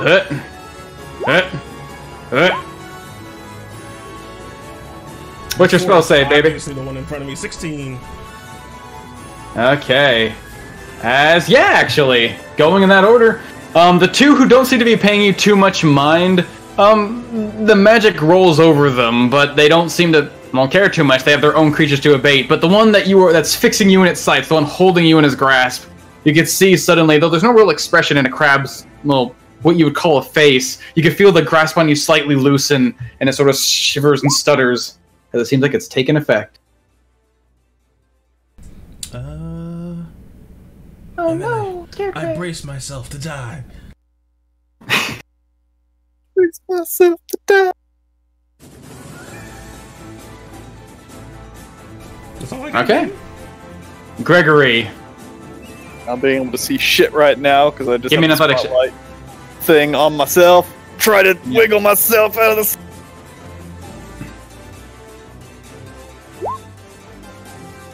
Yep. Still good enough as you're pulling yourself out. You feel like your foot would almost slip deeper into the sand, but you manage to use your strength and what little leverage you have against this wagon to keep yourself from sinking. Still difficult terrain, but you're not sinking.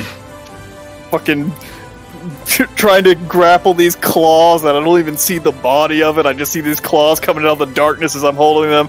As I push one away, I use my item interaction to pull out my fucking goggles and stick them on my so I can see.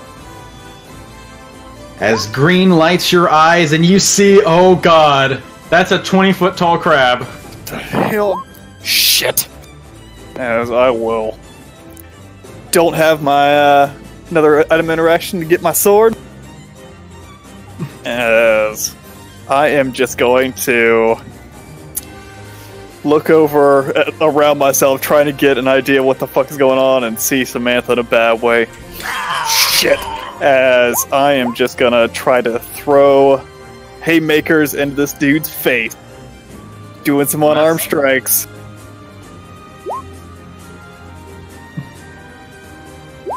Boop.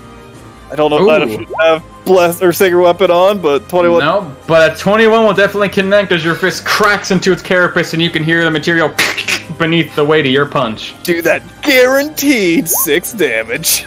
Ooh. As I swing another haymaker into its face, trying to pop its fucking eye. You don't want to smite with your fist? Ooh. And another punch as well, cracking across its hard chitinous body. Yep, and on the second strike, as I see the first hit does not do a ton, as this thing is big and meaty, finally getting an idea of its full force. Second hand, glowing with power, as I'm gonna pop a smite into it. Alright. Guaranteed 6 damage. My holy fist. Ooh, yeah. Extra 8. Alright. As my fist bashes into the side of this thing, you can see the light almost spark off of its face and run across the sand, as it seems like the sand itself wraps up around Samantha's feet and almost harden as a suit of glowing armor forms around Samantha, more solid than the usual spell, as I'm going to cast some Sanctuary on her. Alright. Ooh, get wrecked.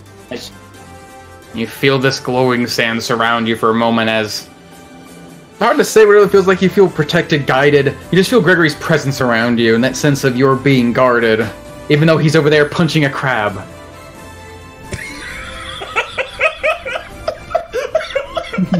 Holy Fists of Fury, thank you very much. It makes me think of those old fucking pulpy magazine covers where it's just the one white dude surrounded by lobsters and he's fighting the lobsters with his bare hands. Yep. Level 1 That's what I'm talking about. As Mitty. Yep. You see Persephone being dragged away into the water by a large, actually a huge crab. What do you mean Mitty protects? He's gonna fight it. As even though Persephone is held in the air, suspended by this massive monster, Mitty takes advantage of this thing's distraction and bites out at its leg, dealing a healthy amount of damage. Crunch! And he's got a mega strength saving throw. Ooh, but it seems like even though your teeth sink into this thing's chitin and tear out this... not a chunk out of it, but you can squeeze it so hard you can see the dark black bloodish goo pour out of it. It doesn't falter, it continues to pull itself backwards away from you. What'll be Mitty's turn? Alright, Persephone, you're being held up in this thing's claw and it's squeezing you so tight. Mitty's trying to help you. And Clyde's shooting at it, what do you do? I try to get the fuck out of it! Strength save? To get out of it, you gotta make either an athletics check or an acrobatics check. As you're trying to either force your way out of its claws or slip your way through nimbly. I'm gonna use my DM inspiration for this. Okay, it'll take your action. Just letting you know. Okay. Yeah, as soon as Minnie's teeth sink to this thing, you can feel its claws loosens ever so slightly, and you're a relatively nimble and thin girl. The moment that slight is given, you're able to slip yourself out of its grasp and land down in the sand, free from the grapple. Yeah, and I'm gonna try to get the fuck out of there. Okay. It's difficult terrain, right? Actually, where you are, it's relatively, like, the sand is soft and wet, but it's not sinking. Run away! As you run away, this thing's gonna reach out and try to claw you. Ah! No. But fortunately, you're too quick. You're light on your feet. You're not gonna let yourself be grabbed. As snap, it clacks the air right behind you as you make it away from it.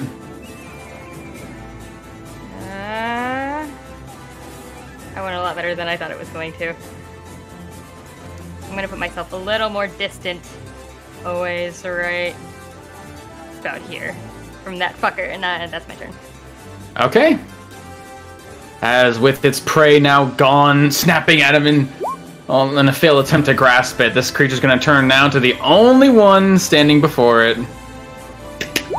Mitty As he's gonna try and... Mitty gives her just like fucking shady eyes of like, what the fuck? This giant claw comes down into the sand, trying to claw at Mitty.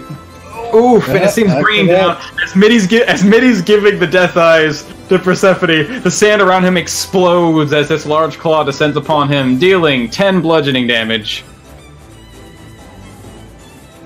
And after it grasps into his body, seeing the wreckage below, it lifts up Mitty in the air and tries to slam him down into the debris as he was basically standing on top of the sand.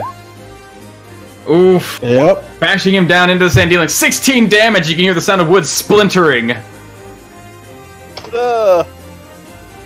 As he's gonna try and start pulling Mitty deeper into the water. You can see he's still 5 feet up as this thing's holding him, but he's paddling in the water. Let's see, the one holding Samantha, this thing looking at you, you can see its legs trying to pull away, but it's still holding you. Pulling itself against the wall, trying to pull itself as far away as it can, as if it's terrified, but it's still holding you. Idiot! How would it drop you? As it starts to... Oh, hold on. As it starts to... Try to turn away from you.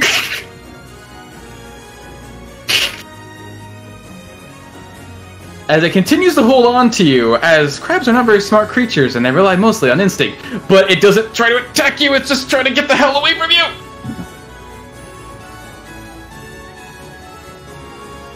And the one being punched by Gregory doesn't quite appreciate that as it starts to rotate itself around you, trying to get a better angle as it snaps down at you with one of its claws.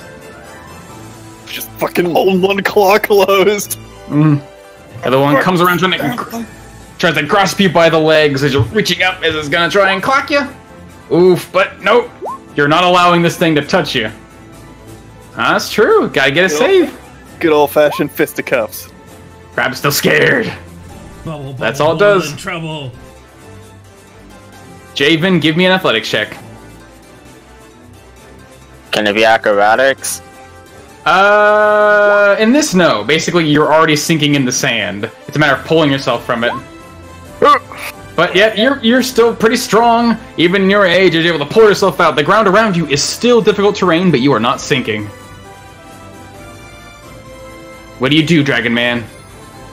You gotta throw your shoulder into it, Timber. Oh, Then the left.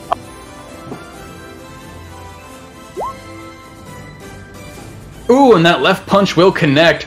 Although it's still relatively hard against your knuckles. I feel like if you lacked a little bit more strength, you may or may not have gotten through that layer, but you hit him true. Ooh, dealing 6 damage.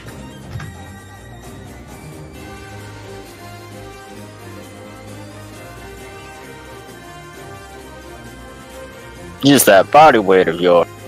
As second attack comes. You hold on to these damn things. You strike the same spot, cracking into its flesh. Every single punch seems to be wearing this thing down, cracks appearing in its carapace. You got that? Yeah. Grass course on boxing. As it seems that with that right hook, I seem to spin around, following through, and to whoosh away, just out of the crab's reach. As I sort of drunkenly sashay over to this. Alright. You're alright, Samantha. I guess that magic's protecting you. She spits out blood onto the sand. I'm at 6 HP. You're alright. No, I'm not alright. As one key point for Flurry of Blood. 1, 2. Okay, ooh.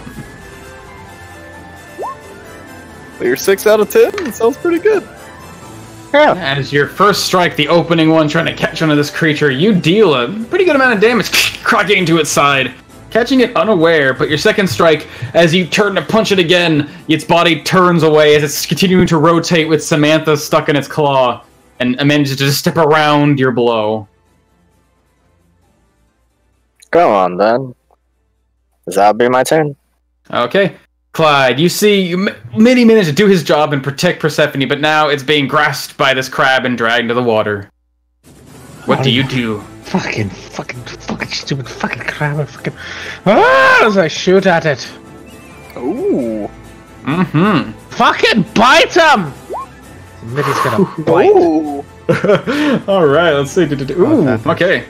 As with a combination of your well-placed arrow and Minnie's teeth biting and ripping into this thing, this creature is torn to pieces. One, like, where the arrow strikes into that dot, you see a large crack forming down across its body, as if you're striking into ice and you're watching the fracture spread across the chitin. And Minnie is trying to tear this thing's legs off as you deal a healthy amount of damage. And this guy's got to make a saving throw. Oof, but this time he's losing his strength, still able to keep standing, but not quite as easily. Can't believe he just left up on somebody! The end of my turn. As Luna, it's on you. You saw your fire boil this creature slightly, but it seems like their shell is a lot tougher than you expect of a normal crab. What do you do? This is clearly RNG hates me right now. I'm gonna lightning bolt him. Okay, which one are you lightning bolting? Towards like the middle of him. Awesome. What does your lightning bolt look like? I want to hear it again. Just basically like this strange, just black lightning kind of just stems from strangely enough, like her neck down to her arms, and then off of her fingertips. It just kind of like breaks off on his shell. As it comes crashing in this creature's body, it seems preoccupied with Samantha in its arms. It's also being punched in the side, trying to step around the damage. And it has no way to dodge as it takes the full force of your blast. Let's see. Ooh, okay. As boof, you can just see where the lightning strikes in this shell. You can see cracks form and just chunks of the chitin come flying off in scattered pieces as this thing's left mostly weakened and exposed. And then another 2 sorcery points to try and do 2 electric blasts. As your first one, a little too wild, still a bit excited by your electrical energy. It goes flying a little too wide, striking into the sand with a burst. But that burst of sand allows you to open up with your second strike, dealing a solid 4 damage. As this thing's shell is just falling apart. And then that's me. Okay, Samantha, you feel relatively protected now that you're surrounded by Gregory's magic, and this thing doesn't seem to be trying to crush you or smash you to death, but it doesn't seem to be wanting to let go of you.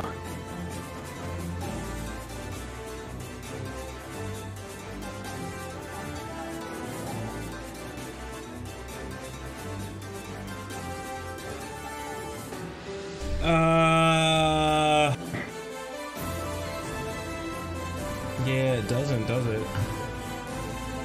It's just a dumb crab.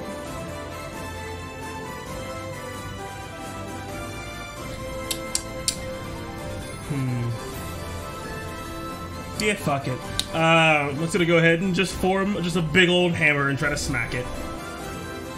Okay, it's going to be a disadvantage as you feel the magic surrounding you, protecting you, falls away as you pull upon your own magic.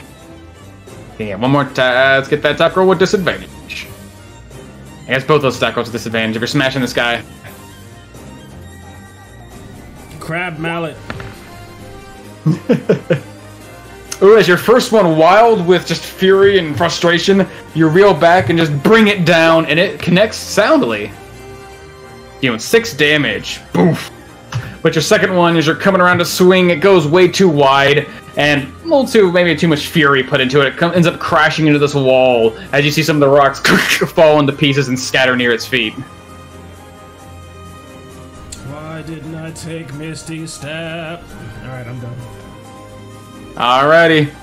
Gregory, this thing, it's hard to describe this feeling. You're trying to protect your friends, but you're fighting a crab right now, and your punches, you can feel the weight behind them. You've grown stronger, and this thing is reeling behind them. You might have it on the ropes. Yeah, seeing this thing, seeing how it grabs people up and takes them away. Also, give me a laugh check. Sorry about that. Fully forgot. Oh, athletics check? Okay. Uh-huh. I'm thinking again. Yes, you are. Yep, easily enough. Still able to stand, but again, difficult terrain. Alright, yeah, as I fucking reach back, pull the large sword off of my back as this thing's just a fucking gigantic animal. Fucking trying to eat people. I see Mitty getting pulled off into the water and Samantha getting fucking cut up behind me. Fucking, I don't need to hold back against these fucking things as the anger just starts to swell. I already felt my magic fade off of Samantha as I go into a rage and swing down at this fucking thing. Ooh, yeah. Ooh, alright. Yeah, that'll definitely connect. Bring it straight down, just trying to break its shell. Oof. As your sword comes down, its shell's already been cracked and broken, but you're using that to your advantage, able to carve deep, and you can feel your sword and see your sword sink into the chitin and go right into that dark, meaty crab flesh as you deal a healthy amount of damage.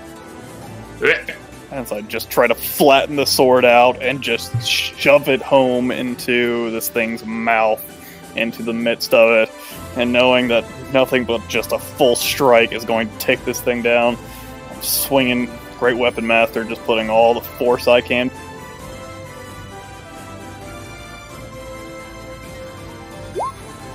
Oh, Oh, as you reel back and try to shove this thing in his mouth with all of its force, a slight hesitation, maybe the sand shifting beneath your feet, causes a slight delay as this thing has enough time to reach up, and you feel the sword connect with its chitin, but it's not from its body. As the claw catches onto the sword, it manages to reel it out of its grasp before it can take it away from you. Oh, damn it. No! That will be my turn. Alright. Mitty, you're pretty wounded. You're bashing against the sand. This thing's about to squeeze you and pop you in half, and also you're being dragged into the water. Is he just gonna bite him? Give me that bite. Is it disadvantage because he's grappled? No. You're not restrained, you're just grappled. This thing's basically just dragging and lifting you around. As you sink your teeth, you reach out and you just chomp down into its claw, the closest thing you can bite down into. And your teeth are pressing, but it's not enough. Its shell is just too tough. That'll be Mitty's turn. As Persephone, what do you do? Ugh, how high is this? The rock, where you're standing, it's probably about like 10 feet tall. Where Clyde's standing up, it's about 15 feet in total. Alright, so I'm gonna use some of my movement to climb up onto the rock. Okay, you're gonna climb up 10 feet? Yeah. Okay, I don't think you have a climbing speed, so it'll cost you essentially 20 feet of movement as it's... Okay. Let's see if that's 20 feet. I want to try to get a little closer. Mm-hmm. Yeah, get a good view. And then I'm going to cast a moonbeam on the one holding on to Mitty. Okay. As you summon forth your pillar of light around this creature, let's see. Put your little glowy circle on him. Yeah, let me go find the glowy circles all the way at the bottom. Circle. There you go. 5 feet or 5 foot radius? Let's see. 5 foot radius. 5 foot radius. 4 squares. Yeah. Death laser. And as a bonus action, I'm going to throw 3 little bombs over at Samantha. Oh, yeah. Oh yeah. God, I forget Okay. how long that range is. It's crazy long. And you get 8 hit points back. And you feel that familiar warmth when you were on that slab just the other day returning to you. Although now, well, that was a painful, but this is almost just as painful in a different place. But it's welcomed relief from the trauma. And 3 different HP, yeah! Good shit. Yeah. And that'll be my turn. Alright, this crab's standing in the light. Roll me the damage one more time, Persephone. For your moonbeam. Was it 2d10? Watch it. Mm-hmm. Oh, here it comes. Did it go through? Nope. Oh, here we go. I got it. Yeah. As this beam focuses on his body, he tries to pull away, but even shines through the water it's standing in, almost adding to the refraction and focusing this light on his form. Is he gonna make a Constitution saving throw? Oh, but he is hardy and tough with his shell as he takes, let's see, right now, 6 damage. Urgh. You can see the water starting to boil where he's coming down, but again, he continues his onslaught on poor Mitty, this time lifting him in the air and trying to smash him down into the water. Striking down with advantage. Ooh, but Mitty, you're able to push yourself against the water and sort of brace yourself for the impact. You splash against the water, hit a soft spot, as you remain unharmed as he lifts you up again and tries to slam you into the water again. Yep. Ooh, but that one will connect as it finally strikes a solid point and you take 24 damage. Jesus.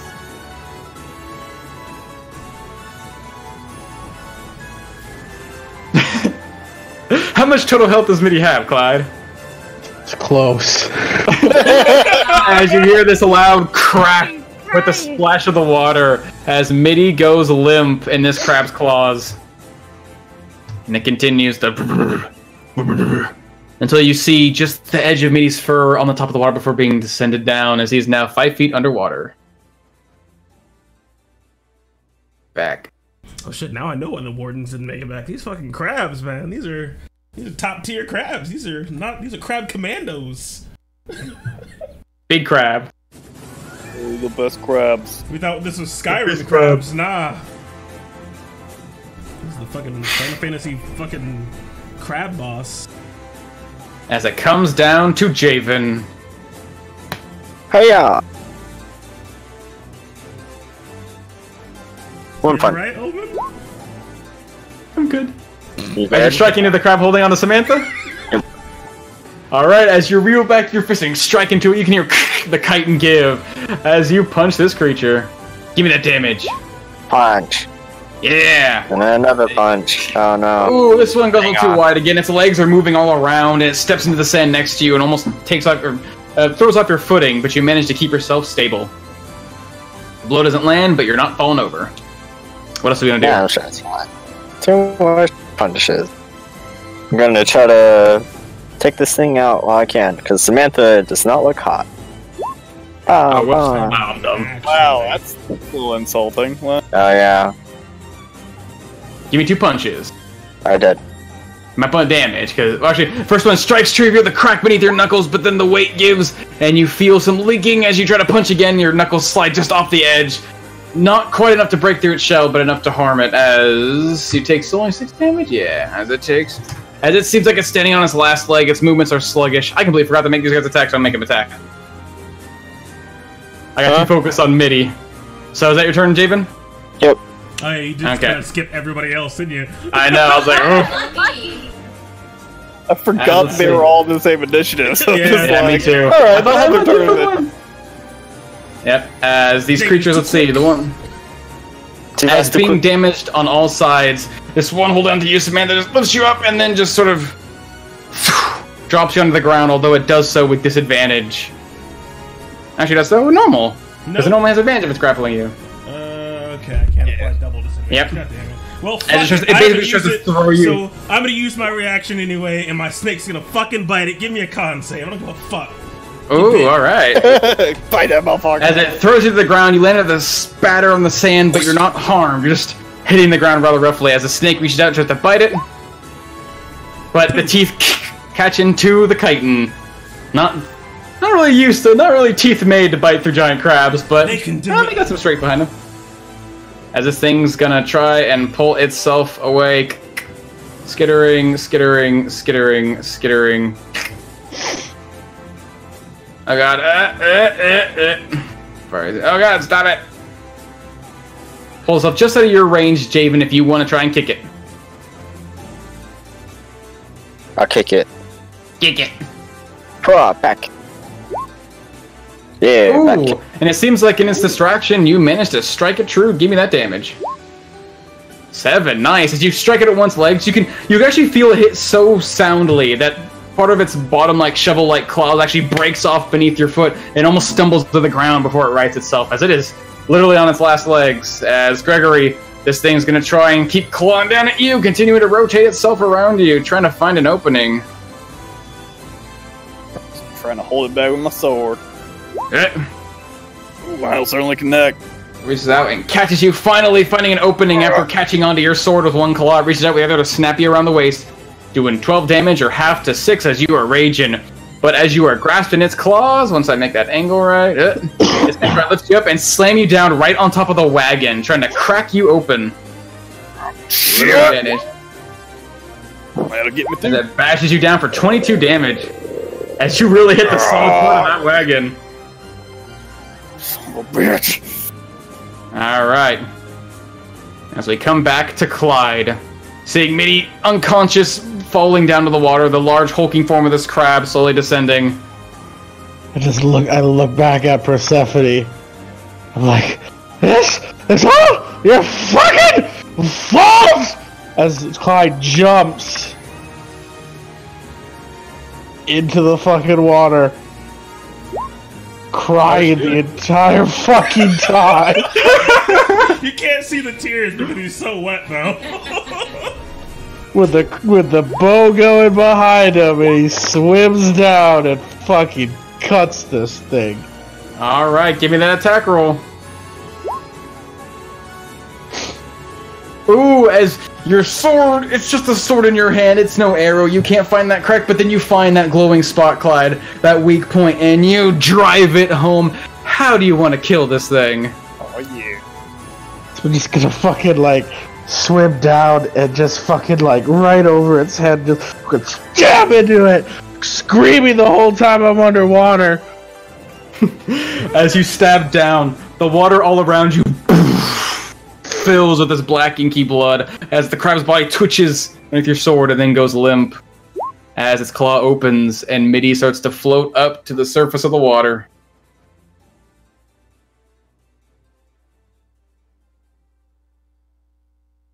That means And Mitty's combat dead. ends. I get it. I get it.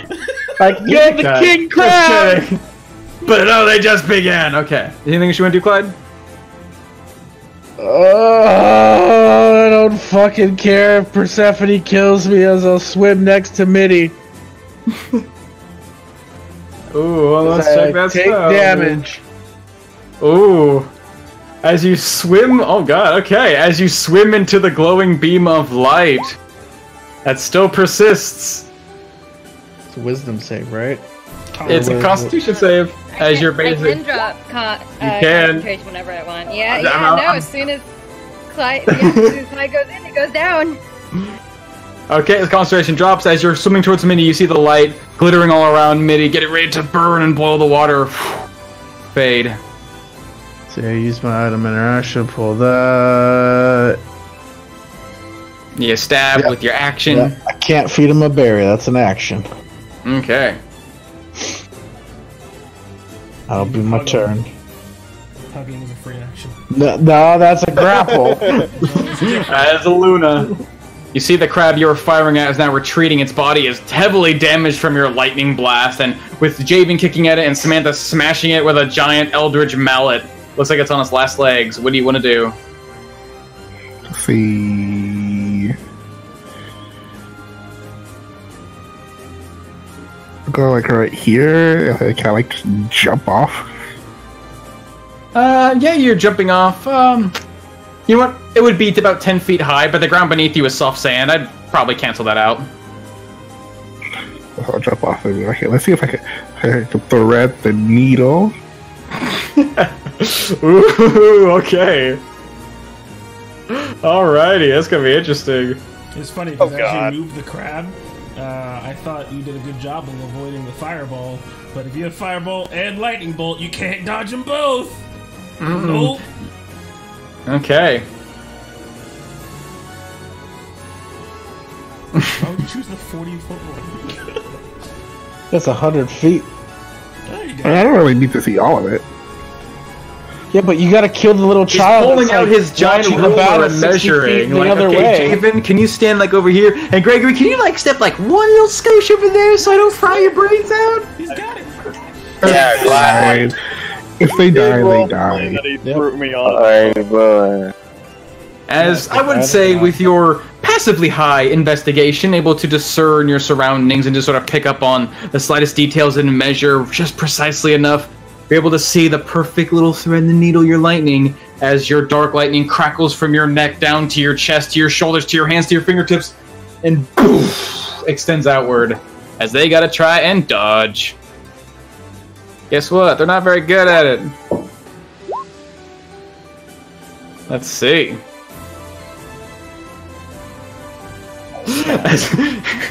As Gregory, as you're fighting this thing with your fists reeled back, this thing, you're doing back a punch, and this thing, just body explodes with a burst of dark, crackling lightning, shooting through most of its form and coming through and just exploding this creature circling behind you, killing it instantly as its body just scatters across in these scorched pieces, just sort of filling the sand with black blood and inky, dark crab flesh. But the one before you, even though it took the full brunt, is barely standing. You can see like one of its claws that wasn't holding you, the other one just sort of reaching out to ready to pinch something else, is now laying on the ground fried. Most of its legs have been torn off, half its carapace is gone. It's just, you're basically being held by a giant half-cooked crab. See if I can finish it off. Nope. Of course I can't, because RNG hates me. As you throw your firebolt, but it just bends ever so slightly and strikes into the carapace instead of the exposed flesh. As Samantha. Force.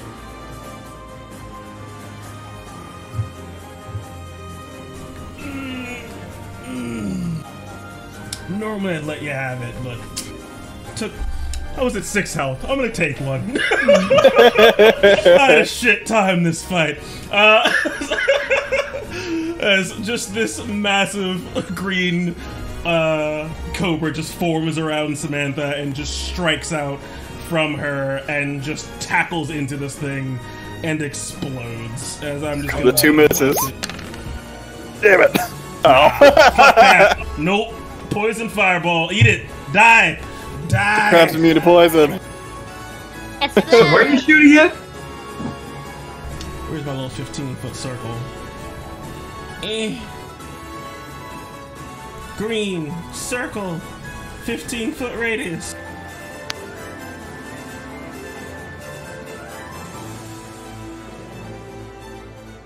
Stop Yeah, right there. dragging it over. Butts.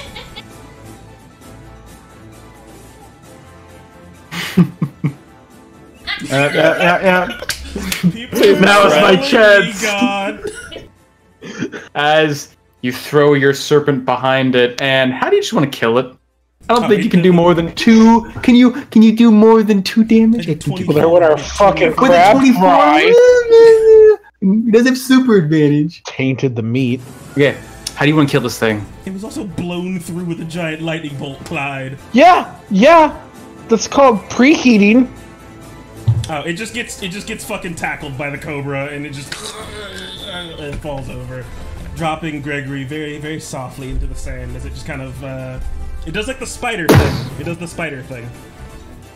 Where like kind It of falls over, its and body over, yeah. contorting in horrible pain as this strange eldritch poison courses through its almost alien anatomy. Stop! I'm so poisoned! Oh my god, Javen gets impaled by the X that kills. As That's with a this creature's T. death, there is a sense of peace as the sand stops shifting. So instantly put a good berry in Mitty's mouth. Nope, And good- you see fucking little Nope, fairy. instantly Like, put a fuck you, good berry Clyde. in Mitty's mouth. You murderer! Not both. I said instantly. Nope, little fairies. Nope, I brought him back first. As a combination of Clyde's love in the form of a good berry, as well as these little apologetic fairies surrounding Mitty, bring him back to a state I don't of know why I well-being. rolled an extra.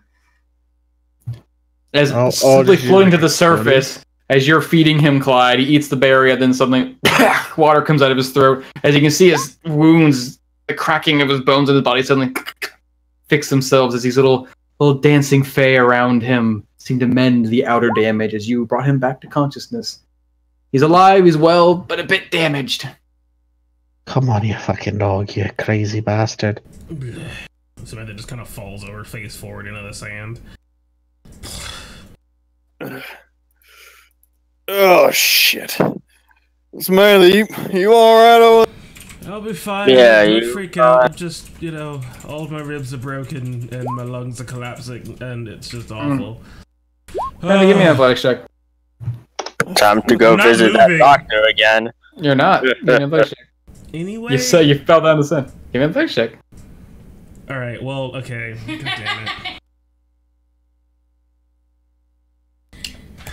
Would I recognize fucking quicksand, God? Yeah. So maybe I wouldn't know to fall into it then. Yeah, I know. It's kind of hard to tell with all the battle around. But yeah, now that you fall down the sand, your hands get sort of stuck, and you pull yourself out. You can see a lot of it just sticking to your skin. Seems like standing around this wagon just not a good place to stand. Is this quicksand? No, you step back, and the ground is still soft around your feet, but it seems easy enough to stand. I face plant in this square. We're safe.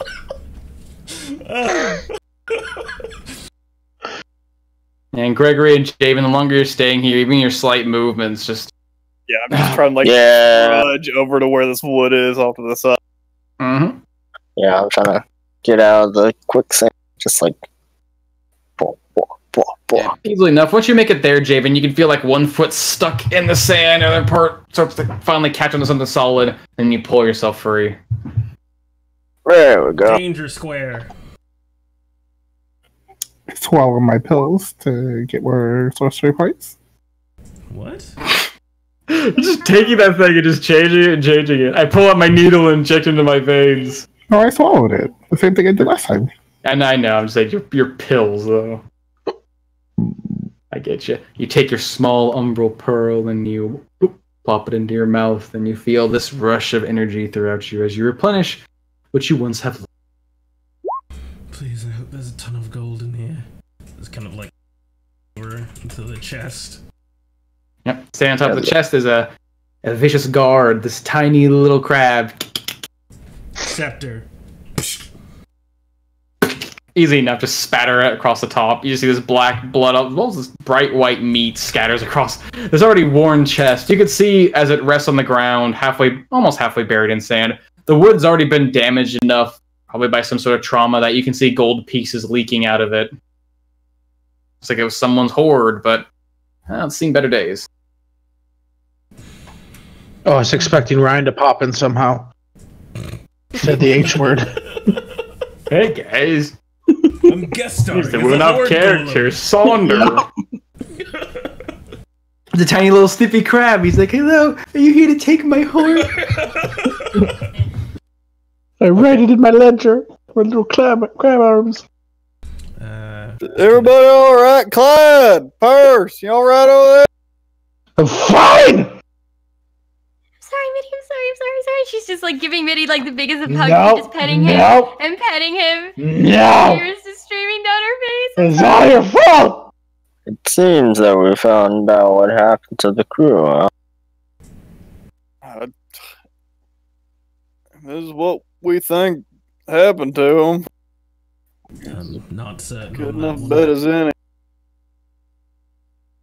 I wouldn't be surprised if these crabs were all down the shore. Is there inside to this boat? I want to go inside. Yeah, there's an inside. Remember, there's the 18 barrels of wine in here. As you're looking around, there's lots of moss covering this old ship. But as you look at the wood, I mean, I don't know how much you know about ships, Luna, but it seems to be the wood itself seems to be in pretty good condition. Just needs some cleaning. And as you get close with your passively sharp investigation, you're able to make up the shape of what looks like some sort of hat beneath the moss. As you can easily, I'm if you gonna go want. into the captain's quarters as she goes below deck. Sure. You open up the captain's quarters door as she crawl. I'm assuming you're crawling down into the. Yeah, I'll crawl. Sure. So yeah, as you go inside, Luna, the first thing that hits you is that this is where it looks like a combination of like a living quarters. As looking at the side of this boat as a keel boat, it has this big sort of blocky shape in the middle, which is not only used for the keel itself, but with that extra space, it also adds a bit more room for storage and living quarters. You still have to sort of duck your head, especially you as a tall woman, to get down to this lower area. But you see barrels, you see boxes. They're undisturbed. They're covered in, it looks like, dust and maybe some sort of moss or something of like that. Reed, something that maybe reached into the ship and started to grow, but nothing that looks open. You see bedrolls on the ground, but they're soaked and definitely mildewy. Nothing you'd really want to keep unless you like mildew. No real signs of people from what you're just looking at.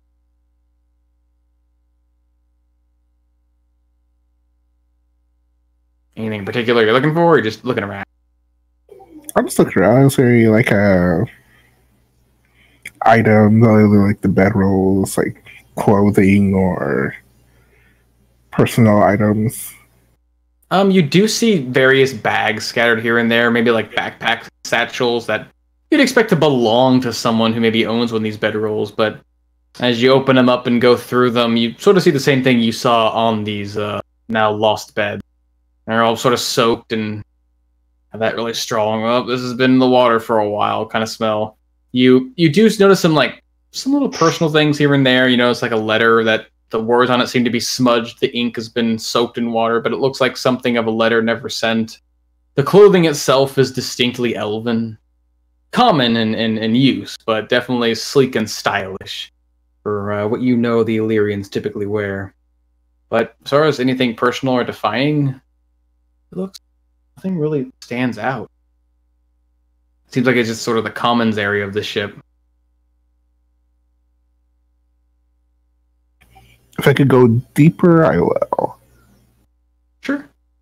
The farthest, deepest point seems to be down where the deep storage is, where you see these nets hung up along the ceiling in this sort of like, almost like it looks like a compact little closet, but they seem to use their elven efficiency to stack several barrels and boxes full of general food, most of it just being water for drinking. But again, down here, it seems like it's been touched less by anything. It seems pristine.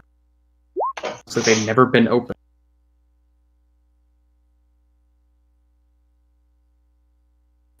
I'll take my dagger and start opening stuff.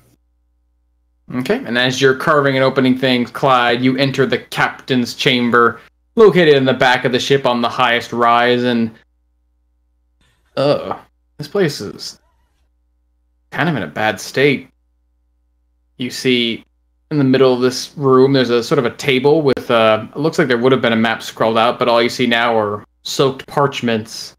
You see, it looks like someone even had a drink out. There's a bottle with a glass, but there's nothing in the bottle. There's nothing in the glass. Like someone set it out almost in a vain attempt to mimic, maybe? Maybe they already drank everything and they're all out. Hard to say, but besides some just wear and tear, probably from the rough landing, no signs of anyone. Start looking the cabin for the ledger, captain's journal.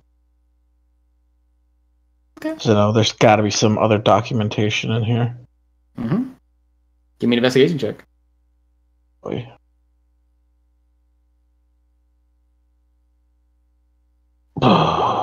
Where's my 0? Yeah, you know where to look for these things, but you're opening up drawers, you're pulling open these cabinets. You're not really finding exactly what they're looking for. I mean, you know where they would be on a normal ship. Maybe elves keep their things in different places. Really hard to say. You do find one small note, though. One different from the rest of the sort of the warped and worn parchments you found scattered here and there. It just mentions, it looks like it was something of a list, a part of one, not completed. It mentions just sort of simple rounds being taken by the ship, heading from, it looks like, some elven city whose name is smudged, but it's... give me a straight history check. See if you could recognize it. You've probably been to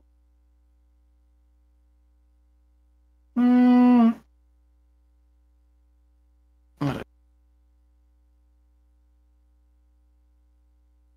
Do.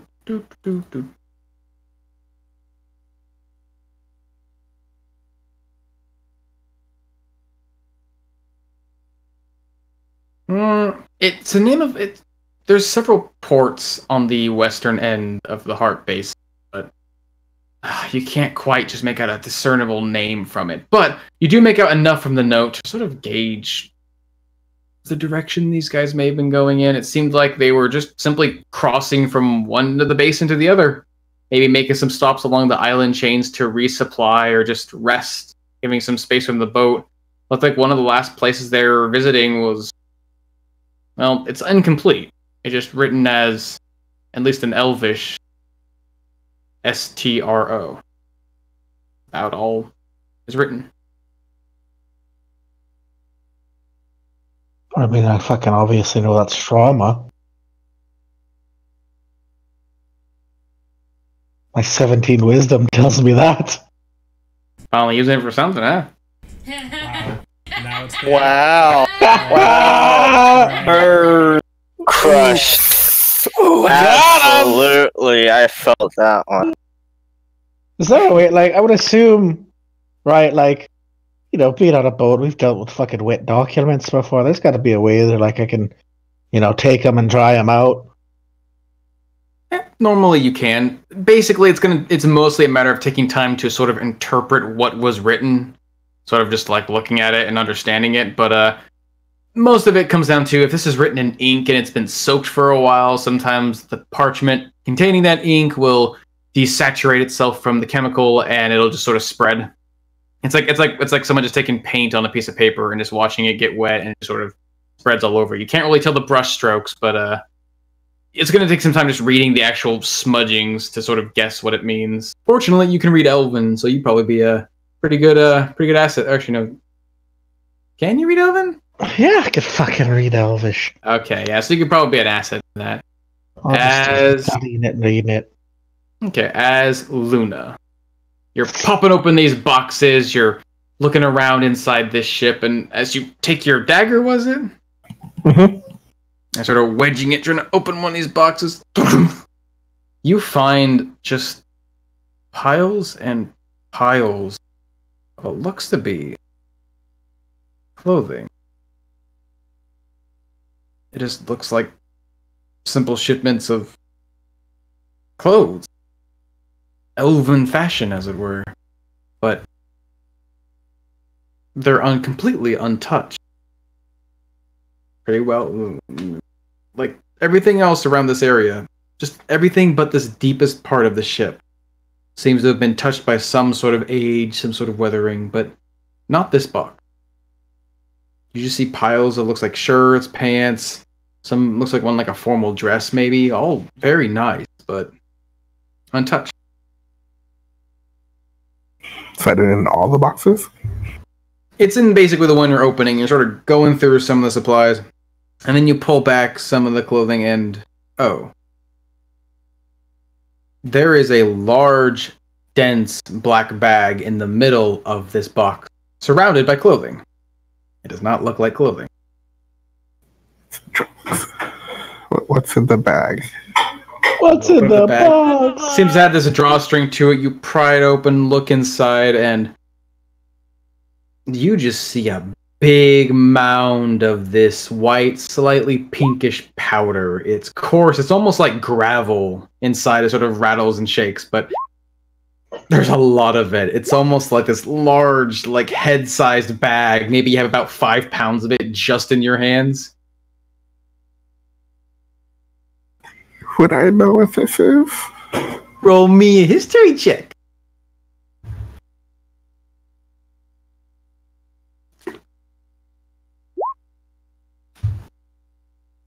You know of this type of stuff. You know that there, especially considering the circumstances of its shipping, that this stuff was probably something people don't want to find. It's in this rough, coarse, like gravelly material. You pick it up and like give it a feel, maybe like look at it over, and it sort of crumbles in your fingers. Sort of has this, with your sharp senses, this almost slightly sweet acritic scent to it, and yeah. With you being so sensitive, even just touching it, you can feel the slight tingle on your fingertip. And you realize you've heard of this once before. This elven drug that was hard to find in Mobia, but in the places you grew up, in the places you visited, in your usual living conditions, you heard the name scattered here or there. It's pearl sugar. And there's a lot of it in your hand. I'm gonna tie the back up, or I'm gonna like. Does it fit in my bag of holding? Yes, it's a little big. You have to kind of open up your bag of holding just to the widest brim, and you sort of have to carefully shove it down. But once it gets inside, it almost drops. And you look at your bag of holding, and maintains its size, maintains its weight.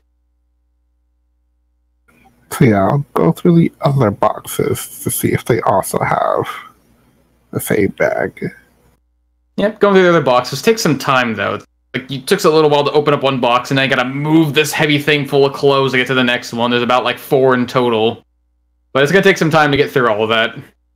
As what are the rest of y'all doing? Javen, you got my lantern, thanks. What was this?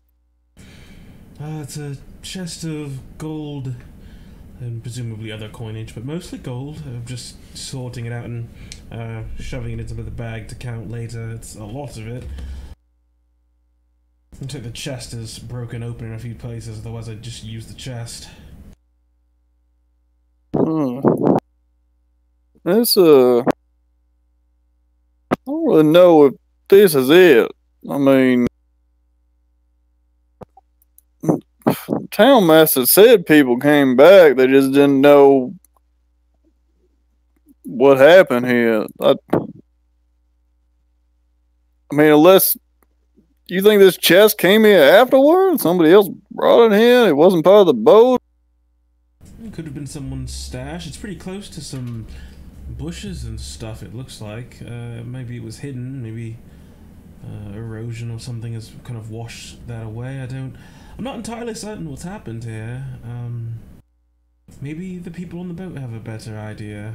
It is peculiar. I mean, if there were bodies, right? Crabs are scavengers, so they would have been picked clean and eaten, unless we can find them inside that quicksand or something, but that's fruitless most of the time. You don't go... Those things can be pretty deep. Don't know. Yeah, I guess.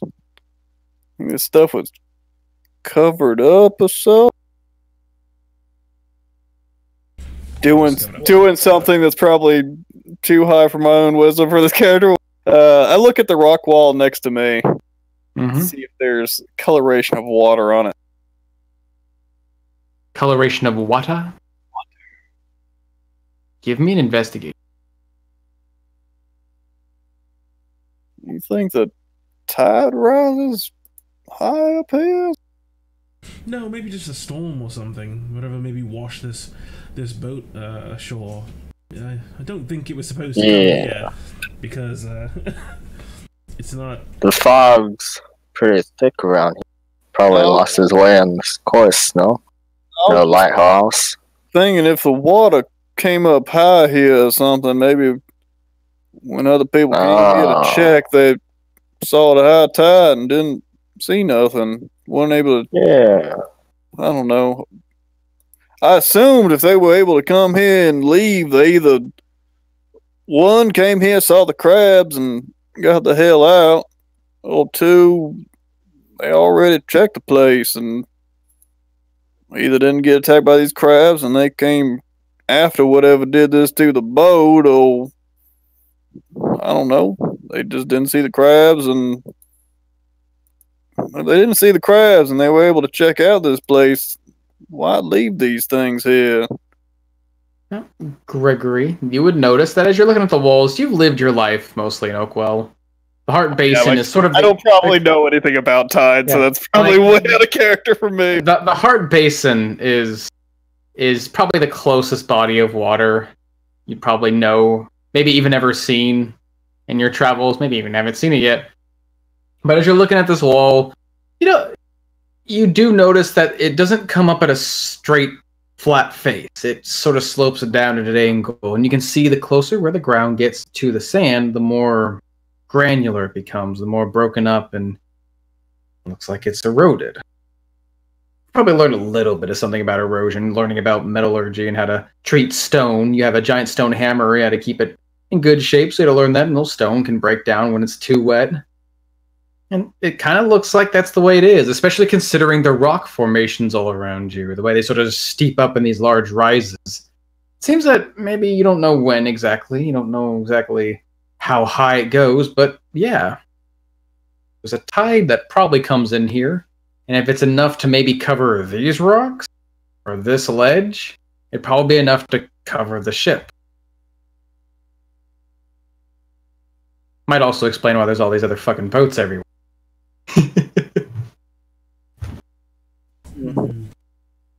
I mean, it does look like the water can't...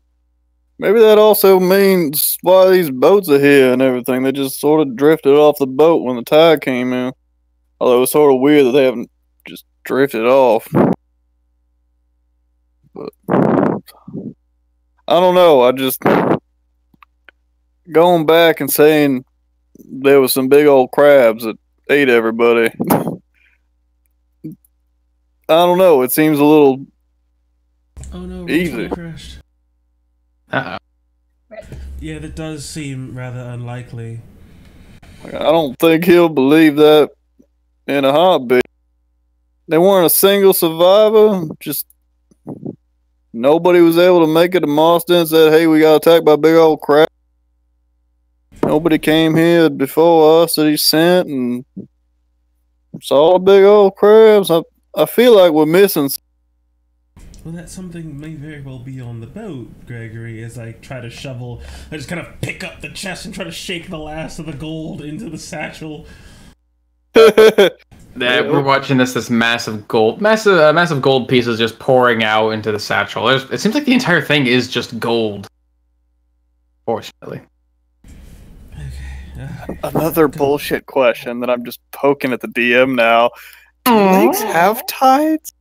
They can. Yeah, they can if they're large enough. Yeah. I wasn't unaware. Did you see the Like, map, it's dude? just enough This thing was like a couple 100 miles wide. Yeah, this is like an inland ocean. I just didn't know if like the Great Lakes had tides. Yeah. Yeah, and then like considering how small both of you like to make your planets, they'd be very tidally affected by moons. Yep.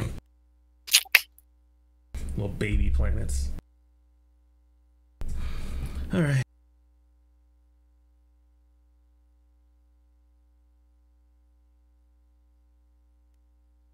Yeah. Once we're done.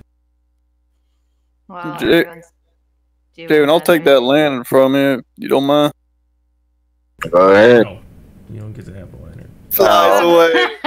As Samantha takes no. Ghosts! I knew it! Persephone is going to be walking along the length of the boat. She's looking for any... Well, she knows the things that we're up against. They have really sharp teeth. She's wondering if she can find any scratch marks, any signs of a struggle. She leans over, the edge, trying to see if she can catch anything. She wants to try to figure out at what point did everything go so wrong that they crashed into a fucking rock on shore. Give me an investigation with advantage as you're taking your time looking around this thing.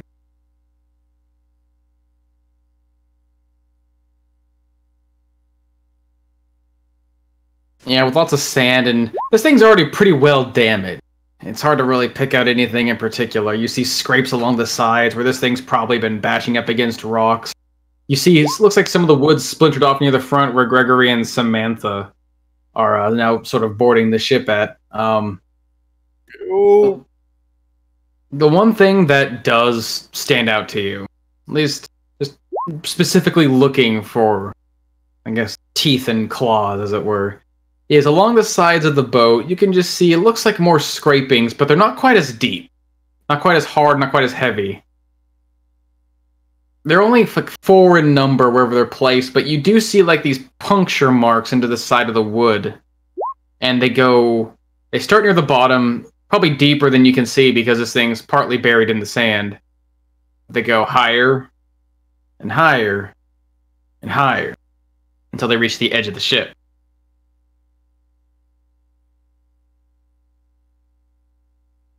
Does this seem familiar to, I don't know, the pattern that these puncture marks are in? Can Persephone discern if it looks almost animalistic like something was actually like climbing through? Is there a pattern? Or they look just kind of randomly dispersed? It looks like there's a pattern. Again, it looks like they sort of follow something of a straight line going up the side of the ship.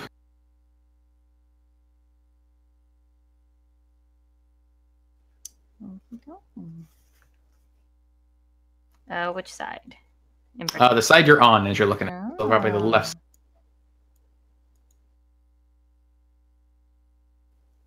Okay.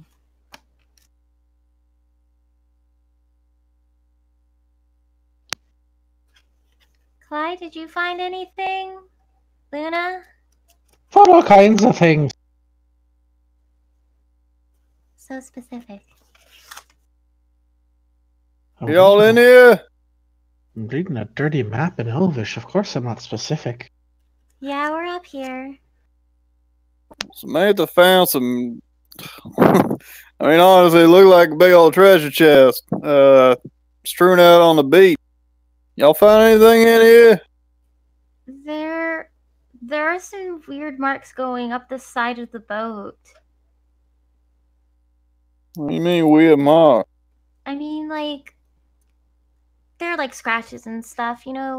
This thing looks like it's been here for a while, but it kind of looks like something just kind of stabbed into the side and then just went upwards. Does it look like just ran into rocks or something? Like, is it on the water line? No, some of it looks like rocks, but I'm saying there are very distinct holes on this side over here. Huh. Are they like round? Like it's like a tool or something? How big are they? They look, I mean, looking at them, they don't seem very large. They seem maybe small enough to like some sort of animal with long, not particularly thick, but thicker than you'd expect of like a big cat or something. Maybe more like just. Can Persephone stick her fingers in it like bowling ball holes? Almost. They're too wide set, but if you could individually put your finger up to them, yeah, you could probably fit your fingers in them. Almost in the shape of like hand. Weird. These things we're going after, they're... Samantha, the thing that attacked you, it had long claws? Did it look like climb?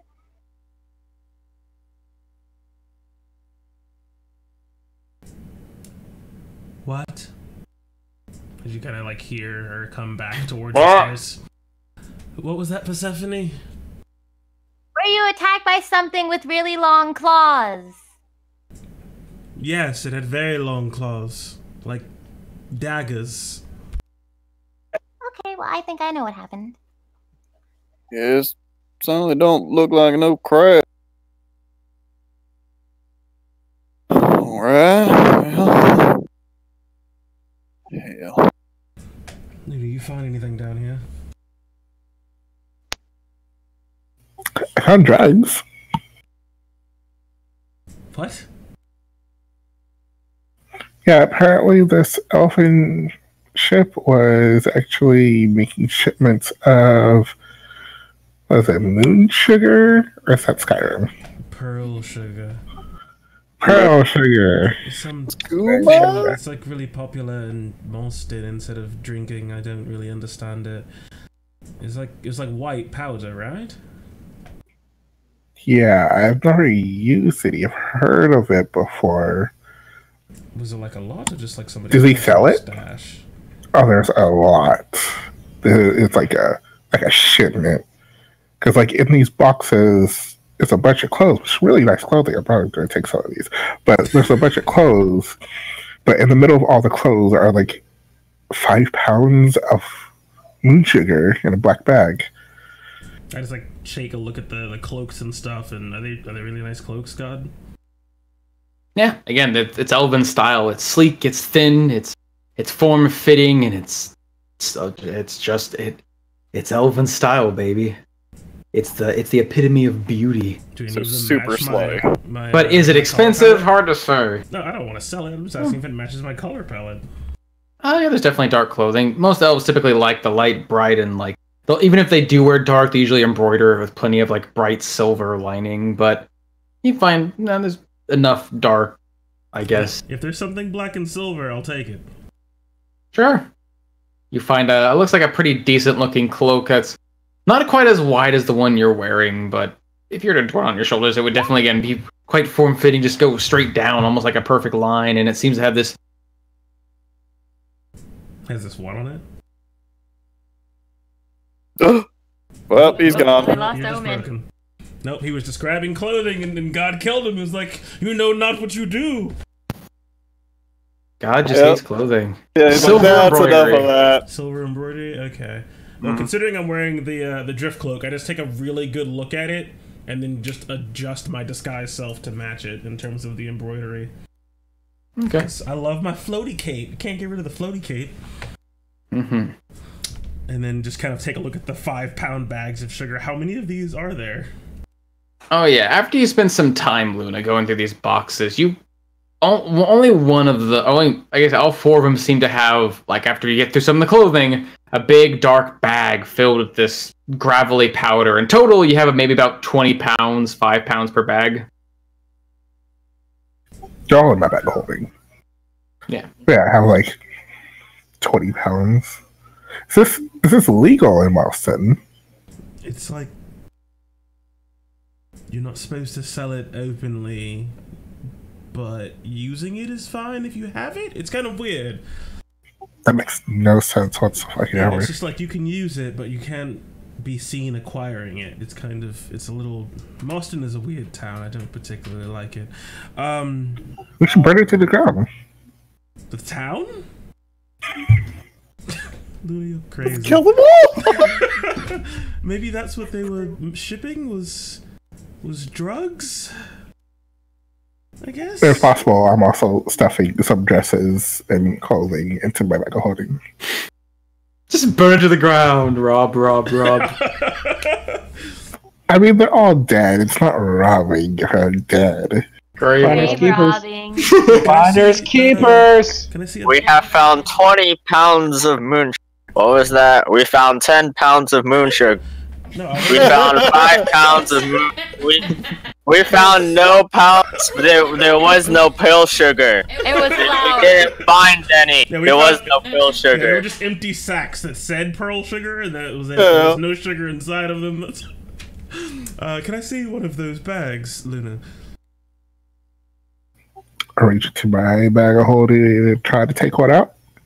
Reaching around inside, it's getting weird because it's oddly spacious, but you're knowing what you're going for. When you grab it, you feel like the very edge of the hem, and you pull it out, and then out of this small bag, she pulls out a larger bag.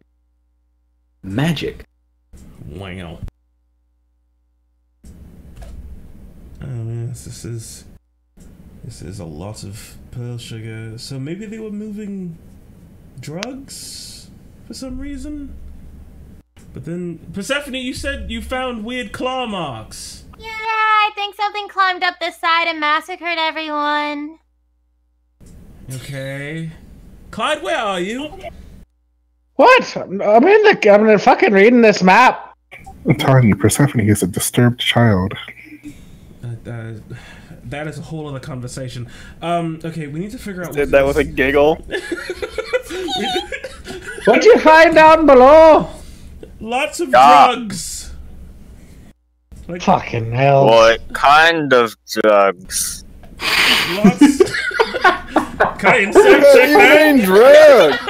We got a drug. I'm gonna insect check that. Lots and lots of pearl sugar.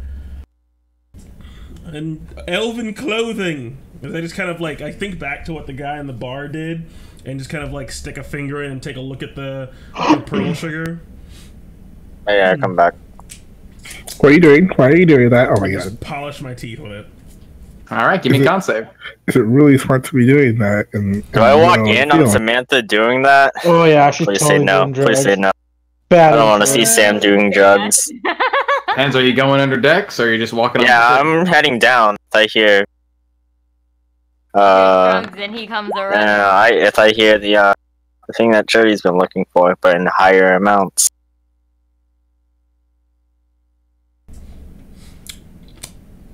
It's really grainy. Your gums are really it feels grainy for a moment and then immediately dissolves like if you had sugar in your mouth. And it's really sweet. It's really good.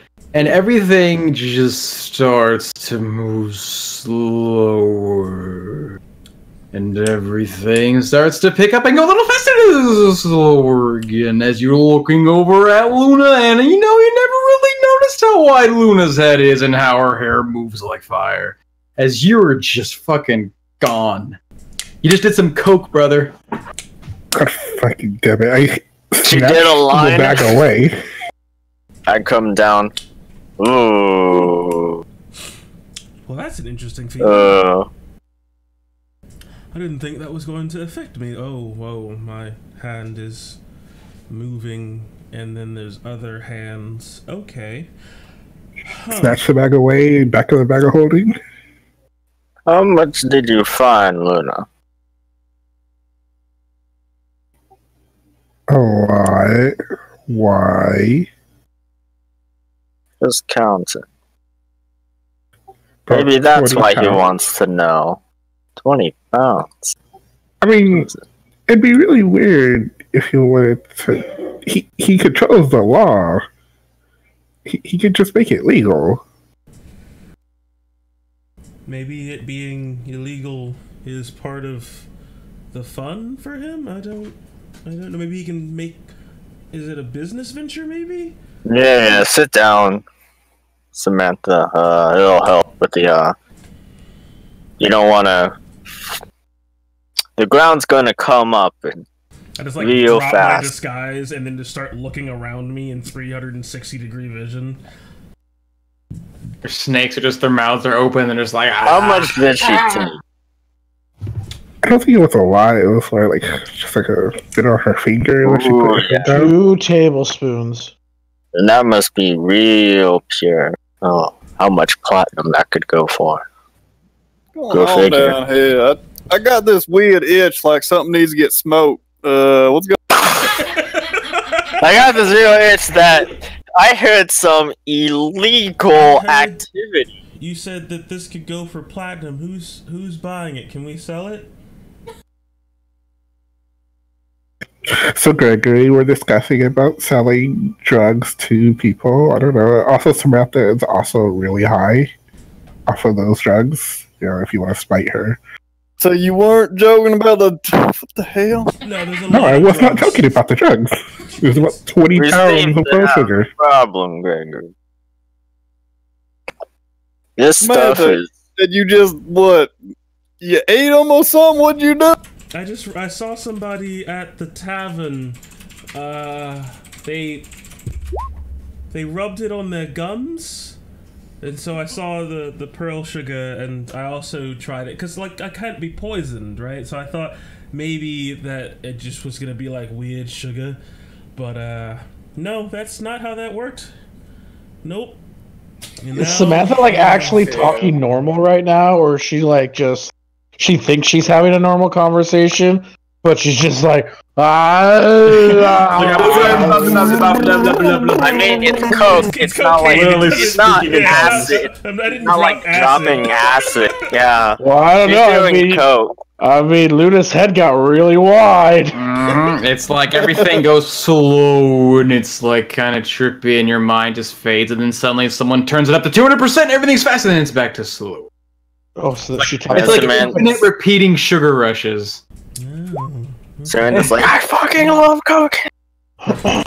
Get me more! This is really something. But he said, Yeah. that's kind of point in the wrong direction, but kind of close to where Javen is, that we could sell it for platinum, and those are big coins. I want that a lot. Yeah. But People buy it in That Boston, stuff. and it's perfectly fine. it's highly All addictive right. and not conducive to living a long lifestyle. Well, I have a very strong Certainly sense not as of long will. as mine. Oh yeah, you keep having that trip, honey. I found some maps, Persephone. Yeah, Clyde. How Well, about them maps? Let's go take a look at them. I don't want to hear that from the guy that played Krika, alright? Hey God, give me drugs to take! Like, what? No, stop! No, drugs are illegal like God intended them to be. Mm-hmm. Going to jail. Yep. What kind of maps? Let me see. I don't Were know you what fans that's on like, it? but they're Where pretty the fucked shipments were up. coming They're really waterlogged. Oh, The greater question is, what are we gonna do with them? I go over to check out the maps that Clyde's looking at. Yep, again, you found like tattered pieces of parchment. A lot of them have been soaked in water. One of the things Clyde's definitely found is it looks like an unfinished note. And it looks like it was sort of like a to-do list of sorts, places to go. So like an outline for some sort of schedule. The beginning's been smudged, but it looks like, yeah, someone's been charting a course across several islands across the Heart Basin. The last one mentioned that was not finished was STRO. I wonder if it climbed down the side instead of up. What? There are What? these marks on the side of the boat. And, well, it looks like something might have crawled up it. Well, at least I thought something might have crawled up. Like the boat came onto the shore and something might have crawled up it and then attacked everybody. But it looks like if they went to Stroma, something was on the boat already. And probably attacked everyone and then it climbed down. Well, what do you know about the fucking moss on the boat? I mean the moss. You know, like the moss that's up there and the moss that's right there. Oh, Moss up on deck. I was looking more for damage on the boards. I didn't really look at the moss. Well, we were actually looking over at the edge of the beach, and it looks like the water actually raised up pretty high. If the ship ain't worthy, it could actually get totally submerged. If the water gets high enough. Could that actually mean explains the a whole lot. ship goes under. It did. Oh. Samantha, you're walking around and you're seeing, as you're looking at it, looks like all this moss is growing, but it's growing in these like really dense patches, and they're like reaching up to grab you, and then they pull away. They're not gonna grab you, but if they do grab you. Where'd you find them maps, Clyde? If this ship was underwater, I didn't think nothing like that survived. I mean, I don't know. They're pretty just. I looked around. I mean, you could take a look. Maybe you know where people hide things better than me. Elves are tricky. No, I was just wondering, were they in like a box or something? Because if No, they were they're just. underwater, They're just on the fucking table. Elves are tricky. What is that supposed to mean? As I actually am starting to look, but in smaller crevices, because yes, we are fucking tricky. Mm-hmm. Yep. What do you mean? Elves are tricky. They hide things. Give me an investigation check. Make sure advantage is not on. Yep, you're searching around again. It looks like Clyde's already gone through most everything here. It does look like, now that Greg's mentioning it, that yeah, that's probably the reason why a lot of this stuff's been scattered, though some stuff looks like it's just been sitting out. You're not sure if Clyde just sort of pulled it out and left it out, or if it's been disturbed. Surely this thing's been filled with water, so why are things the way they are? And then you go over and you like look through some of the drawers again. Everything looks like it's been soaked in water. And you go back to the table where you see that glass and that bottle empty, undisturbed.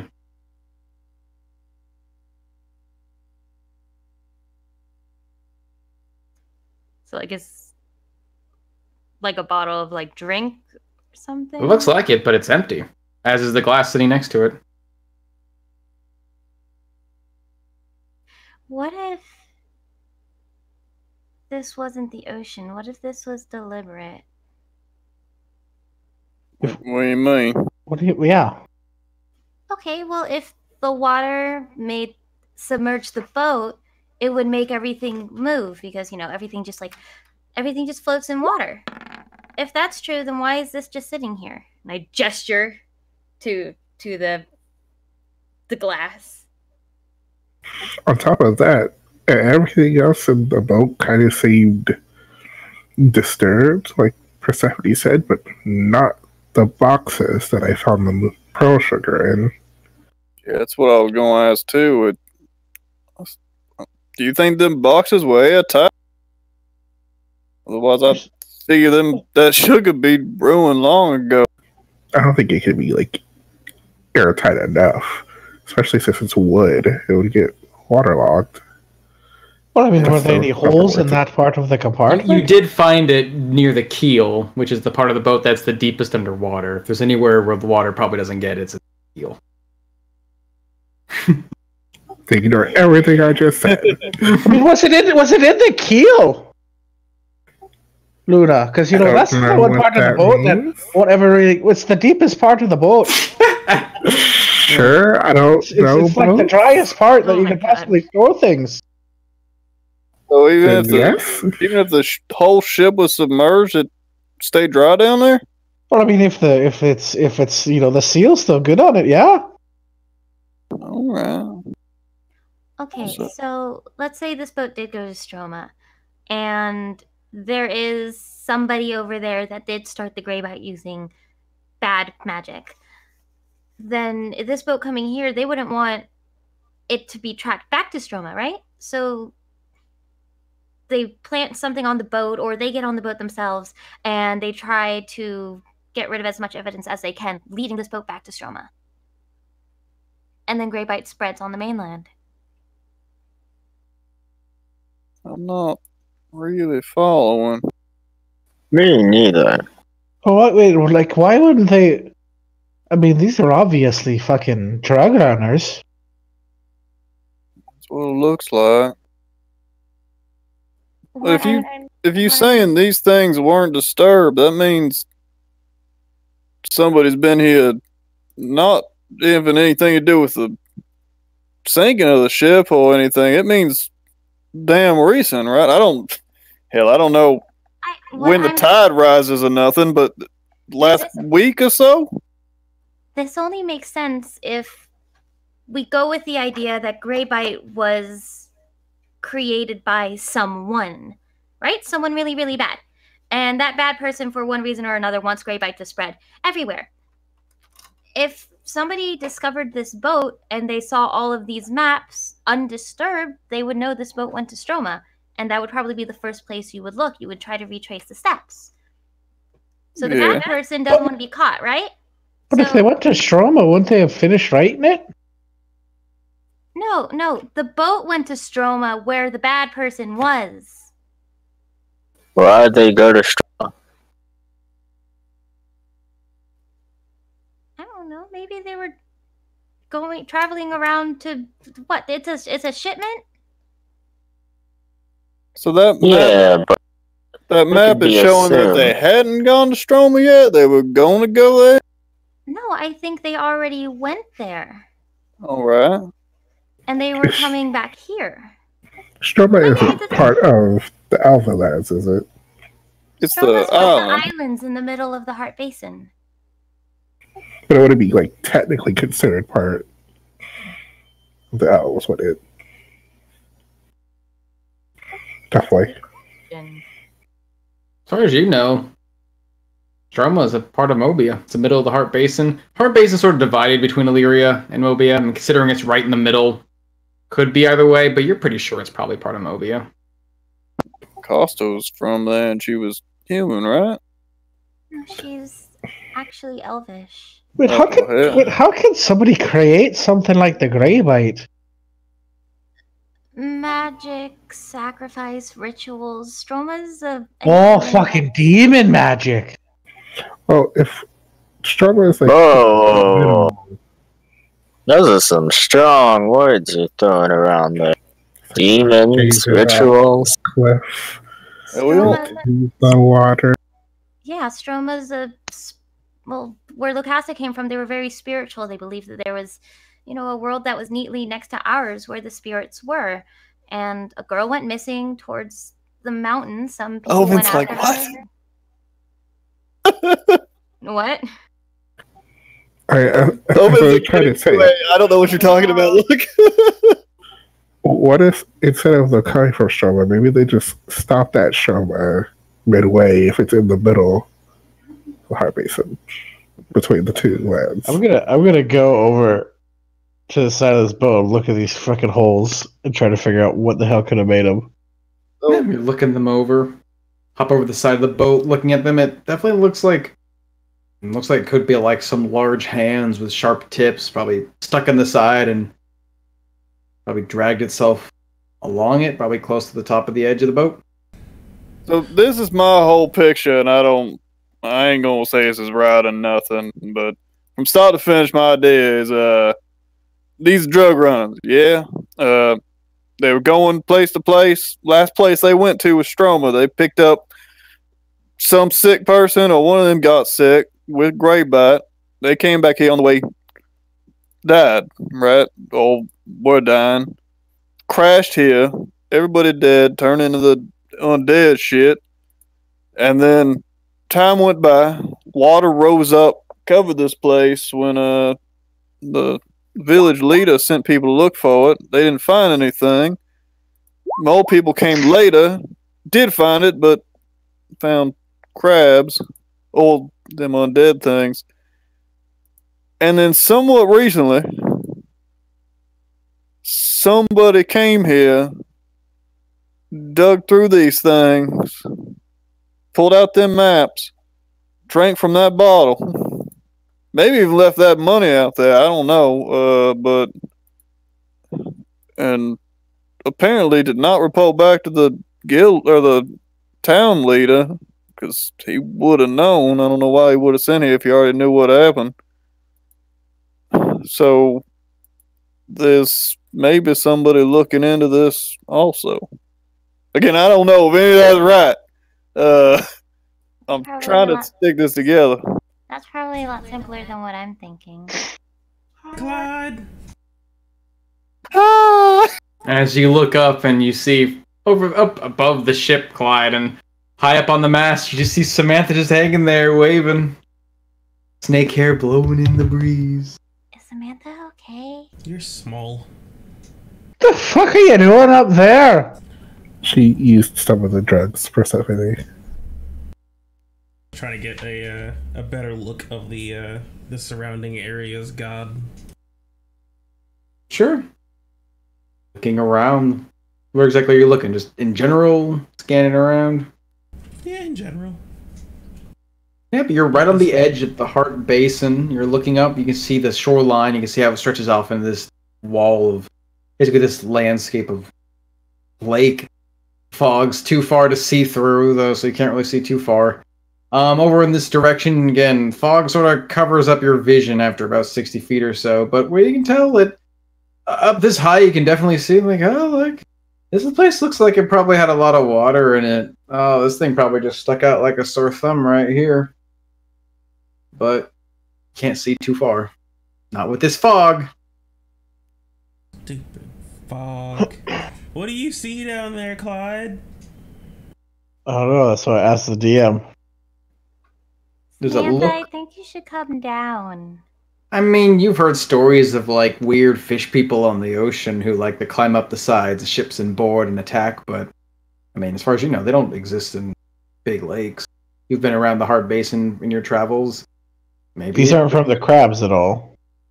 They look like weird hands, almost, as Persephone discerned.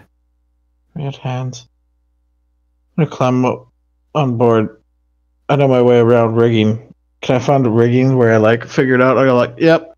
I just like take my short sword out and whack, and it just shoots me up like to the mast crossbeam so that I can get close to the crow's nest.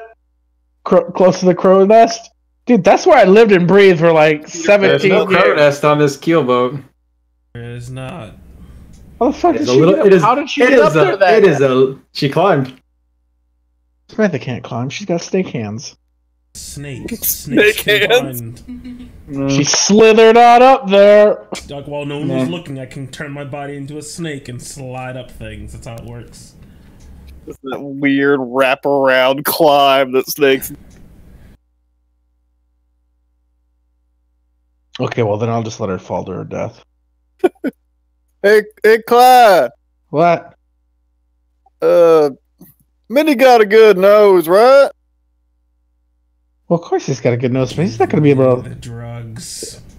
He's not going to be able to track No. anything. I mean, they've both been here for like a few months. The mystical. Yeah, but I think somebody's been here recent. Can he just sniff around, see if he smells anybody but us? Try sniffing the Sniff around. thing that got drink from. Yeah. Yeah. Yeah, Persephone scurries in as Greg is talking to grab the bottle and run it over to Mitty. Okay, you grab the bottle and it swishes in your hand.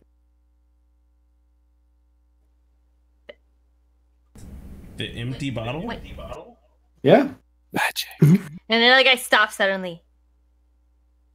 What, you gonna run away from him again? I switch it some more. There's something in here. What do you mean? Well, don't fucking drink it. I mean, this looks like it's empty. There's something in here. This feels like a full bottle. I'm pretty sure I pour it didn't in the give you any glass. of the drugs, so I just assume you're naturally high. I'm not crazy. Persephone, that would make sense. Pour it in the glass. I investigate the liquids as best as I can because they think I'm fucking crazy and I'm not. Or since And you you're- poured it in the glass on the You're table. looking close in this bottle, this glass bottle you can see clear through. you're switching it back and forth, and you can almost make out the shape of something like moving inside, as if it were a perfectly clear liquid. But when you focus your eyes on it, it just looks like an empty bottle to you. You sort of swish it back and forth, and you feel your hands sort of wetting on the side as something spatters, and some of the drops fall down onto this open table in front of you where there should be a map, and where the spots hit, the water spreads, and you can see just little dots of something appearing. Little spots of cartography. Wait. And I continue to pour a little bit more on the map. I think this is gonna help. You pour this water on this open area, and you can see wherever the water spreads, it seems to rise up, and almost as if revealing it were there the whole time, it begins to pour out and take the shape of a map. Like a legible map? A very clear, legible map. I found a magic bottle! What? Oh, alright. No. Luna, are you sure you didn't give none to her? As it begins to spill out across the table and fill out, it becomes very clear. This is a very nice looking map, although put your hand on it and touch it, it ripples like liquid, as if you're just touching the surface of some spread puddle. But it's a very intricate, detailed map of, looks to be the heart basin itself, with these very detailed lines around one side of Illyria, one side of Mobia, with a very clear line of islands between them. Is there like a jotted path between the islands on this map? Like a marked course? Not that you can see at first, it just looks like a normal map until you like start to touch it and move, and you can see as the ripples crawl across its surface, you can see these sort of lines pulling to and fro, up and down, and almost like charting a course. It looks like it came from the Illyrian side on their country, on their coast. Goes through a couple islands, comes up to Stroma, and then comes down to, looks like where Mobia is, probably where you are. If you were to refer back to the map you were given by the crow, you'd probably realize you're in the same space. Guys, I think you should come check this out. And maybe keep Samantha at a distance. I'll go and check it out. Why? And shut the captain's door so Samantha can't come in. Is it like Doesn't even make sense. Is it like etched on the table or just on the map still? It's weird. It's this flat, empty table, but when she pours the liquid out, sort of like when you pour liquid out on a table, it sort of stays in that little puddled form, contained by its own surface tension. It's like that, but where that spreads, that's the map. Liquid map. Nice. Yeah. I like it. Wow. So See, I'm not crazy! somebody Whoa. I jumped. here found this weird map. That bottle was open, right? Is there still more liquid in the bottle? Let me hold up the bottle and swish. Still full. Yeah. As slowly but surely, It's full as if I never put anything like out. as after a few moments you're watching this puddle, you can see slowly but surely the details begin to lose their definition, as it seems like the liquid is eroding and eventually it's gone. Now that is some fancy magic. And was that bottle the only thing that looked undisturbed? Or was there like a There was glass? a bottle, and there was a glass. What's that glass then? If somebody was here and used that bottle to look at a map, what's the glass for? Just unless they... No, they wouldn't Probably drink. a red hair. I'm gonna can I take the glass and put it over the map and see if someone would look through it, on the map? Sure. The map has eroded, but as you take this glass and turn it over or look it around, before it fades, you can see wherever you're looking through on this glass, whatever spot you're looking at just seems for a moment to magnify greatly. And you can see intricate details, Clyde. You can see longitude, you can see latitude. It almost forms this lens as you move across the details. But again, it begins to fade in those next moments as it seems Put like this some more map... fucking liquid on this thing, quick. I Okay. hope this thing helps magnify it. And I pour some more on it. as you pour again, Imagine spyglass. There's a scattering bottle and across cup. the table. You find your large map again, you put your cup over it and look down through this glass bottom, And you could see these intricate details. You see lists of names of people, many of them elven. And at the very center of this map, this little small image, it looks like to be a ship. And it moves along the course from where it began, where it went to the islands, each island being named like Roma. Go through, and you can see lists. It looks almost like it's a list of crew. It's like a living map in itself, continually pouring more on to keep this map going. Until it gets to Stroma. And then it starts to go back. You continue your way to Mobia. And then the names, one by one, vanish. Vanish. Vanish. Until one remains just before it gets to the shore, stopping. And then the name vanishes. What you looking at, Clyde? Oh, it looks like it's some kind of, like, map, but it's got names and stuff. And whenever anyone goes near Shroma, they just get fucking erased. Don't all maps have names? No, but like people's names. Like each freaking island has a bunch of names, and like stuff moves on the map. Moving on the map. What do you mean when people go near Stroma? It's like what I was talking about. Like they were dying once they left Stroma. Like once they got there. Yeah, Gregory, your theory sounded a lot more sound. Do you think it works if you pour it into the cup? Pour some in cup. The map Pour and the some cup. Uh, You see, you don't see anything pour out but you do see something filling the cup as it's this dark, brown, murky liquid that rises up to the surface. hell, is it? Give it a sniff. Smells like rum.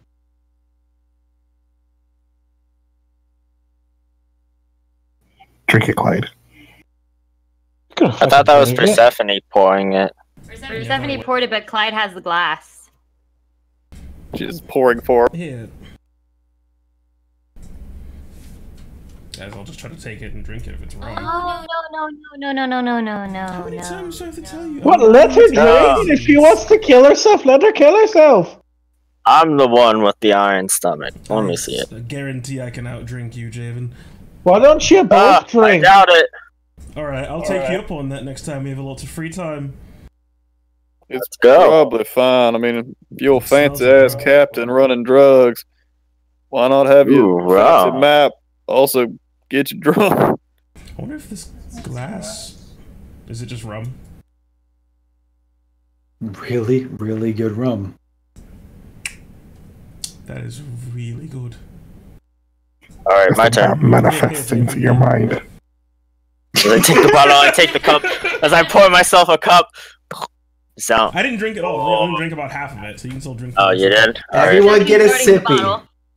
Yeah, Javen just downs the rest. That is really Mm. Yeah. Oh, that's perfectly spiced. Okay, wait, let me see the bottle again. Yeah. Wait, hold on, Javen. Yeah, Javen, yeah, I have a better Javen idea. drinks the whole bottle, smashes it in success, and realizes he just broke the magic item that was crucial to the plot I'll story. take the glass back from Javen and just pour just a little bit of wine into it from my wineskin. The glass Bit of shatters. wine. Okay. Darn. I just drink the wine out of the glass. Okay, not exactly what I thought. That would have been outstanding. That would have been wonderful, This yes. would have been You're the both best thing. degenerates. Oh. So we basically know what happened up to where it crashed. The only thing that sort of I still don't quite understand is one, where that money came from outside. It was a lot of money as I just kind of jingle the satchel. But how like much money? seems like a bit for getting drifted out the ship, and two, who was here that left this? Unless I guess it could have just sat on the table with the tide coming in and out. I mean, It's like, obviously magical. Maybe if you're sailing through rough waters and stuff, don't things kind of move and go all over the place? So maybe if you put it on the table, it doesn't move. Like, because if it spills, you lose the magic, right? So if you put the bottle in the glass down, and then I don't know, Gregory, just lift the table up a little bit like a tilt and see if it moves over. Put it on the table. I'll just shake it real quick. And Persephone, be ready to catch it. We don't want it to fall over and break. Maybe we could just put something else on the table to see if it stays still. Well, I don't know if Well, you think it's a magic table? Or if it's the item itself. I mean, sure, put something on the table, try that first. Here, I got, I don't know, here's some money, and I just put it on the table, and I just start shaking the table. Yeah, as you pick up this table, start shaking it, immediately some of the coins start scattering and fall across the room. Yeah, but oh shit, oh hell, that's the kid's money. As you're shaking it, both the glass and the bottle themselves seem to just maybe adhere, maybe it's just the way they're made. They don't seem to shift or move at all as long as they're sitting on a table. That's amazing. All right, good, yeah, all right. So, then maybe something hadn't been. Yeah. So I mean, the only thing we don't know is where the chest came from, but I'll just take that as being. So it's made for pirates. It's made for pirates. Who'd have thought? All right. Yeah, the only unanswered thing is the money out there, but I mean, I guess the last survivor might have tried to haul it off and didn't get very far. And it's just been laying there on the beach. It's 2 eyebrow raises from God. I'm taking it. I mean, it's a likely theory, to be honest. And better than anything I've really got at the moment. Because nobody that, what's his damn name? That Elmon sent, ever really got to the boat. The people that came back didn't really find anything. So that's why I'm thinking maybe they just found it in high tide, and with the mist and everything, they just couldn't find the damn thing. And the ones that did find the boat also found the crabs, or the quicksand, I guess. Never had a chance to haul out that gold. So maybe it really did just sit there for... How long do you think it's been? How long is a... Did you see any dates or anything when you were looking in there, Clyde, at the map? You were tracking this ship's journey through Strom, I believe you said, and then it got to here where the last person passed. Yeah, good point. Sweat, you alright now? You seem more in your dry mind. I mean, to be completely honest, I was relatively on top of things earlier, besides wanting to go really high for some reason. I'm good, I'm fine. I don't particularly like that stuff. Drink is much better. Yeah. Alright. Good to know they one hit and you're not addicted. Unlike other folk. I do like money. Money is always good. Where the hell did Clyde go? Hey, Clyde, where's you? What? You want to need somebody over here? I think he's hiding. Yeah, I think his token's hiding under someone. Oh, yeah. Oh, hey, you are. Just hiding under your best friend.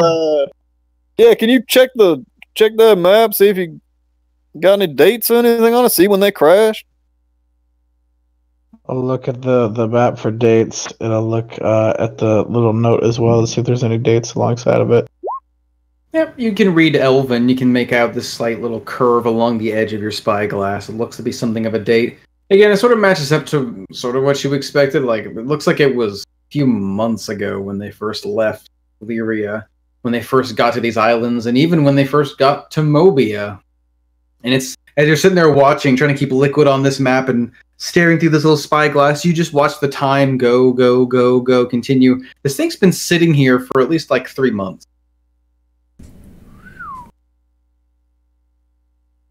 DM, did the guy say 6 months? I'm pretty sure I said 3 months. Okay, I had 6 months on my notes. God ordained it as 3 months. Switch it to 6 or 3 months. Shut up, Peter. I am God. If I say it is night while it is day, it is night. The DM. I'm glad you had your second win, Peter. Let me see. Power nap. At the very least, we can certainly tell what the ship was doing. With that map, what we found underneath came from, well, far to the west. Island hopping, selling drugs apparently, or maybe picking up the drugs, maybe buying the drugs. Yeah, Clyde, see what the origin coming point here. was for this voyage. And it was Look for the origin point. Since you can see closer with the with the glass, see exactly which port it left from. It looked like it came from Illyria. But Illyria is a whole country, isn't it? It's a whole nation. Yeah, Yes, what town specifically? Maybe we could track this back to there. Yeah, looking through the glass, you manage to look very closely at the port, and it's a port you've heard of, Clyde, but one you've never really visited because it's very inland, connected to this large lake. It's on the, the western end of the Heartwood Basin. It's known as Talon. Looks like it's someplace called Talon. Alright, so a drug I might have put two N's on it. No. It's Talon. A drug running boat leaves Talon, perhaps with pearl sugar and elven clothing, and we didn't really find anything else, right? No. Unless I missed anything, no. We found infinite rum. I don't know if this Still bottle shoving is... more dresses into your bag. Nope, nothing here. I don't know if this bottle is infinite. Clyde, do you feel the bottle getting lighter? Do I feel the bottle getting lighter? You give it a swish. Feels pretty Howdy. full to you. How many times did Clyde pour out the map to keep searching? Oh, several times. The map only seems to last Yeah. a minute as you pour it out. But if you continuously keep it pouring and splash it every so often, it stays in front of you. So seems like as long as he's continuously pouring it out, it seems to stay out. But you haven't run out yet. So it leaves And gods know how many times they've used it before us. and then goes through the islands of Stroma, doing what have you, picking up someone with grey bite is the running theory based on the claw marks and what it is we're dealing with. Then it continues from there, people start dying, and then the last man dies as it washes up aboard, and then it sits here for 3 months. Yeah, as far as we think, once they died on this ship, either the wildlife got to them and got it and started spreading it, or they stood back up and wandered off and started spreading. And then looking Means at we got this, a crew that started this. does the map only spread onto the paper, or can you spread it onto the table too, or what's He's happening? just pouring it on the table. Okay, so there's no paper he was pouring it onto? The water itself turned into the map. It wasn't invisible ink revealing the map. It was the water itself Gotcha. turning in. It's like a puddle map. Yeah. This is Water perfect map. then, isn't it? So what we have here is a literal magical record of this ship's voyage. Perhaps even if we search the right section of the map, its full crew and roster, and perhaps even its cargo, along with some evidence of what it was carrying, the path it took, the connection to Stroma, Greybite, it landing here, and what exactly transpired after it landed here is neither here nor there, but we know why it ended up here, and we can convey this to Almon. Elmon. L. Ron Hubbard. Yeah, I almost said Elmon. I was gonna shoot myself. We can convey this to Elmon, and we have a perfect record of information. Of course, we aren't going to give him the map or No. the moon sugar because Please, no. fuck him. Oh, yes. Wait, no, I don't care about them. Actually, wait. We just tell him what we learned. Exactly. We give him the information. He gives us the information we came here for, and we continue with our wanton elimination of Greybite. Right? The only thing that we sort of make an assumption on, which I think it's right, just don't really have any proof of it, is bet these guys actually did die of gray bite. They might have had a mutiny and killed each other, or they might have just gotten seasick and died, maybe starved or something. Anyway, they could have died on the sea and crashed here. Again, I think we're right. I think it's too much a coincidence the whole damn crew died so quick right after leaving Stroma, but we don't really have any proof of it besides holes on the side of the boat. And wouldn't this explain how Greybite started spreading over here? Did they really die? Were they still fucking out there somewhere in the wood? I mean, again, that's what I think. I think they got the Greybite, died, turned undead, and then wandered off once they were on shore. But again, the only proof we really got is holes in the side of the boat. Are there any signs of struggle on the boat anywhere else? The crew quarters? Have we searched the entire place? Is there a captain's journal or something that lists? I looked for it. I couldn't find one. Like, usually there's a crew manifest or a journal or a ledger. I feel like your hands wrapped around it. Man, you didn't find nothing in that chest, did you? Besides just money? No, it was just gold all the way down. All gold, peculiarly enough, but gold. Well, what about the cart? Cart? Was there anything in the cart? We never really got it out of the sand, but it seems And who so the fuck brought the cart down here? Scavengers, maybe? Yeah, that perhaps it just fell down. It could have been one of the first people that the leader sent. Said, "Go out to that boat, bring me back whatever's in it," and then they got They got crabbed. But like, if this boat is the source of the Greybite in the mainland, how the fuck don't the crabs have it? Like, Wait, you'd think, like, all these little crabs and everything around here would be infected. Perhaps this is kind of a stretch, even for my knowledge, but I'm just gonna say I found maybe some theories about this in Paracelsus's book that I was reading tons of. Maybe considering all the creatures that we have seen that have been infected with Greybite, it's potentially limited to only a certain subset of animals. Perhaps crabs are too different from wolves, bears, and people that it can't infect them. Yeah, it's like a... hell, what do you...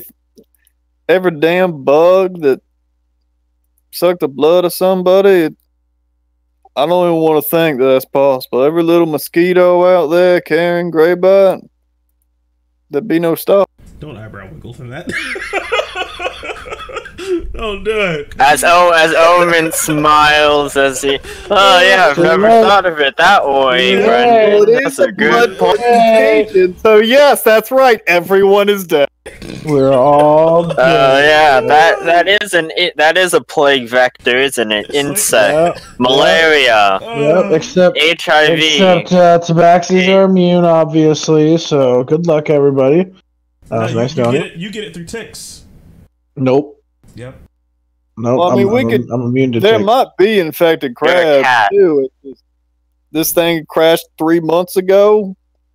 Maybe these things woke up, killed all the crabs around here, left, and then these new crabs just moved in, and they're fine because all the undead shits. Well, they're not fine anymore. Well, that's also very possible. But all I know is I want a bit more of that rum. Actually, I just want that bottle. I'll Yes. No, you can't have the fucking bottle. Why can't I have the bottle? Wait, why can't we have the bottle? Because it's the map. We need it. Yeah, I'm not... Okay. It doubles as both the map and the rub. I can stop having to... Well, I actually probably still will buy wine, because, like, variety is nice, but having... Variety is the spice of life. Drink your fucking tea. Look, if I don't have they'll tea. let us keep the rum, fine, but he might keep it. Oh, they're totally gonna fucking keep it. Let's He keep has- the map until we get this thing settled, and then you can have it. Deal? Deal? Yeah, I'm saying... But we're sharing. We'll still... Yeah, we will share, Javen, don't worry about it. But we'll Yeah. still present the map, but we're the ones who came out here for it. We're laying claim to it. He wants the information. He did not say bring us the treasures, magical items, gold, etc., etc., etc. Did you see his fucking room? Okay, he can get stuffed for a He's while. gonna want the map for the information. He has no claim to lay to it, Clyde. He'll be like, well, if you don't fucking give me the map, I'm not gonna corroborate. If he doesn't corroborate, he doesn't have all the power in the negotiation. Right? Because at the end of the day, we are still sent to deal with his stupid, stubborn, curmudgeon-y self by the Church of Skyreach. Which means, at the end of the day, we still have the proper authority to be like, hey, you still need to... we made a deal, we've given you the information, uphold it, or we can report this incident to the proper authorities. And then we can continue like they're gonna fucking come out here through all the fucking wood to go talk to this guy. They're not gonna fucking come. It could still be paperwork that's a headache for him, it doesn't matter. He's gonna say the information is the map, I guarantee it. Samantha, he's a noble. I don't. Yeah, nobles can do whatever the fuck they want. Yeah, we don't really have any authority. I mean, yeah, we can go to the church and we can do something, but that could take months. We could use his words against him. His exact words were what? He wanted to find information about the boat, hidden knowledge. We don't need to give him the map. We can do exactly. What is fucking more hidden knowledge than a freaking secret map that you need special liquid to pour on in order to see it? Because it's all in hidden fucking text. Yeah, we don't have to give him the map. As he wants, but he can't have it. There were other maps. Right. We can hand those in too. Well, I'm just saying, I know how fucking nobles are, and I know their kind of deals.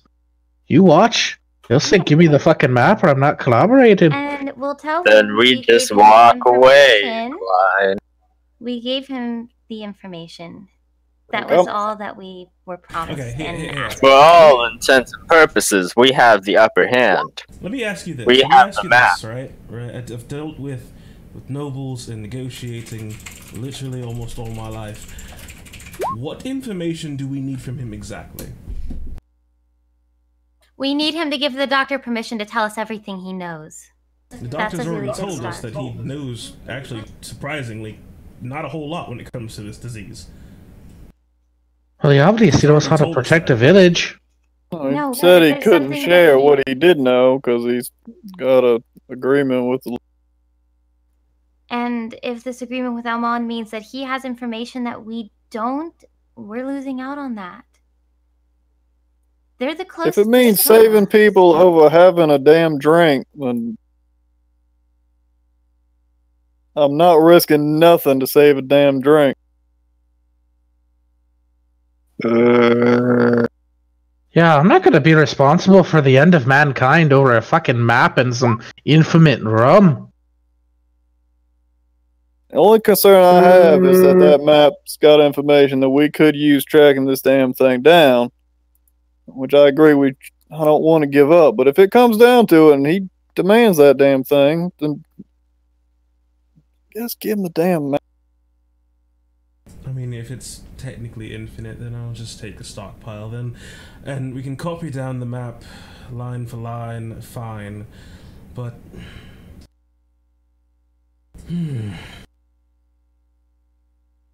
Nobles are liars, and they always get what they want. That's not true. Whatever. All I know is it's getting late, and we shouldn't travel back through the forest this late at night. Perhaps we could just camp in the ship?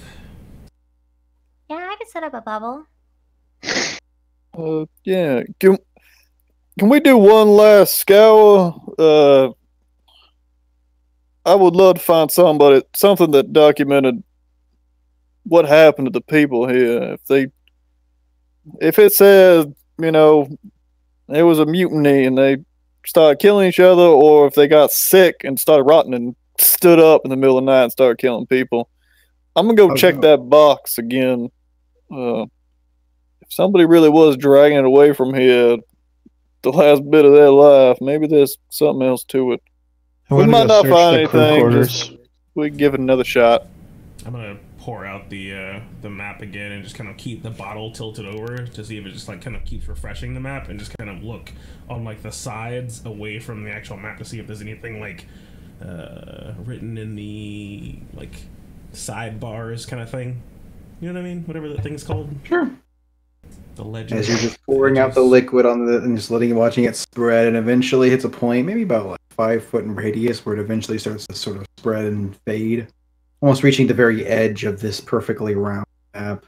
You don't really see any extra details, save for like this. Looks like a name. What languages do you know? Probably not Elf. Well, I'm at least watching you because I'm hella protective of that bottle. So. Common, abyssal, draconic, celestial, and infernal, baby.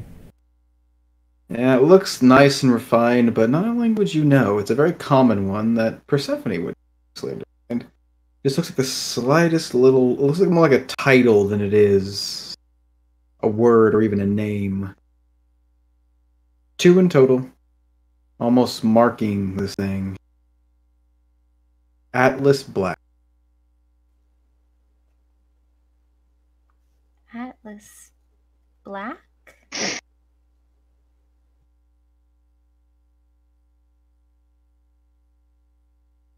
So it's like a title on the map?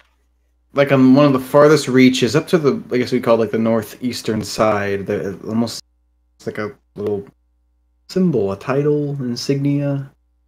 Is it an insignia I would have recognized from anyone? None particular. My father might have.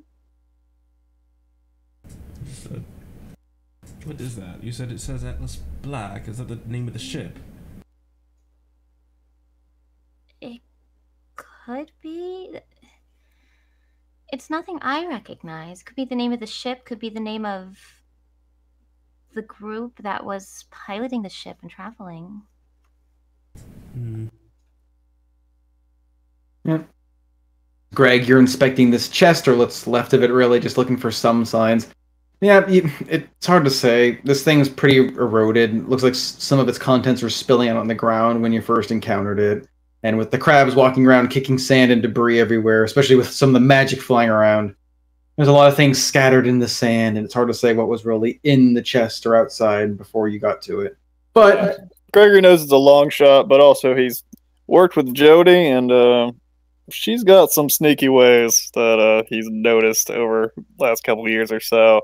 So he's basically just busting up the chest. He maybe thinks there's a little secret compartment underneath, a little false bottom or something. See if there's something stashed away, but he's basically just breaking it apart to see if there's anything hidden within it. Yep, they're sort of breaking it apart, just looking for something that might be hidden inside this chest of valuables, using your strength to rend it asunder. Nothing really coming up. It just looks like it was an old chest used to carry goods. The only thing that really catches your eye about it is it looks like there would have been a lock on here, but there's no sign of like a broken piece. There's no padlock hanging from the front. It's just weird that this box itself wasn't locked at all. It doesn't seem like it even has a lock on it. Again, it looks like it would have to have like a padlock attached to it. But surprisingly enough, as you find it, it's easy access to a great fortune. That's about it. And Clyde, what were you doing? I was gonna go check the crew quarters for any, like I know crews also have journals and stuff, see anything like that, and then I'm having Mitty help Gregory sniff around, see if he can pick up any scents or any trails. Sure. Yep, you're looking around through the crew quarters, and just like Luna discovered, a lot of it seems to be, soaked in water. You do find letters and like things written down, but a lot of the words have been smudged. The closest thing you find to anything discernible is something of a journal hidden away in one of the farthest backpacks. But again, the pages are almost illegible. You can just sort of make out every so often a scattered word mentioning something of the company, something of the big fortune, something of a travel. And as you go on through the pages, they become less and less discernible. I'm gonna go Something of an look at it. island. Something of someone getting sick. People vanishing. The last thing mentions scared, hiding. Don't let him find me.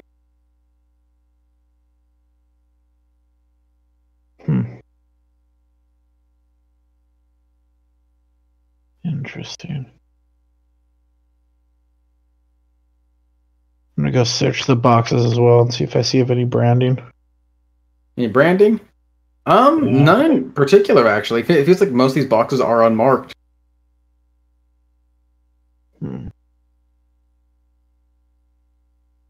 What you think, Mitty?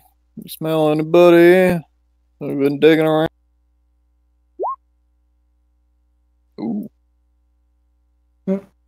See, Mitty starts sniffing around, looking for signs of people. He sniffs the box, looks the pieces of the box now. Looking back to the debris, sort of scattering a nearby crab as he's putting his nose to the sand. And he starts looking around not only at the chest, but at some of the scattered debris you find around in this area. And as he's looking around, he seems to sort of sidestep where it seems like at least his nose is registered. There's lots of water in this general area, somewhat stepping around the sticky quicksand. And just looking to and fro, he finds pieces of things. He finds, looks like clothing, wraps, though most of them have been soaked, wet, completely just ruined. Others seem like something starts to move until he nuzzles it over and he realizes it's a crab hiding under a piece of wood. And that's the thing he manages to find, is this tiny little quill. Pulls it out of the dirt, sort of gives it a shake and drops it. Just stares at it. What you got there?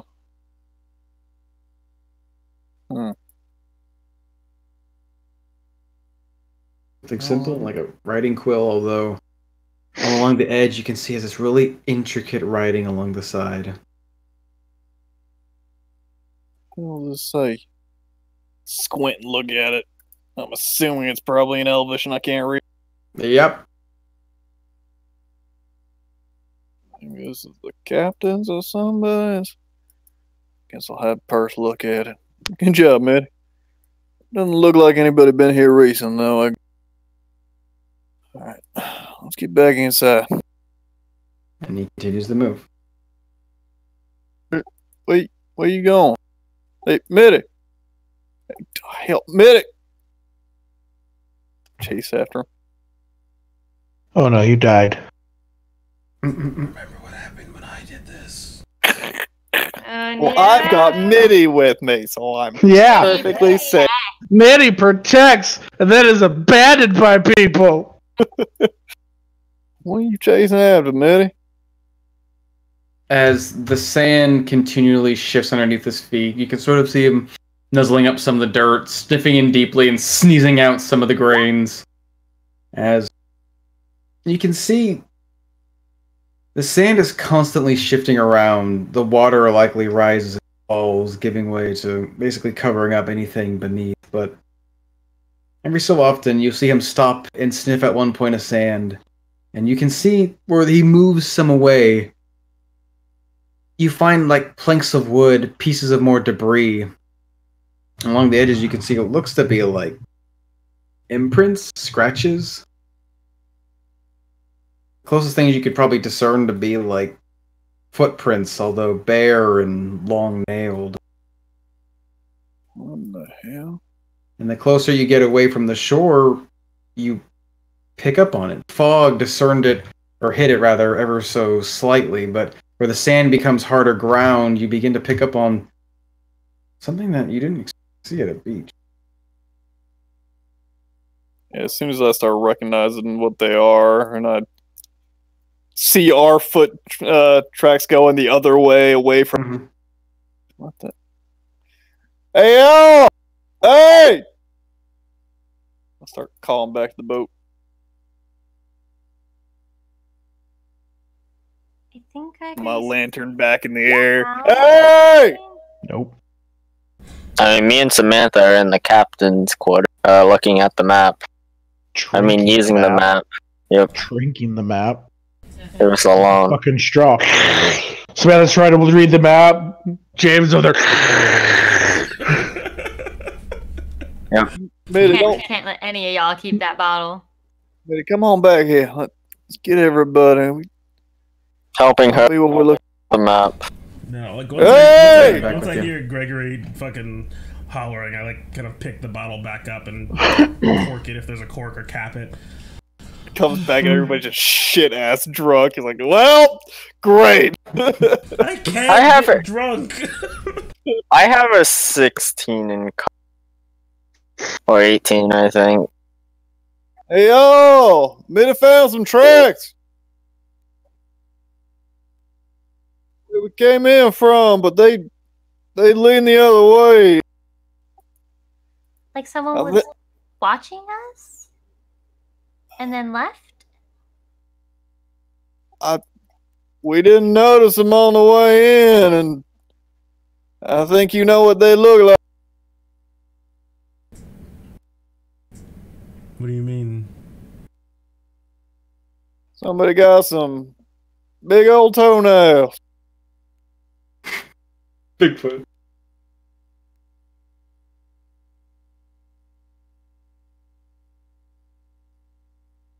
To not have to worry about damage or anything. We quick. It might be that same one that, some. Are we going to try to chase after it? I mean, if we don't know, it might just keep on following us around. I think Mitty made that decision for us. Come on, buddy. Yeah, come on. Hi, Javen! Javen. Laura! Nice knowing ya. Have a great life. Were we, Even though I'm like faster than all of you. No, you were high on drugs. You guys were hanging out. Well, about an hour or so. You guys were doing some thorough. You were drinking. You were relaxing. You were having a good time. You weren't necessarily casting spells or shooting blasts of magic out or anything. You were just sort of catching a breather. I'd give you guys a short rest.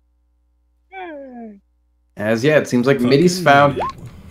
As you guys look and you see, the closer you get to these tracks, the more discernible they become as the sand fades and you get like soft, now harder earth. And you can see they're not only feet, but their hands, as if something's like pulling itself along. And Mitty is keen on following after. As our valiant sevens seem to be following after their leading wolf, hot on the trail of something that, just as before, maybe has been watching from the outside, this time not running off on their own, but collecting themselves together as a great power. That is where we will end our session. As Luna, You sure? Thunder, and the. I don't know. I feel like I could go for another couple of hours. I mean, you guys can go in this map for like, I don't know, as long as you want. I'll just leave. We're doing a lot of investigating, man. Yeah.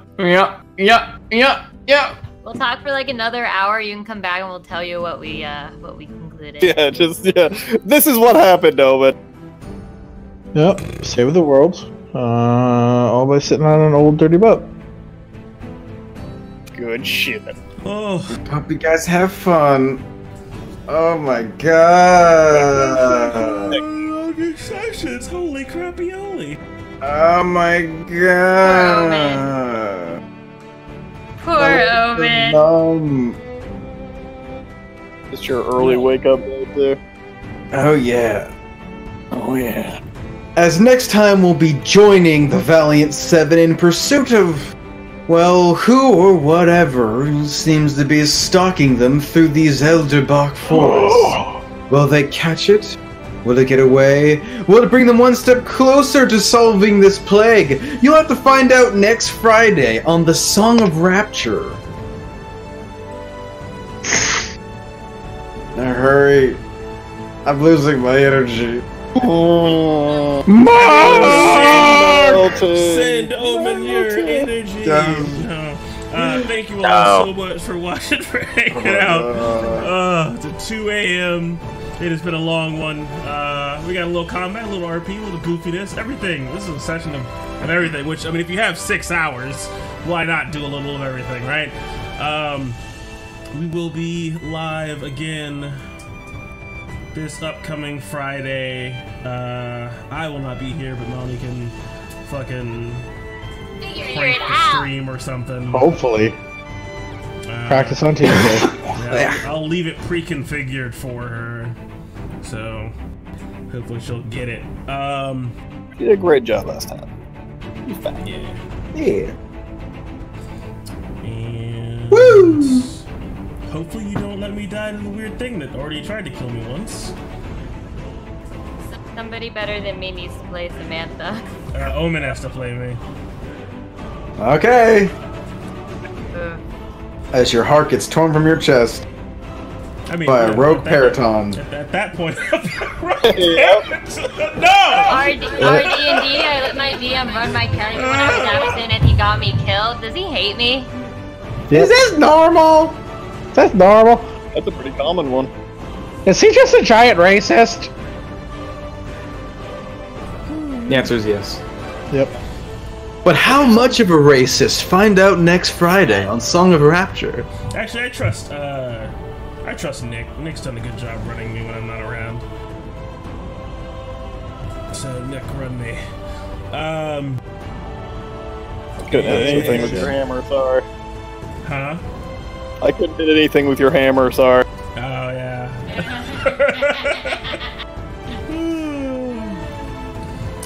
Well, be sure to tune in Sunday at 5 p.m. We'll be live for The Expanse, where we get to do another one of Brendan's wonderful, at this point, almost kind of signature, now that we're so high level, boss fights as we take on the Puppeteer, a fiendish spider lady who looks like she'll be a whole heckin' lot of pain. It's gonna be awful. It's gonna be awful. We're exhausted, we're out of spell slots. It's gonna be something. So be sure to tune in. Watch us almost die. Hopefully not actually die. Just get really, really close and then prevail at the last moment. In this case, I just cast Earthquake. And then I mean, that just means that Jordan gets the DM on Sunday after we wipe. Oh, Yeah. It's on the stream now. You can't deny it. Yeah, it's fine. I'll take up the game on Sunday after the Expanse is over. There's going to be 6 after months we of wipe. downtime before that. Oh my god. I want to have 2 games for just a stretch of time. Jesus. And yeah, that'll be it. And then we will be back for the final session before the holidays, or second to final session before the holidays. I keep forgetting. Second to final session for Kingdoms of the South. Kingdoms of the South. And we have 2 more left. On the 11th, and then on the 18th. Okay, good. I got it this time. It's in my brain. It's saved. It's written down, etched into the neurons. So we'll be live this Sunday with a really cool, epic boss fight. And we'll be live again on Tuesday as we set out, perhaps on our next mission. Everyone becomes members of the military. We're all going to be going out and fighting whatever it is that's a problem. It's going to be great. We're going to be awesome. Be there. Be square. We're probably gonna spend 3 hours fighting about what our name should be on Tuesday, so be there for that. It's gonna be great. Well, I mean, it's gonna be a TPK, so. You know what? Except for Milo, he's precious. Yep, Milo. Oh just no, doesn't not die. another game where I can't die. Please God, let me See, die. this is what happens when we make cute, lovable characters. We don't want to kill I'm you. not afraid to kill a child again. Alright, Glad you said Marissa. Yeah. Alrighty. That is That's it, all I got everyone. for y'all. Thank you all so much for watching. We're gonna go ahead and swing on over, see somebody who else is crazy and still up at 2 o'clock in the morning. We're gonna go ahead and give them a good old host-a-reno. And yeah, that's it. We're done. Goodbye. As always, may your dice roll 20s and you always make your saves. See you next time. You ever just go 110 on the highway and think life is meaningless? Nope. No. Only with my eyes just shut. me? Honey, already know. Ooh, I do like their. I like If their I'm not token supposed to outline. go 110, then why does the car let me? It's because God wants me to. Why is her like picture so much bigger than everyone else's? She's the GM. She's the most important. Webcam. Oh, she's on that map. Look at that. Hey, look at that map. Hey. Oh. Because Ophelia is in a trance.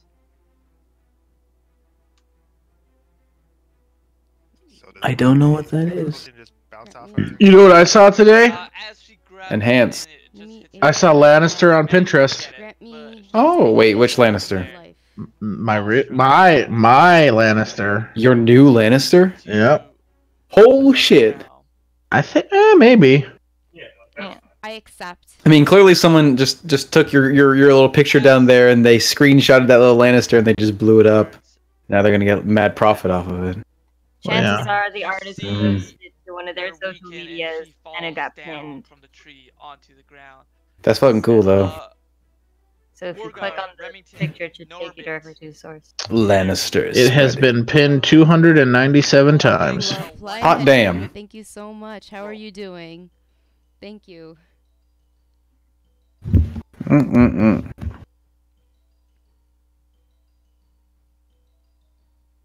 Okay. So, advance on Sunday. We still got 2 more sessions of Kingdoms of the South, Jono.